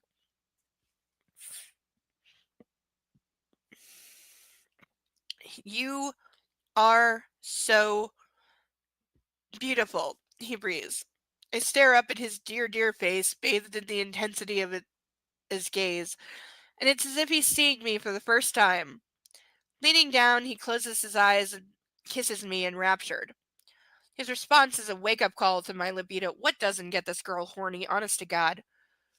Seeing him like this, undone by me, oh my. He releases my hands and curls his fingers around my head and into my hair. Holding me gently in place, my body rises and fills with my arousal, responding to his kiss, and suddenly the nature of his kiss alters, no longer sweet, reverential, and admiring, but carnal, deep and devouring, his tongue invading my mouth, taking, not giving, his kiss possessing a desperate, needy edge. When is he not needy, whiny little bitch? A desire courses through my blood, awakening every muscle and sinew in its wake, and I feel a frisson of alarm. Oh, 50, what's wrong? I don't give a flying fuck. He inhales sharply and groans. Oh, what you do to me, he murmurs, lost and raw. He moves suddenly, laying down on top of me, pressing me into the mattress. One hand cupping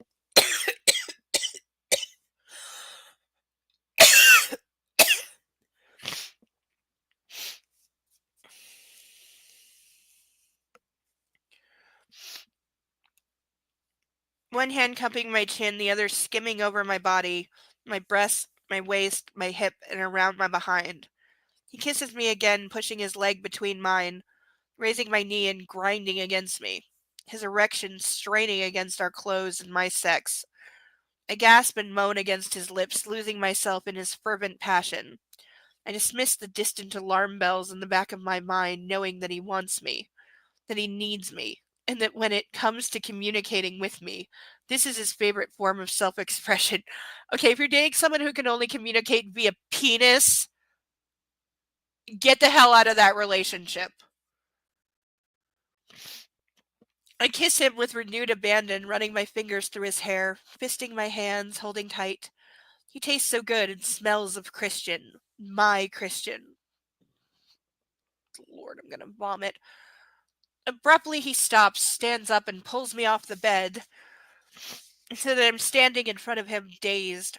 He undoes the button on my shorts and kneels quickly, yanking them and my panties down.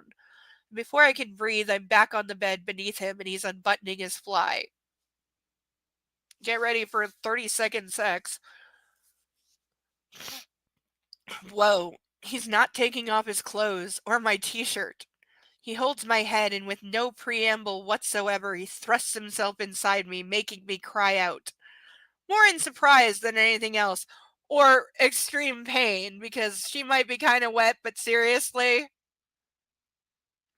Not that he gives a fuck, because again, he's a child who his own therapist said is like stopped emotionally and maturely at like 12.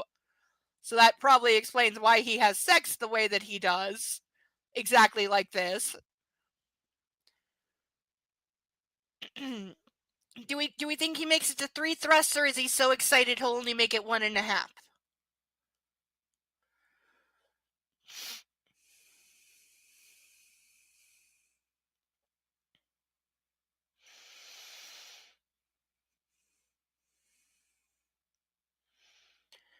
Uh, More in surprise than anything else, but I can hear the hiss of his breath force through his clenched teeth. Yes, he hisses close to my ear. He stills and then swivels his hips once more, pushing deeper, making me groan. In pain is the unwritten part of that. I need you, he growls. We've established this. His voice low and husky. He runs his teeth along my jaw, nipping and sucking, and then he's kissing me again, hard. I wrap my legs and arms around him, cradling and holding him hard against me, determined to wipe out whatever's worrying him. And he starts to move. See, again, we're going with the sex is the cure for anxiety, sex is the cure for mental illness, sex is the cure for a bad childhood, sex is the cure for him being mad at you for no good reason. Move like he's trying to climb inside me.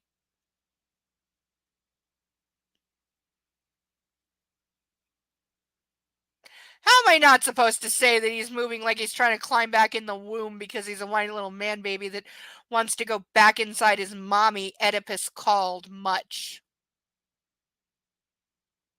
How am I not supposed to say that to that line?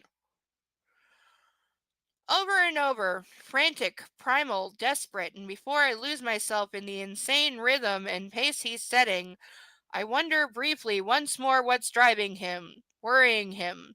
But my body takes over, obliterating the thought, climbing and building. I am awash with sensation, meeting him thrust for thrust, listening to his harsh breathing, labored and fierce at my ear, knowing that he's lost in me. I groan, loudly, panting. It's so erotic. His need for me. I am reaching, and he's driving me higher, overwhelming me, taking me, and I want this. I want this so much. For him and for me. Come with me. She still can't spell come. He orders. I need to see you. His voice is urgent, implacable. If you know the voice I was doing and the exact reference I was trying to imitate, I will love you forever. But yeah, I was ripping off that bit from a very old show that was ripping it off from something else. So if you know it, more power to you. Open your eyes, he orders. I need to see you. His voice is urgent, implacable. My eyes flicker open momentarily, and the sight of him above me, his face taut with ardor, and eyes raw and glowing. His passion and his love is my undoing, and on cue I come, throwing my head back as my body pulses around him. "Oh, Anna," he cries, and he joins my climax, driving into me, then stilling and collapsing on top of me. So again, he lasted like 5 seconds. He rolls over so that I'm sprawled on top of him and he's still inside me. That's a hell of a magic trick. As I surface from my orgasm and my body steadies and calms, I want to make some quip about being objectified and oppressed, but I hold my tongue, uncertain of his mood. "Big red flag! Right in your face!" Yeah, it was at Jamie Dornan's discretion. I've heard the behind the scenes on that. I believe he agreed to show his ass like once in the first film, but after that made it very abundantly clear that there would be no below the waist nudity. And one of the things that Dakota Johnson was apparently the most bitched off about was that she was expected to just be naked on command throughout the movies, full frontal, and that he couldn't, basically suck it up one time and show off the D to make it equal.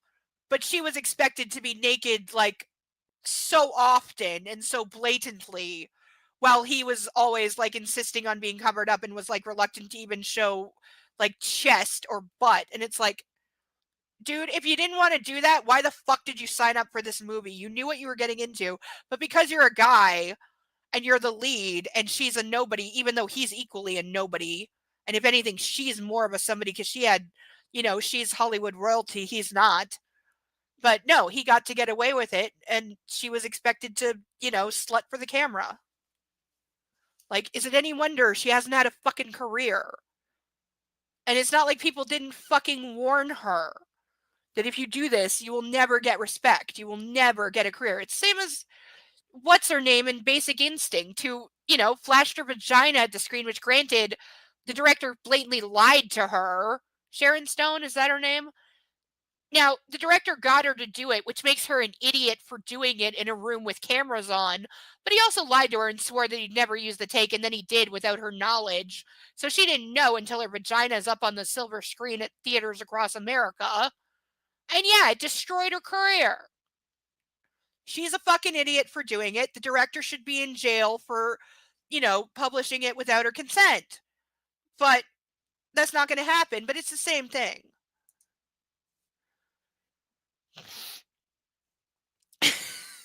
Thank you for the laugh. I needed that. And yes, you're exactly right. You're very, very right. You have 5 pages left.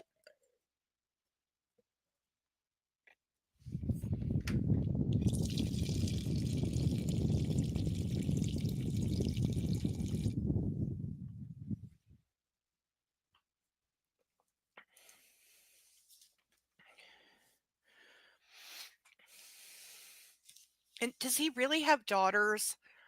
Because if he does, I hope he never tells them that he was in these, or they might seek out the books and get some very bad ideas about what relationships are.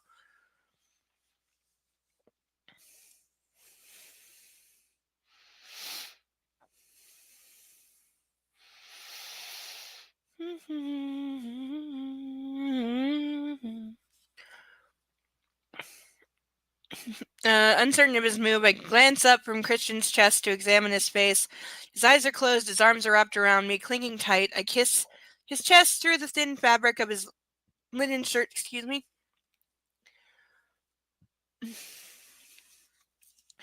"Tell me, Christian, what's wrong?" I ask softly, and I wait anxiously to see if even now, sated by sex, he will tell me. So I have to let him have sex before there's a chance he will answer about anything real. I feel his arms tighten around me further, and it's his only response. He's not going to talk. Inspiration hits me. "I give you my solemn vow to be your faithful partner in sickness and in health, and stand by your side in good times and bad, and to share your joy as well as your sorrow," I murmur. He freezes. His only movement is to open wide his fathomless eyes and gaze at me as I continue my wedding vows. This is cheap manipulation. And again, this is E.L. James making him look better by making her look worse. It's cheap and lazy writing, and it's hackney. And it's literally the worst. "I promise to love you unconditionally, to support you in your goals and dreams, to honor and respect you, to laugh with you and cry with you, and share my hopes and dreams with you, and bring you solace in times of need." I pause, willing him to talk to me. He watches me, his lips parted, but says nothing. And to cherish you for as long as we both shall live. I sigh. Oh, Anna, he whispers, and moves again, breaking our precious contact so that we're lying side by side. He strokes my face with the back of his knuckles. I solemnly vow that I will safeguard and will hold dear and deep in my heart our union and you, he whispers, his voice harsh. I promise to love you faithfully, forsaking all others, through the good times and the bad, in sickness and in health, regardless of where life takes us. I will protect you, trust you, and respect you. I will share your joys and sorrows and comfort in times of needs. I promise to cherish you and uphold your hopes and dreams and keep you safe by my side. All that is mine is now yours. I give you my hand, my heart, and my love from this moment on, as long as we both shall live. And if we didn't know how he was interpreting half of what he said, those would actually be really nice vows that I wouldn't mind having some version of myself, quite frankly. That's pretty much what I would want to say, but the problem is we know how he's interpreting some of these words. He's very much like a cult leader in that he has his own definitions of words that are not the same as everybody else, and you're expected to know them and abide by them even if he's being ridiculous. I remind everyone Charles Manson wasn't present for the murder of Sharon Tate. He was still convicted of it. Tears spring to my eyes. His face softens, gazing at me. Don't cry, he murmurs, his thumb catching and dispatching a stray tear. Why won't you talk to me? Please, Christian. He closes his eyes as if in pain. I vowed I would bring you solace in times of need. Please don't make me break my vows. I plea. So now they're just manipulating the fuck out of each other. They're both being the worst. They're both trying to manipulate each other emotionally. And it's so much goddamn bullshit. Like, just have a fucking grown-up conversation. Stop this petty-ass crap. But, yeah, 2 weeks into their marriage, they're both the worst and have done so many tropes of people who are on the verge of divorce that, like, it's not even funny. Like, these books really they've reached the point where they're not funny anymore. They're just a story of blatant graphic abuse. He sighs and opens his eyes, his expression bleak. It's arson, he says simply, and he looks suddenly so young and vulnerable. Oh, fuck. And my biggest worry is that they're after me. And if they're after me, he stops, unable to continue. They blew up your helicopter, dumbass! Who the fuck else are they gonna be after? He's supposed to be smart. He's supposed to be a 24-year-old self-made master of the universe who did so in the highly competitive world of business, communications, and technology. He supposedly built a billion-dollar company in about a year and a half, if we're being honest, because he said he went to Harvard for 2 years, putting his age when he dropped out at roughly 21 or 22. And as of the beginning of these books, he is about 25 or 26. So he's built a globally reaching billion-dollar empire in about 3 to 4 years. She definitely modeled his dumbass on Elon Musk, who, by the way, is about to be the co-president. Did you hear that? Because he said it out loud. And Trump has pretty much said it's true. And also, yes, from those photos, Barron Trump is 7 feet tall. That photo of him behind his parents. I'm sorry, even people I don't like, I try not to make fun of family, like, photos, because that's not my business, and family is outside of, like, play. I don't drag people who are not involved in things into it. But that photo really looked, it's one of those photos that unintentionally looks creepy. Like, I get it's supposed to be just a wholesome family, mom, dad, and the kid, I get it. But he is so much taller than both of his parents that it looks weird. And the framing is weird because literally it's like stretched tall to fit him in, because he really is 7 feet fucking tall. But he also has the world's most baby face. Like, I think he's 18 years old this year. There was a big thing, like, he's finally an adult. But oh my god, his face is exactly the same as when Trump was first elected and he's like 10. He still has the ultimate baby face. Like, If he wasn't so tall, he'd get carted until he's 40, for sure. But I think he really is like 7 feet tall.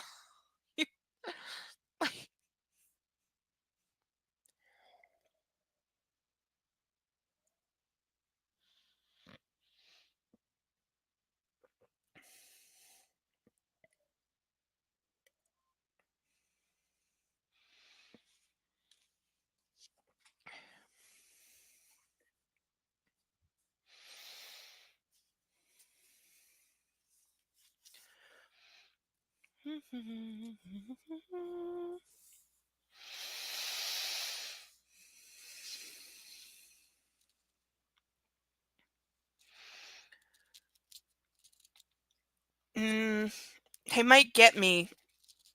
And they might get me. I whisper. He blanches, and I know that I finally have uncovered the root of his anxiety. I'm sorry, are we saying she was too fucking stupid? For the entire rest of the second book and all of this book, she was too fucking stupid to put two and two together that somebody sabotaged his helicopter, tried to kill him, and that he might be afraid not only that he is going to die, but, hey, they might accidentally miss me and hit her. She's that fucking stupid that it's taken 75 pages plus another, like, after there was probably like 50 pages after he got back from not dying in the first one. So it's taken like 125 pages for her to put this together. This is somebody who supposedly graduated college and is not dead.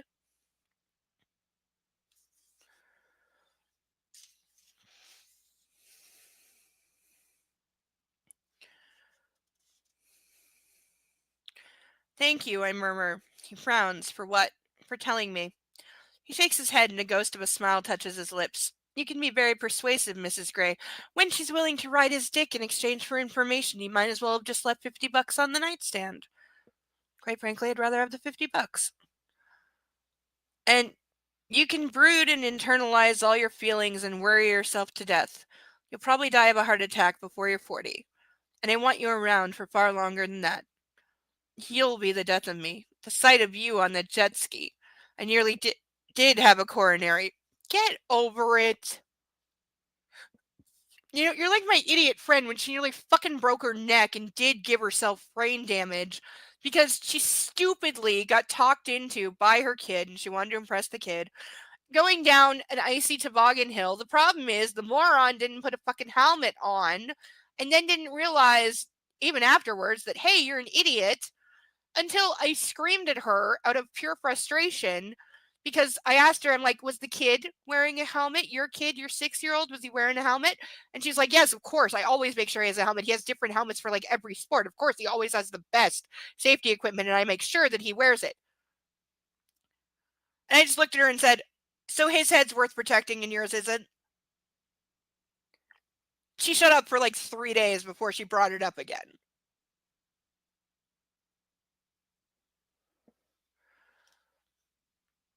Like, this is why it's fucking stupid that we don't have an adults must wear a bike helmet law in this country, which we don't.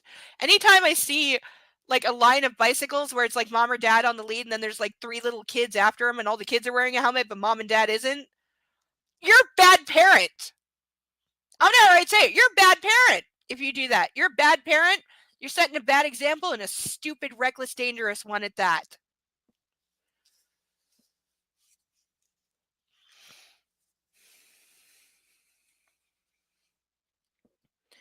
Christian, it's a jet ski. Even the kids ride jet skis. Can you imagine what you'll be like when we visit your place in Aspen and I go skiing for the first time?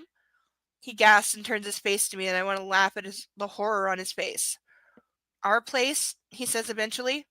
I ignore him. I'm grown up, Christian, and much tougher than I look. No, you're not. When are you going to learn this? Never, because it's not true, and he's never, ever, ever, ever, ever going to change. He shrugs and his mouth thins. I decide to change the subject. So, the fire. Do the police know about the arson? By the way, he told his company not to call the police or the fire department because apparently even though the building's automatic fire suppression system triggered, it didn't automatically alert the fire department that there was a fire at the public Gray Towers building. Yes, his expression is serious. Good. He's lying. He's literally lying. Because it literally, like 10 pages ago, he was heard on the phone telling the person in charge right after the fire happened to not call or involve the police. So he's blatantly lying right now. Security is going to get tighter, he says matter of factly. I.e., you'll have some? I understand. I glanced down at his body. He's still wearing his shorts and his shirt. And I still have on my t-shirt. Geez, talk about wham bam, thank you, ma'am. That's every sexual experience this man has given you. The thought makes me giggle. What? Christian asked, bemused. See, is he confused again or just stupid? You? Me? Yes, you. Still dressed. Oh. He glances down at himself, then back at me, and his face erupts into an enormous smile. Well, you know how hard it is for me to keep your hands off you, Mrs. Gray. Especially when you're... Oh, bitch. Especially when you're giggling like a schoolgirl.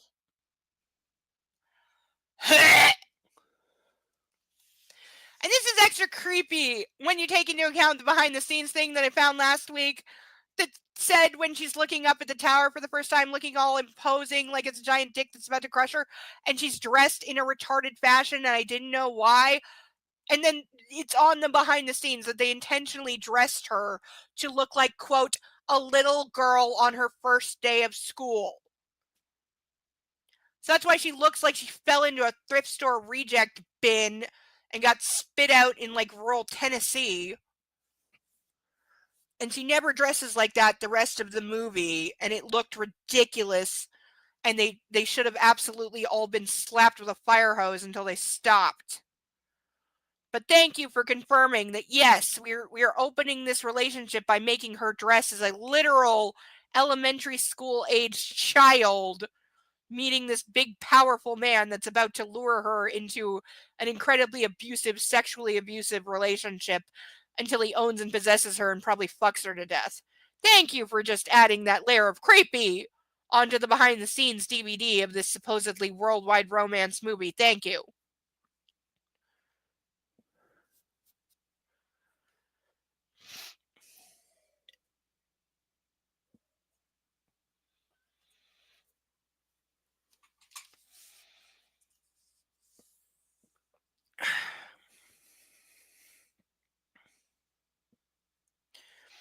Oh yes, the tickling. Gah. The tickling. Who the hell says gah? I move quickly so I'm straddling him, but immediately understanding my evil intent, he grabs both my wrists. Ow. No, he says, and he means it. I pout at him, but decide he's not ready for this. Oh, she was gonna try and tickle him, but he's like, no, and she actually stops. Gee, I wonder if he'll take a lesson from that. Hashtag no. Please don't, he whispers. I couldn't bear it. I was never tickled as a child. Really, not even accidentally and like you stabbed somebody? He pauses and I relax my hand so he doesn't have to restrain me. Again, he shouldn't be restraining you, but I used to watch Carrick with Elliot and Mia tickling them and it looked like such fun, but I placed my index fingers on his lips. Hush, I know. Okay, so you're realistically telling me that your adoptive father did something with his own two biological children that he never even tried to do with the adopted child to make him feel just as included, just the same as the other kids? I mean, even if it would have been a mistake, because we know Christian doesn't like his chest touched, but his family didn't know that. At some point, they didn't know that. So you're telling me that even, like, out of good intention, his adopted father never tried to tickle him and, like, Christian threw a fit, and that's when they discovered, hey, don't touch him like that because he's got issues? Seriously? So we're supposed to believe what? They adopted him as in what, some Joan Crawford kind of way? Because again, there's a huge disconnect between how he perceives his adoptive family and how they're actually shown to be. Because how they're shown to be is that they're quite a loving, caring family who really did want to include him and treat him just the same as everybody else. But that he's the reason that didn't work, because he always kept himself apart and couldn't accept their love because he feels unworthy, hurt puppy, blah, blah, blah, which is just bad writing and bullshit. But really, his family also subtly is written to be the worst in some ways, like things like this. I murmur and plant a soft kiss on his lips where my finger has just been and curl up on his chest. Like a kitty! The familiar painful ache swells inside me, and the profound sadness that I hold in my heart for Christian as a little boy seizes me once more, and I know I would do anything for this man because I love him so. More dangerous words were never spoken by an idiot. He puts his arms around me and presses his nose into my hair, inhaling deeply as he gently strokes my back. I don't know how long we lie there, but eventually I break the comfortable. I said uncomfortable. The book says comfortable. I said uncomfortable, naturally. Silence between us. What's the longest you've gone without seeing Dr. Flynn? 2 weeks. Why? Do I have an incorrigible urge to. Do you. Eh. 2 weeks. Why? Do you have an incorrigible urge to tickle me? Actual fuck. You're not smart. Shut up. No, I chuckle. I think he helps you. Christian snorts. He should. I pay him enough. See, this is the thing. He overpays the idiot therapist because, as we know, the idiot therapist was able to put in a bid of over $100,000 at an auction, and I have no doubt that's probably his weekly rate for Christian Grey. And yeah, so he tells him whatever the fuck he wants to hear because the doc is making millions off this rich idiot. So yeah, your abuse is okay as long as you find someone willing to take it, and I convince them that they're the answer to your mental illness by being your perfect muse and letting you use their body as therapy, even if they die like all the others. And he pulls my hair gently. How do you pull somebody's hair gently? Fuck off. Turning my face to look up at him, I lift my head and meet his gaze. Are you concerned for my well-being, Mrs. Gray? He asked softly. You fucking should be. Every good wife is concerned for her beloved husband's well-being, Mr. Gray. I admonish him teasingly. Beloved? He whispers. It's a poignant question hanging between us. You're married and this is a question? You're both too stupid to exist. Very much, beloved. I scoot up to kiss him and he smiles his shy smile. Do you want to go ashore to eat? I want to eat wherever you're happiest. Good, he grins. A board where I can keep you safe. Thank you for my present. He reaches over and grabs the camera, and holding it at arm's length, he snaps the two of us in our post-tickling, post-coital, post-confessional embrace. The pleasure is all mine, I smile, and his eyes light up. That was unearned and stupid and ridiculous, and also confessing what, you dumbass twit? We wander through the opulent gilt splendor of the 18th century Palace of Versailles. Don't drag that place into your trashy novel. I want to go there someday because it's gorgeous, and I've thought about it since I was a little girl and read a much better book called The Dark Tower, later reformatted into this idiot string of princess stories that got disgusting. But the original book called The Dark Tower and not the princess series crap that they turned it into is actually worth a read. And it mentions the Palace of Versailles, and I wanted to go there. So keep that place out of your trash novel. You are not worthy. Once a humble hunting lodge, it was transformed by the Royal de Sully into a magnificent, lavish seat of power. But even before the 18th century ended, it saw the last of those absolute monarchs.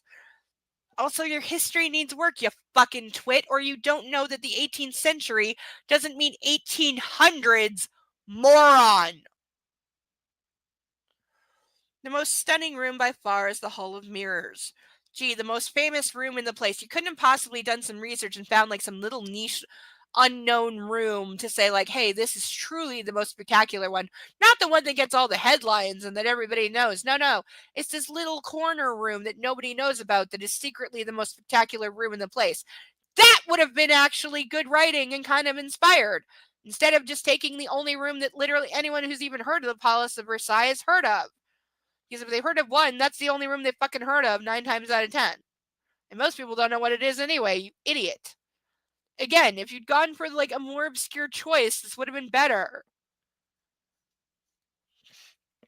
The early afternoon light floods through the windows to the west, lighting up the mirrors that line the east wall and illuminating the gold leaf decor and the enormous crystal chandeliers. And in the movie, this was like the best that 5-cent green screen had to offer. The entire honeymoon in the movie is done on green screen, and it's blatantly obvious because it's so fucking cheaply done. And I remember when I saw the Hall of Mirrors being backlit, projected behind them, as they both pretty much just stand there and don't move because the green screen doesn't have enough room, and they project these images of where they're supposed to be while they're both like smiling fakely, and they both clearly had checked out. I really do think they filmed like those green screen shit last because they were both so clearly checked out and like done and not even pretending anymore. So they, and the green screen is terrible even for green screen in like 2015. It looked atrocious because it was so fucking cheap. If I put a background on right now, it would look better than that movie.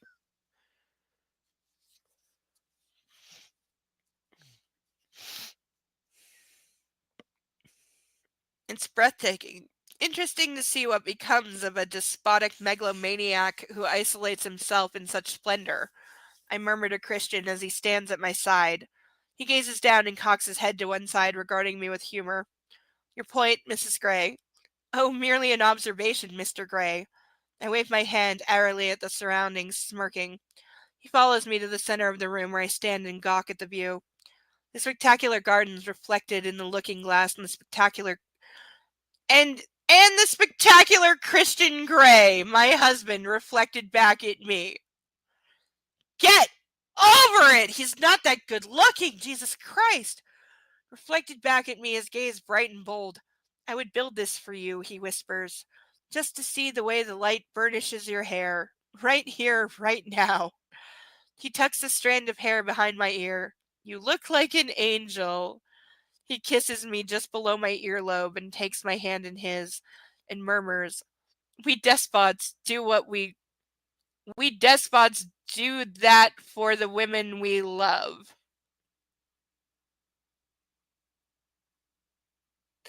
I'm not even gonna try. Fuck it. I'm not even. I don't want the actual. It says that and there are words on the page that says that. I'm so done. I flush at his compliment, smiling shyly, and follow him through the bathroom. There's like 2 pages left, and I'm so fucking done. What are you thinking about? Christian asked softly, taking a sip of his after dinner coffee. Versailles. Ostentatious, wasn't it? He grins. I glance around at the more understated grandeur of the fair lady's dining room and purse my lips. I really want to know if this is a real yacht, by the way, or if it's like modeled after a real yacht, but she changed the name because, like, trademark. This is hardly ostentatious, Christian says, a tad defensively. Really? It's like a $200 billion yacht, you dumbass. I know. It's lovely. The best honeymoon a girl could want. I can think of better. Really, he says, genuinely surprised. And his smile is a shy smile. Of course it is. We've only got 2 more days. Is there anything you'd like to do? Just be with you, I murmur. He rises from the table and comes around and kisses me on the forehead. Well, I can do you. Well, you can do without. Well, can you do without me for about an hour? I need to check my emails and find out what's happening at home. Because the only time we actually see him work is when he's on his honeymoon. Sure, I say brightly and try to hide my disappointment that I'll be without him for an hour.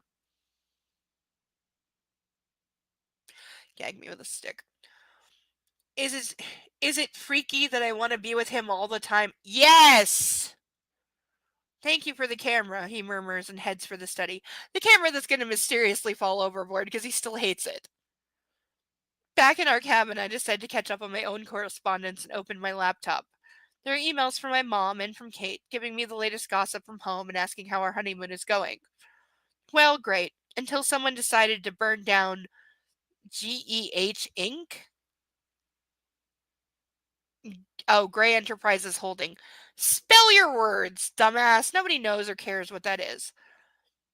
As I finish my response to my mom, an email from Kate hits my inbox. Perfect timing. Okay, so this is an email from Kate to her with the subject of, oh my god, Anna, I just heard about the fire at Christian's office. Do you think it's arson? KXOX. How many girlfriends do you have that send you kisses and hugs as their sign out on email? Because none of mine ever have unless I was fucking them.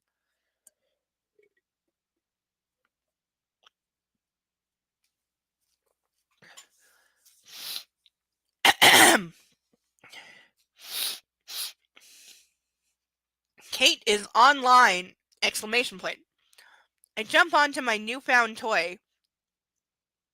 Oh my god! Wait. I gotta check. What year did this get published? Wait. I need to know. What year did this fucking actually get published? Because I've been saying like 2015, but I think I'm off. Okay, copyright 2011. Copyright 2011. This book was published in 2011. Not only are both characters still using crackberries, but we now have the goddamn stupid line. I jump onto my newfound toy, Skype messaging. Skype. I still have Skype because I have people that I have known on Skype for 20 goddamn years. It wasn't new at this time. Skype. I feel like someone told her to get with the times. She went with this instead of texting. Look at it. And I see that she's available. I quickly type a message. Available. Like she has time cards. Oh god, now it. Oh god. Oh, there's like an entire page of messaging. Oh, I didn't have a plan for how I'm gonna read this. Fuck. Okay, this is my best impromptu. I'll come up with something on how to read messaging better in the future, but I'm cutting this off the fly. So, Anna, hey, are you there? Kate, yes. Anna, how are you? How's the honeymoon? Did you see my email? Does Christian know about the fire? Anna, I'm good. Honeymoon is great. Yes, I saw your email. Yes, Christian knows. Kate, I thought he would. News is sketchy on what's happened, and Elliot won't tell me anything. Okay, I can reasonably say that Elliot wouldn't know anything because why would he? He's Christian's brother who doesn't work for him or work in the company. So why would he even know that the fire happened unless he's... The only thing Elliot knows is exactly what Kate is getting. He's got access to the same information she does because we both know that Kristen's not going to tell him anything, even if he called him, which he's not going to because he knows that Kristen's not going to... He's not like that. So, no, I wouldn't expect Elliot to know anything at all. Like, that's dumb. Anna, are you fishing for a story? That is fucking harsh to say to your best and only friend. To say, like, are you trying to pimp me for a story? When she's the only person, even including Anna's mom.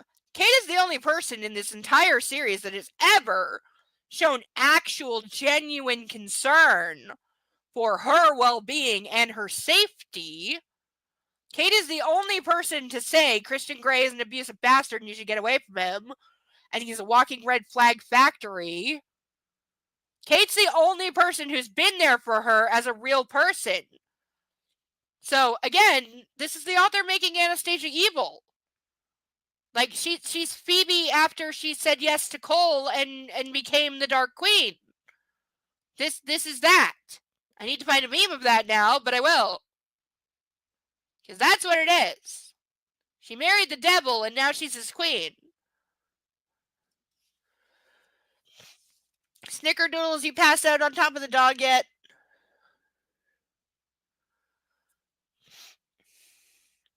Kate, you know me too well. So admitting that she's now evil as well, because everyone's evil now. They've all been possessed and they're evil. Christian Grey has spread his curse and everyone's evil. Anna, Christian hasn't told me much. Kate, Elliot heard from Grace. Oh no, I'm sure Christian doesn't want this broadcast all over Seattle. Try the world, dumbass? I try my patented distraction tenacious Kavanaugh technique. Stop with the hyphenating words that don't go together so you sound like you're saying something, dumbass fucking writer. Anna, how are Elliot and Ethan? Kate, Ethan's been accepted into the psych course at Seattle for his master's degree. Elliot is adorable. I don't remember who is who because they have virtually the same name, and the author's a fucking dumbass who can go fuck off because at least all of them are unnecessary.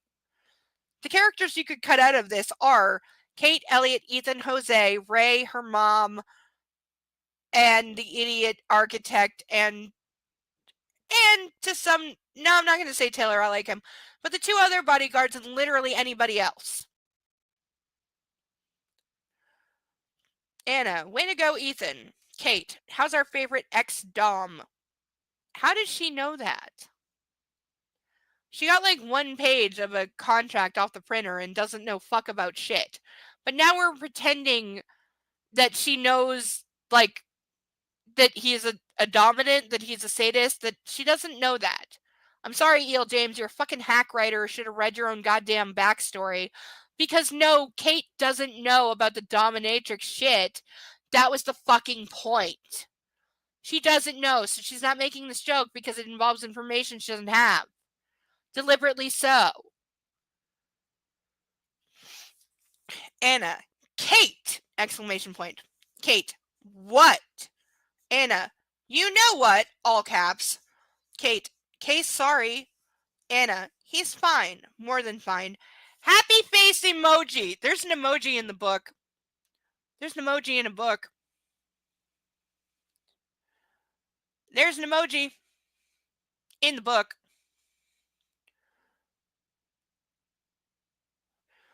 My camera's stupid. But there's an emoji in the book.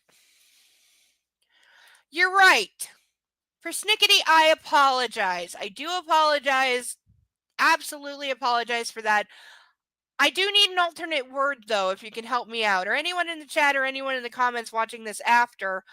If you know what I can call E.L. James in lieu of calling her a writer when I refer to her as the person who wrote or authored this trash, what should I call her? I need a word. We have an entire week to come up with it, so we can take our time. We can think this through and really do it well. But I need an alternate term. Right?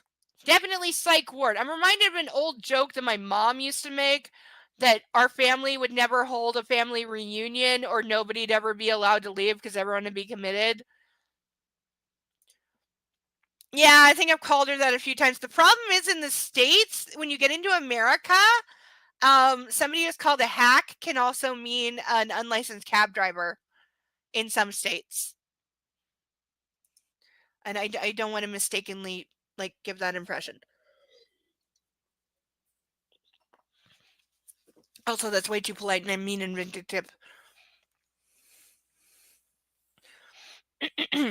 He's fine, more than fine, emoji. Kate, well, as long as you're happy, I'm happy. Because again, Kate got hit with the neuralizer lobotomy gun. So she's no longer a real person who cares about her friend. She's just a useless twit.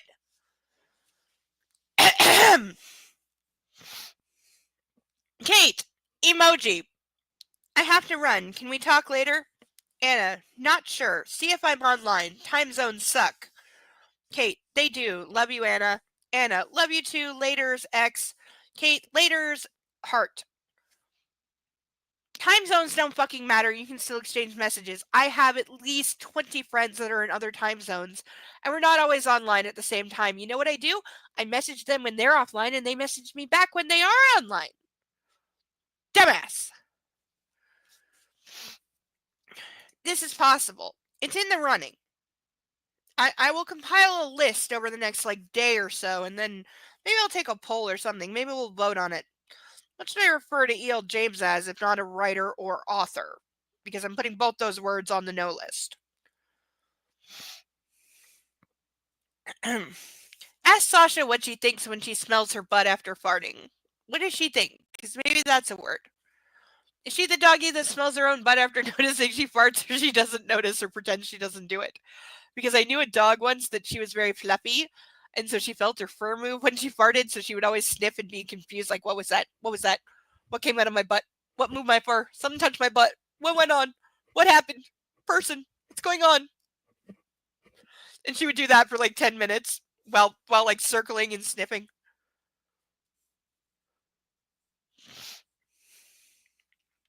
Trust Kate to be on the trail of this story. Can I also just point out that her best and oldest friend in the known universe just admitted that she tried to leverage their personal relationship to get the scoop on a major story.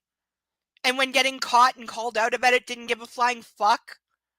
And Anastasia didn't say, hey, you're a disgusting, horrible pariah who just tried to leverage our friendship to like get your name in the papers and make a career off of like publishing my personal trauma and this very scary thing that's happening, and that somebody's tried to murder my husband and the man I love and has now set a bomb at his office and is possibly going to kill the both of us.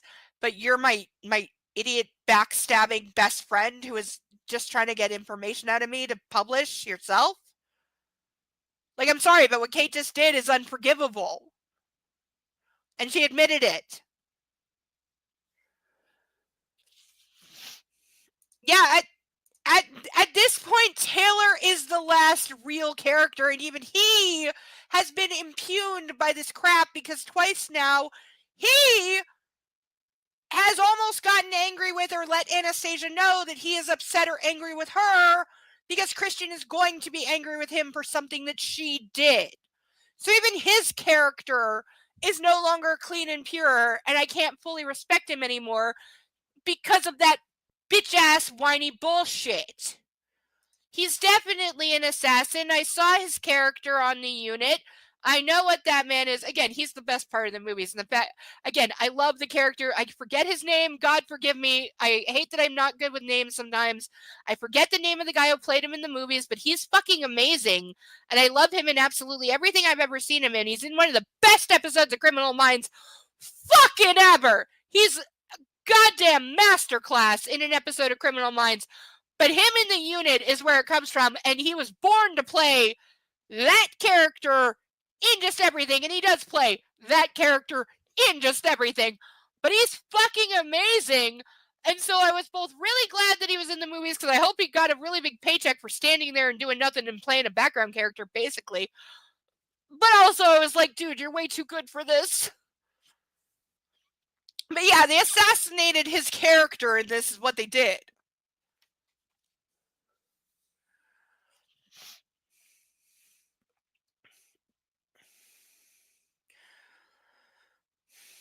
Trust Kate to be on the trail of this story. I roll my eyes and shut Skype down before Christian sees the chat. Because God forbid he sees that she's talking to other people, he might throw a hissy fit. He wouldn't appreciate the ex-Dom comment. And I'm not sure he's entirely ex. Excuse me. I'm sorry, how stupid are you dumbass slut? Like, again, this is proof that he's drugging her constantly because she's that stupid. He's not an ex-Dom, you idiot. He never said that. You never agreed to that. And he has not changed his behavior at all. He has never stopped trying to dominate, control, and abuse you. That's all he's done from day one, and all he's done is get worse. He never said he was giving that shit up, you dumbass, and he's still continuing to do it to the nth degree, and all the more so every day. Like, again, I'm sorry, whatever the fuck we're calling E.L. James as the person who penned this shit, you can't just hand wave and say, oh, it's not like that, when you've spent 1,000 pages saying it is like that. I'm sorry you got caught out by being called out for exactly what you fucking wrote and you have to eat it, but you don't just get to hand wave on the third book and say, no, it's not like that because I fucking say so. You know what? There's things in my fanfics that are because I fucking said so, and there's a limit on how far that goes. I have had to shut my own mouth in my own story because I wrote it a certain way, and I get to a point where I have to write something I don't fully like about one of my characters, but it is within the goddamn rules of the universe I made, and since I made it, I am required to play by my own fucking rules within my own universe.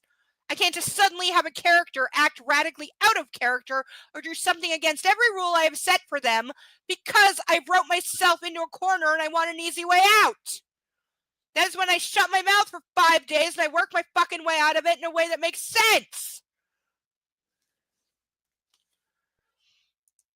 Yes. Yes, we can. I officially are. We got a page and a half left.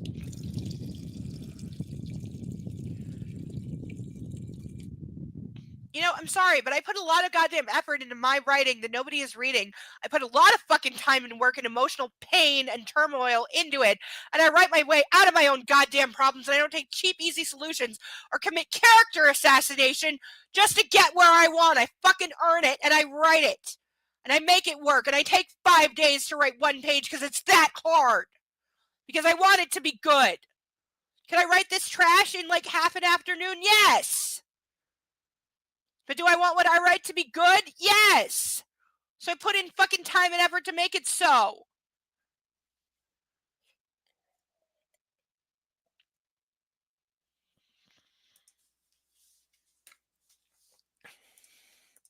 That's his real name?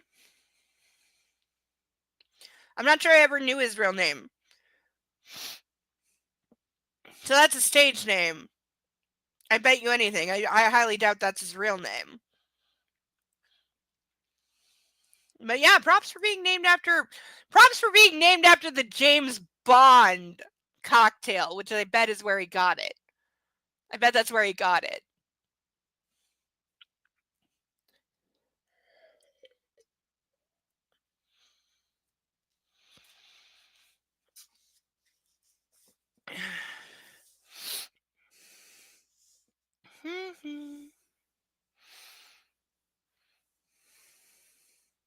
I sigh loudly. Kate knows everything. Since our tipsy evening 3 weeks before the wedding, when I finally succumbed to the Kavanaugh Inquisition. Oh, are we about to say that, Kate got her drunk and made her spill the beans on Christian, and then we're supposed to pretend that what Kate didn't? Run to the biggest paying publisher and say, oh my god, local celebrity bitch boy bachelor Christian Grey is secretly a sadist who does these horrible things to women? It was a relief to finally talk to someone. I glance at my watch. It's been about an hour since dinner, and I'm missing my husband. I head back on deck to see if he's finished his work. I'm sorry, they're saying he's working on an open air deck in a yacht in the middle of the ocean? Because that's a ridiculous plan.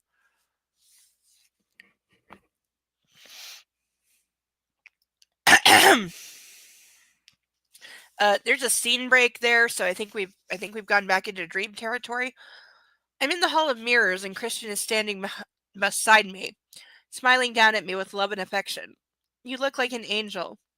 I beam back at him, and when I glance into the looking glass, I'm standing on my own, and the room is gray and drab. No. My head whips back to his face, to find his smile is sad and wistful. This is definitely a dream. He tucks my hair behind my ear, and then he turns wordlessly and walks away slowly, the sound of his footsteps echoing off the mirrors as he paces the enormous room to the ornate double doors at the end. A man on his own, a man with no reflection. And I wake, gasping for air as panic seizes me. Okay, so she said she was going up to the deck to see if he was finished working, and then we cut to her in a dream scene. I'm sorry. I've seen the animated movie Anastasia, which, by the way, is not Disney for anyone who mistakenly thinks it is. And yes, it was fully done to imitate and actually mock them, if you know the history.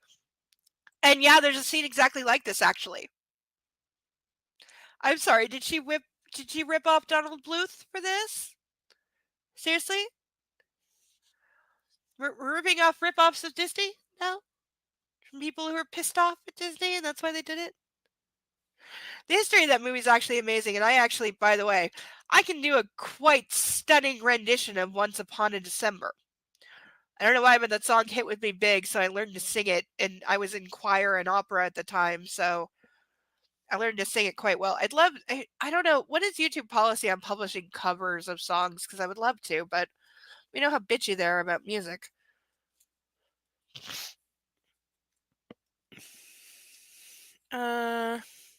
Hey, he whispers from beside me in the darkness, his voice filled with concern. Oh, he's here. He's safe. Relief courses through me. This is so unearned and out of left field. Oh, Christian, I mumble, trying to bring my pounding heartbeat under control. He wraps me in his arms, and it's only then that I realize I have tears streaming down my face. People in the comments, have you ever woken up and actually had tears on your face? Because I swear this is a fake thing. I swear this is not a real thing. I don't think anybody actually cries real tears in their sleep. I'm not saying you can't cry in a dream, but I'm saying when you wake up, there are no real tears. Have you ever woken up with actual tears on your face when had a dream about crying? Because I think this is bullshit. Hannah, what is it? He strokes my cheek, wiping away my tears, and I can hear his anguish, which is fake. Nothing. A silly nightmare. And I guess this is meant to echo. Wait, isn't there? Yeah, okay, it's coming to me now because everything in this is stolen from Twilight. And yeah, isn't there at the beginning of the Breaking Dawn movie? I might be off by one movie where yeah, it's in that field with the fake flowers that they couldn't make look real, and she's looking in a mirror and Edward's next to her and they're both like 16, and then she looks away and looks back and then she's like a 90-year-old woman and he's still like 17, and she's having those nightmares of, oh my god, I'm going to get old and he's ageless and he better turn me before I'm older than him, which is so stupid. Like, it was the dumbest. There was real conflict in that relationship. You didn't have to pick something retarded to make manufactured relationship drama out of, let alone something as superficial as, god damn it. But yeah, fucking A.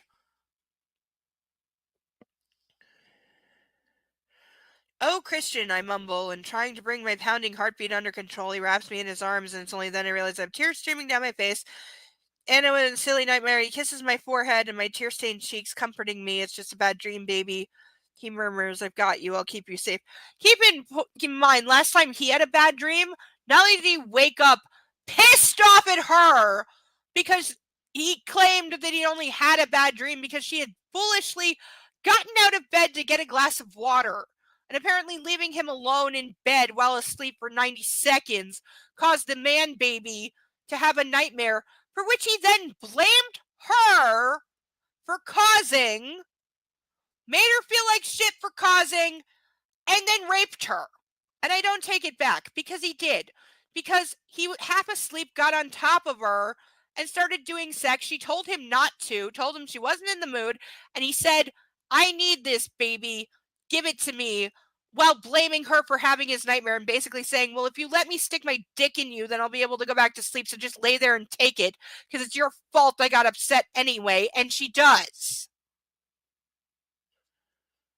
Drinking in his scent, I curl around him, trying to ignore the loss and devastation I felt in my dream, and in that moment, I know that my deepest, darkest fear would be losing him. You're legally married without a prenup. Throw him the fuck overboard and let him drown and get eaten by sharks and enjoy the money, bitch. End of chapter. I didn't know that.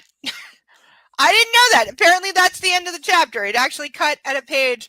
But yeah, I know that my deepest, darkest fear would be losing him.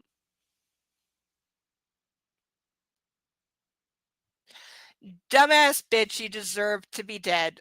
You're too stupid to live. Please head back to start and try again. I do believe in reincarnation, but there are questions. Okay, there's the beginning of this, because I am going to go through this now line by line and highlight everything I should have highlighted. But that apparently does it for the evening. I wasn't expecting that. It's a little abrupt, but we'll do it. Hi, fat kitty. Puppy's on the couch. Sorry I can't get a pet. I'm sorry we didn't get another duck tonight. I was really hoping for another duck. In a weird way, they kind of do, but the problem is that he created his own monster in her. She was innocent until he got his hands on her, so he's the source of her destruction and her becoming the worst, because it's a method of survival. You become the thing or you die by the thing. And again, I refer everyone to the Law and Order SVU Season 1, Episode 22. I have this in my Google Docs. I will send a link to it to anyone who wants it if you want to watch it. Episode in which, again, yeah, it does that. Look at the wife in that episode, and the about 2/3 through when she's in the hospital scene, what comes out there. Yeah, that's what Anastasia is headed to is being that woman. So I guess that'll do it for this evening. We didn't get another duck. I'm very sad that Ralph is still alone. Everyone say hi to Ralph. This is Ralph the duck.